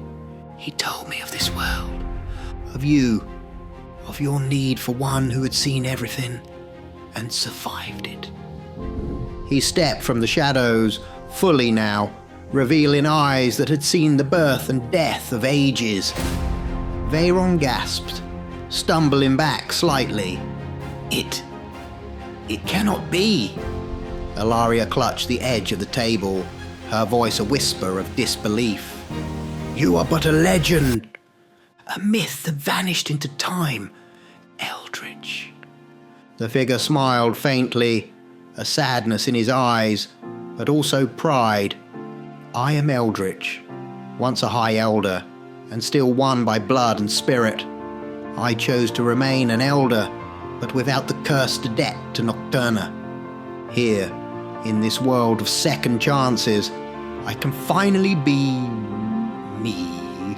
Free, bound to no God but the light within. The room erupted, not with noise, but with a silent rejoicing, the kind of hope so pure it doesn't need words. For the first time in centuries, the elders saw a future, a guide, a mentor, a leader. Eldritch spoke once more, his voice steady as stone. You will not fade into dust. You will not be forgotten relics. Together we will rise.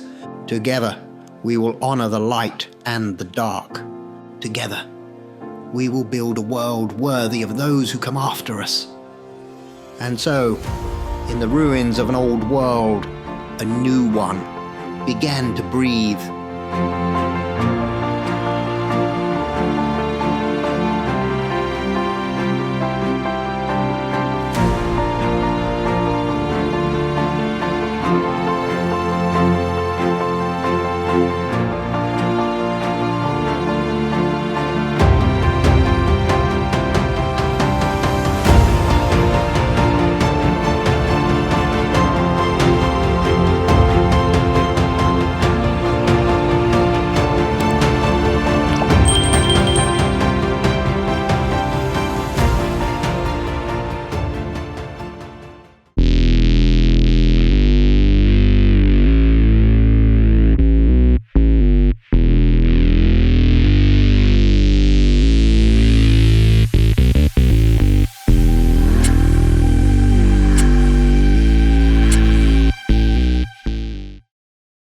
Chapter 1.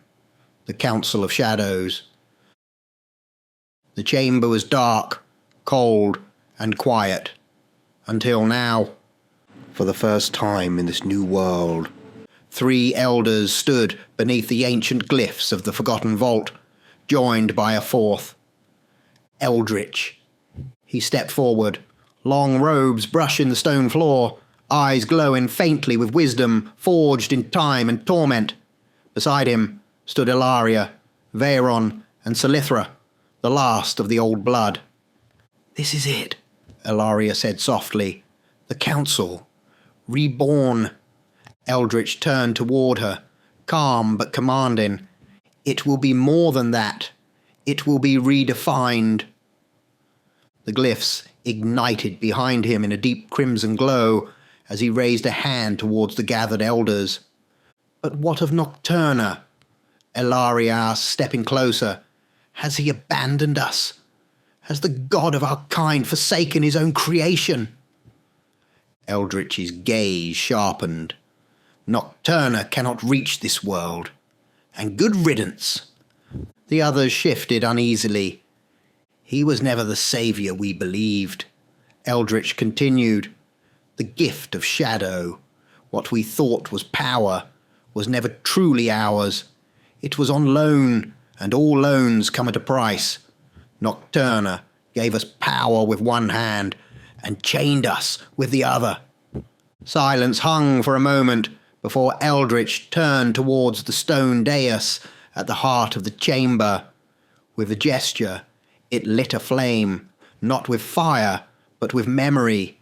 Shadows danced around them, forming visions of the ruined world above. Look at what has been left behind, Eldritch said. A world cracked by vengeance, ruled by curses, torn by those who believed they were entitled to take without offering anything in return.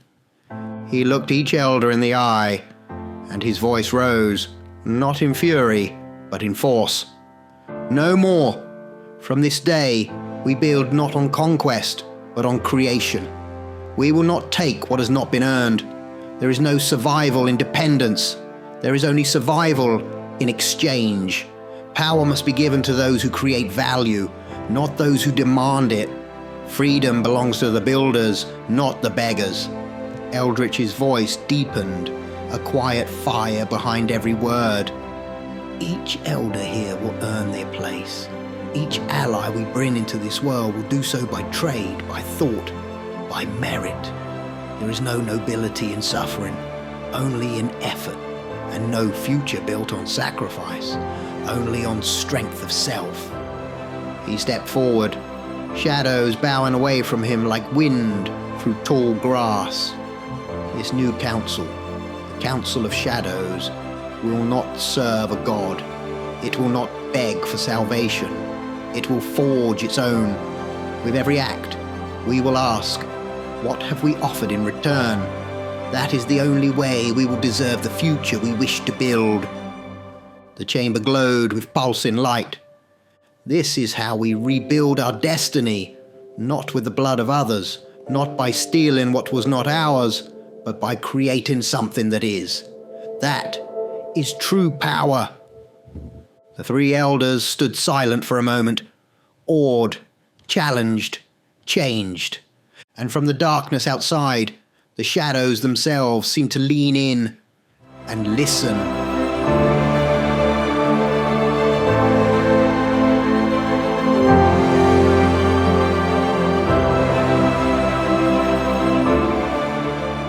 Chapter 2.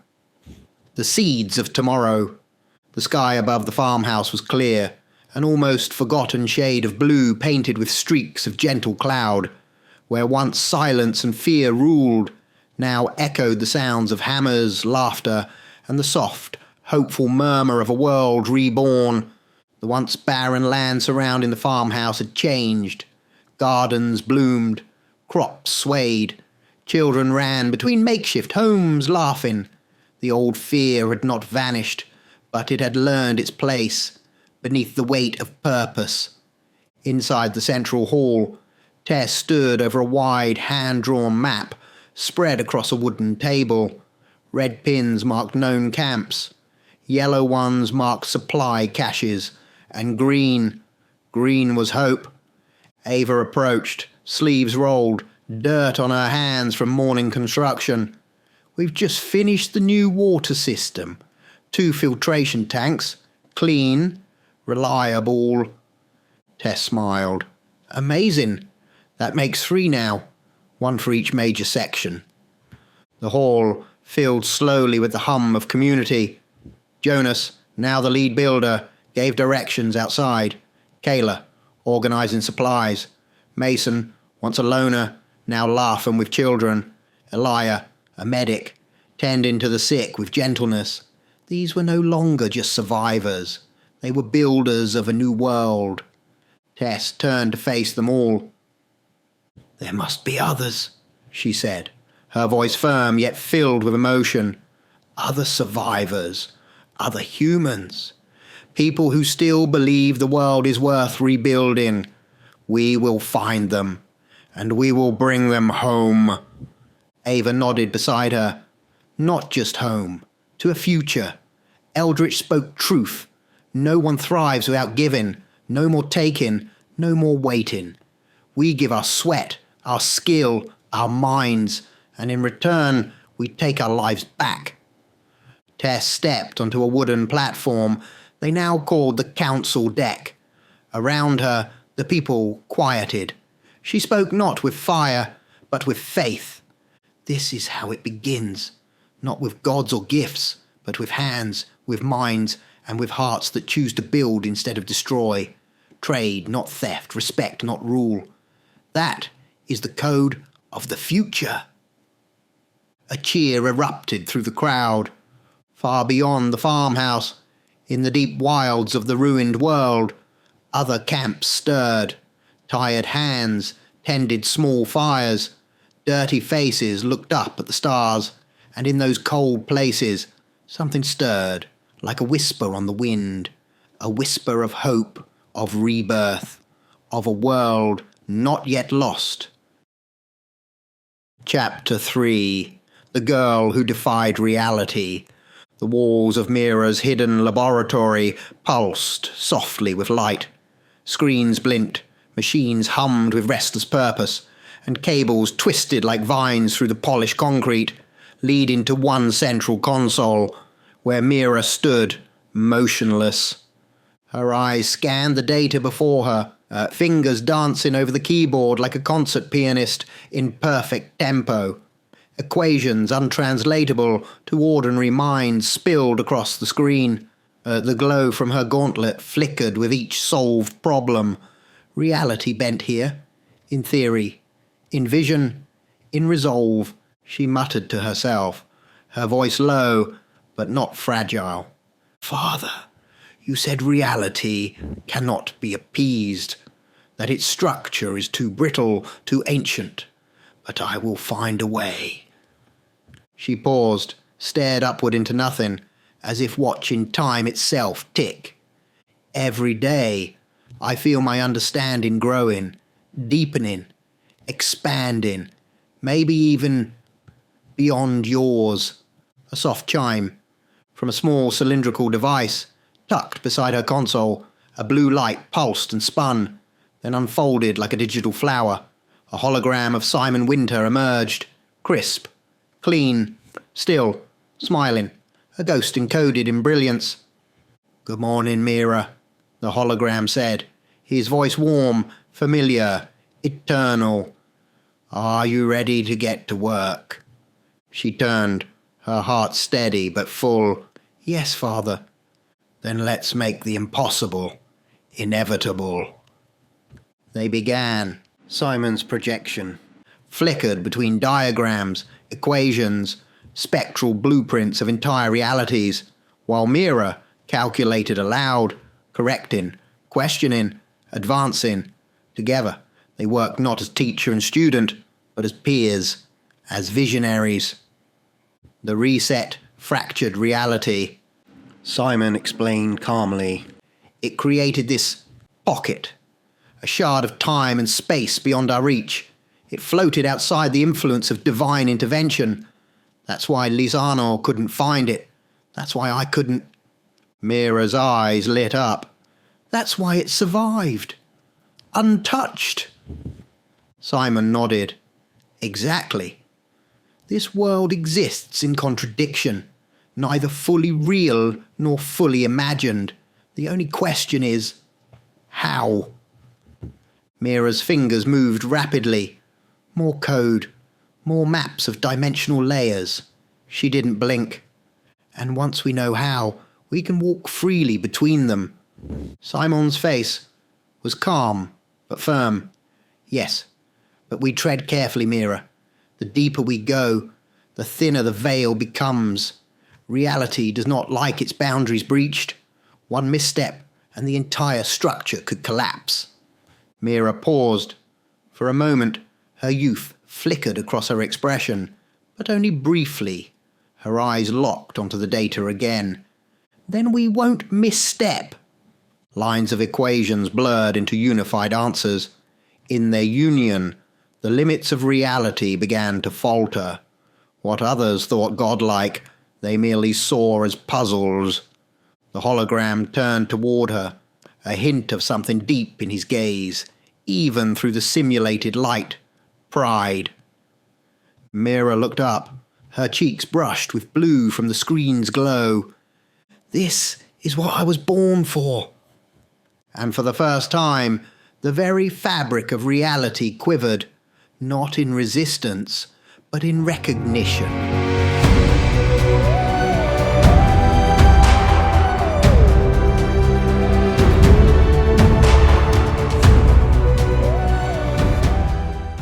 Chapter 4. The Shattered Throne. The cathedral stood silent now, once a fortress of terror, once ruled by he who remains. It now lay in cold stillness, save for one presence. The Alpha, Mira's companion, the last hope of a lineage lost in time, stood alone in the centre of the ancient stone chamber. Light poured through the fractured stained glass windows, casting his massive frame in hues of red, gold, and violet. And there it was, the throne, not just a symbol, but the source. Carved from blackened obsidian, it pulsed with an unnatural rhythm. Faint whispers of power still hummed in the air, the echo of Lisanor's curse. Channeling divine energy to maintain the twisted form of werewolves, condemning them to eternal savagery. The Alpha approached, slow but sure, his claws tapping against the stone with each step. He could feel it, the beating heart of the curse, lodged in the marrow of this throne, the legacy of a god who had abandoned his creations, yet left behind his vengeance. He looked down, then he roared, not out of rage, but release. He reared back on his hind legs, massive paws raised, and brought them down upon the throne with a thunderous crash. Stone shattered, obsidian cracked, power screamed from the broken heart of the curse, and then it happened. A light exploded outward, not bright, but dark golden, like burning twilight. It swept over the land in a circular wave. It did not scorch, it unwound. The curse, woven into the genetic code of thousands, began to disintegrate. Across the world, in forests, in ruins, in burrows beneath the ground, lycanthropes screamed. Their howls twisted, cracked, melted. Claws pulled back into fingers, fur receded, bones reformed. Their monstrous shapes collapsed into human bodies, fragile, scarred, trembling, but free. Eyes that had glowed with feral hunger now blinked in disbelief. Many collapsed, naked and sobbing. Some screamed in joy, others in terror. In the far north, a pack once devoted to tearing flesh now lay huddled, weeping and holding one another. Near the coast, a mother re-emerged from a lichened form and reached out, confused, until a small human girl whispered, "Mama," and ran to her arms. The curse was undone. Back in the cathedral, the Alpha stood before the rubble, the obsidian now dust. The throne no more. He was unchanged, because he was not created by the curse. He was born of the lineage, Dimitri's line, the line of Cedric, the blood of gods, the rage of wolves, and now the hope of peace. His eyes scanned the wind, sensing the change. The energy of Lisanor was gone, completely, irrevocably. There would be no divine reset, no dark resurgence. The curse had no home now, only the true lineage remained. Then he heard them, a tremor in the air, a pull in his soul. They were out there, others like him, not cursed but born, hidden, scattered, silent for generations, survivors of Dimitri's bloodline, either unknowingly or in secret, and now they could feel him, their alpha, their king. He stepped out into the cold dawn. The sky burned orange above the ruins. Then he howled, not in rage, not in warning, but as a declaration of sovereignty, the kind that travels not through air but through blood, the kind that cannot be ignored. His howl cut through the fabric of the world itself. In cities, in wastelands, in deep forests, the few remaining true-blooded lichens raised their heads.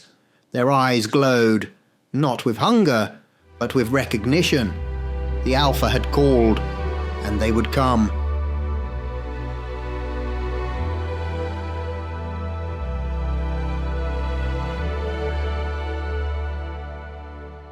The new world rises. Months had passed since the throne was shattered. Since the curse of the lichen was undone. The world didn't change all at once, but change it did. Here and there, like green shoots through ash, towns began to rise. Ramshackle shelters turned to cabins, cabins turned to homes. In the valleys, families returned to the land. In the hills, fires burned not in fear, but in warmth. The scars of war still ran deep, but healing had begun. And at the heart of it all, the farmhouse. No longer a refuge, it had become the centre of rebirth, a beacon of trade, learning, safety, and memory. It pulsed with life. Farmers, healers, builders, and thinkers. Tess and Ava, once warriors, were now leaders of a thriving community. The farmhouse was now called the Haven. The elders among them, Elira, Veyron, and Selithra, elders who once fed on fear and hid in shadow, now walked among humanity, offering knowledge and protection. They used their powers not to control, but to assist. They moved between hubs of survival, offering counsel, establishing routes of travel, and defending the fragile sparks of peace. Where once they ruled, they now served. Their strength, a debt paid in action. We are not gods, Veyron would say, but we remember the mistakes of gods. That is our value now. And people began to trust them, slowly, carefully, but sincerely. The cursed, no more.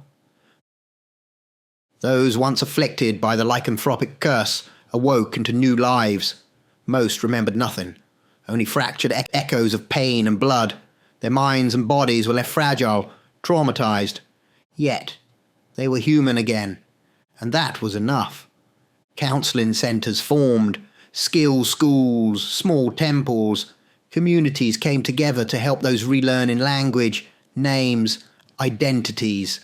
Not everyone wanted to remember. Some simply wanted to live, and they were allowed to. Freedom was no longer a dream, it was policy.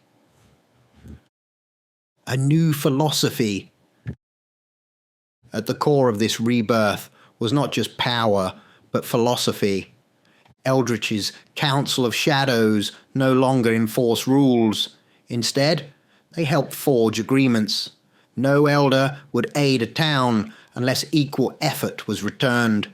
Trade replaced tribute. Mutual gain replaced blind obedience. We rebuild, Eldritch had said, not through domination, but through earned respect. You cannot take without giving. You cannot rule without service. This is the cost of balance. It was strange at first, unnatural even, but it worked.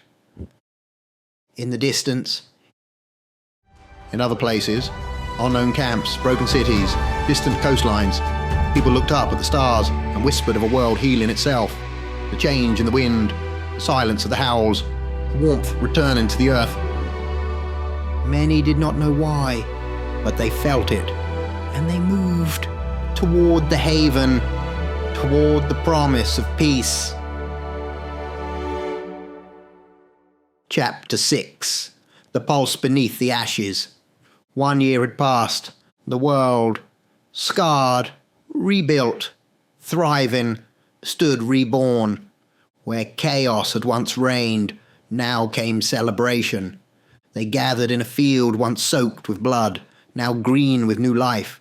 Flags flew, not of nations, but of unity.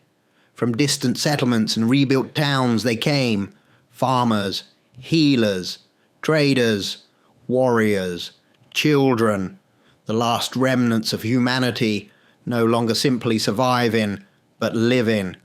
Standing at the heart of it all, Mira, the architect of balance, her gauntlet no longer a weapon, but a symbol of hope. The Alpha, regal and still, standing tall beside her, the once wild god of fury, now the guardian of peace. Eldritch, flanked by Elira, Veyron, and Selithra, the Council of Shadows, no longer hiding in darkness, but leading from it. Tess, Ava, Jonas and Kayla, now leaders, now legends, representing the soul of humanity. The fires burned high. Children danced under the moonlight. A new world had truly begun.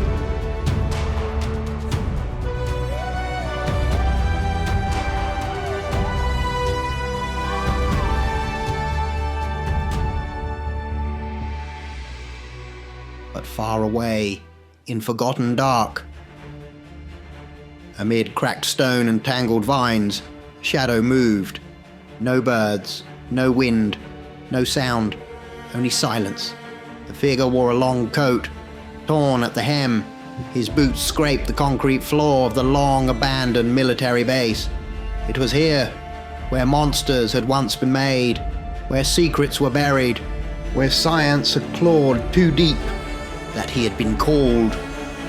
"I sense you," he whispered to the dark, his voice like ash scraping steel. "You called to me, and I have answered." He passed shattered terminals, cobwebs stretching like veins across the ceiling. Dust lay thick like snow. Somewhere a pipe dripped, like the heartbeat of a dying world. He reached a sealed door, reinforced and locked with dead power. No way through. He stared into the tiny glass pane, nothing but blackness beyond. A rat, long dead, lay slumped near the other side. He smiled. With a slow, clawed gesture, he raised a hand. The rat twitched. Its bones snapped, skin sagged, but its legs moved. Its eyes were gone, but it obeyed. The undead creature scuttled toward a nearby control panel and began to claw at a button. Again and again. Click, click, click. Power surged. The door hissed. Locking bolts clicked open.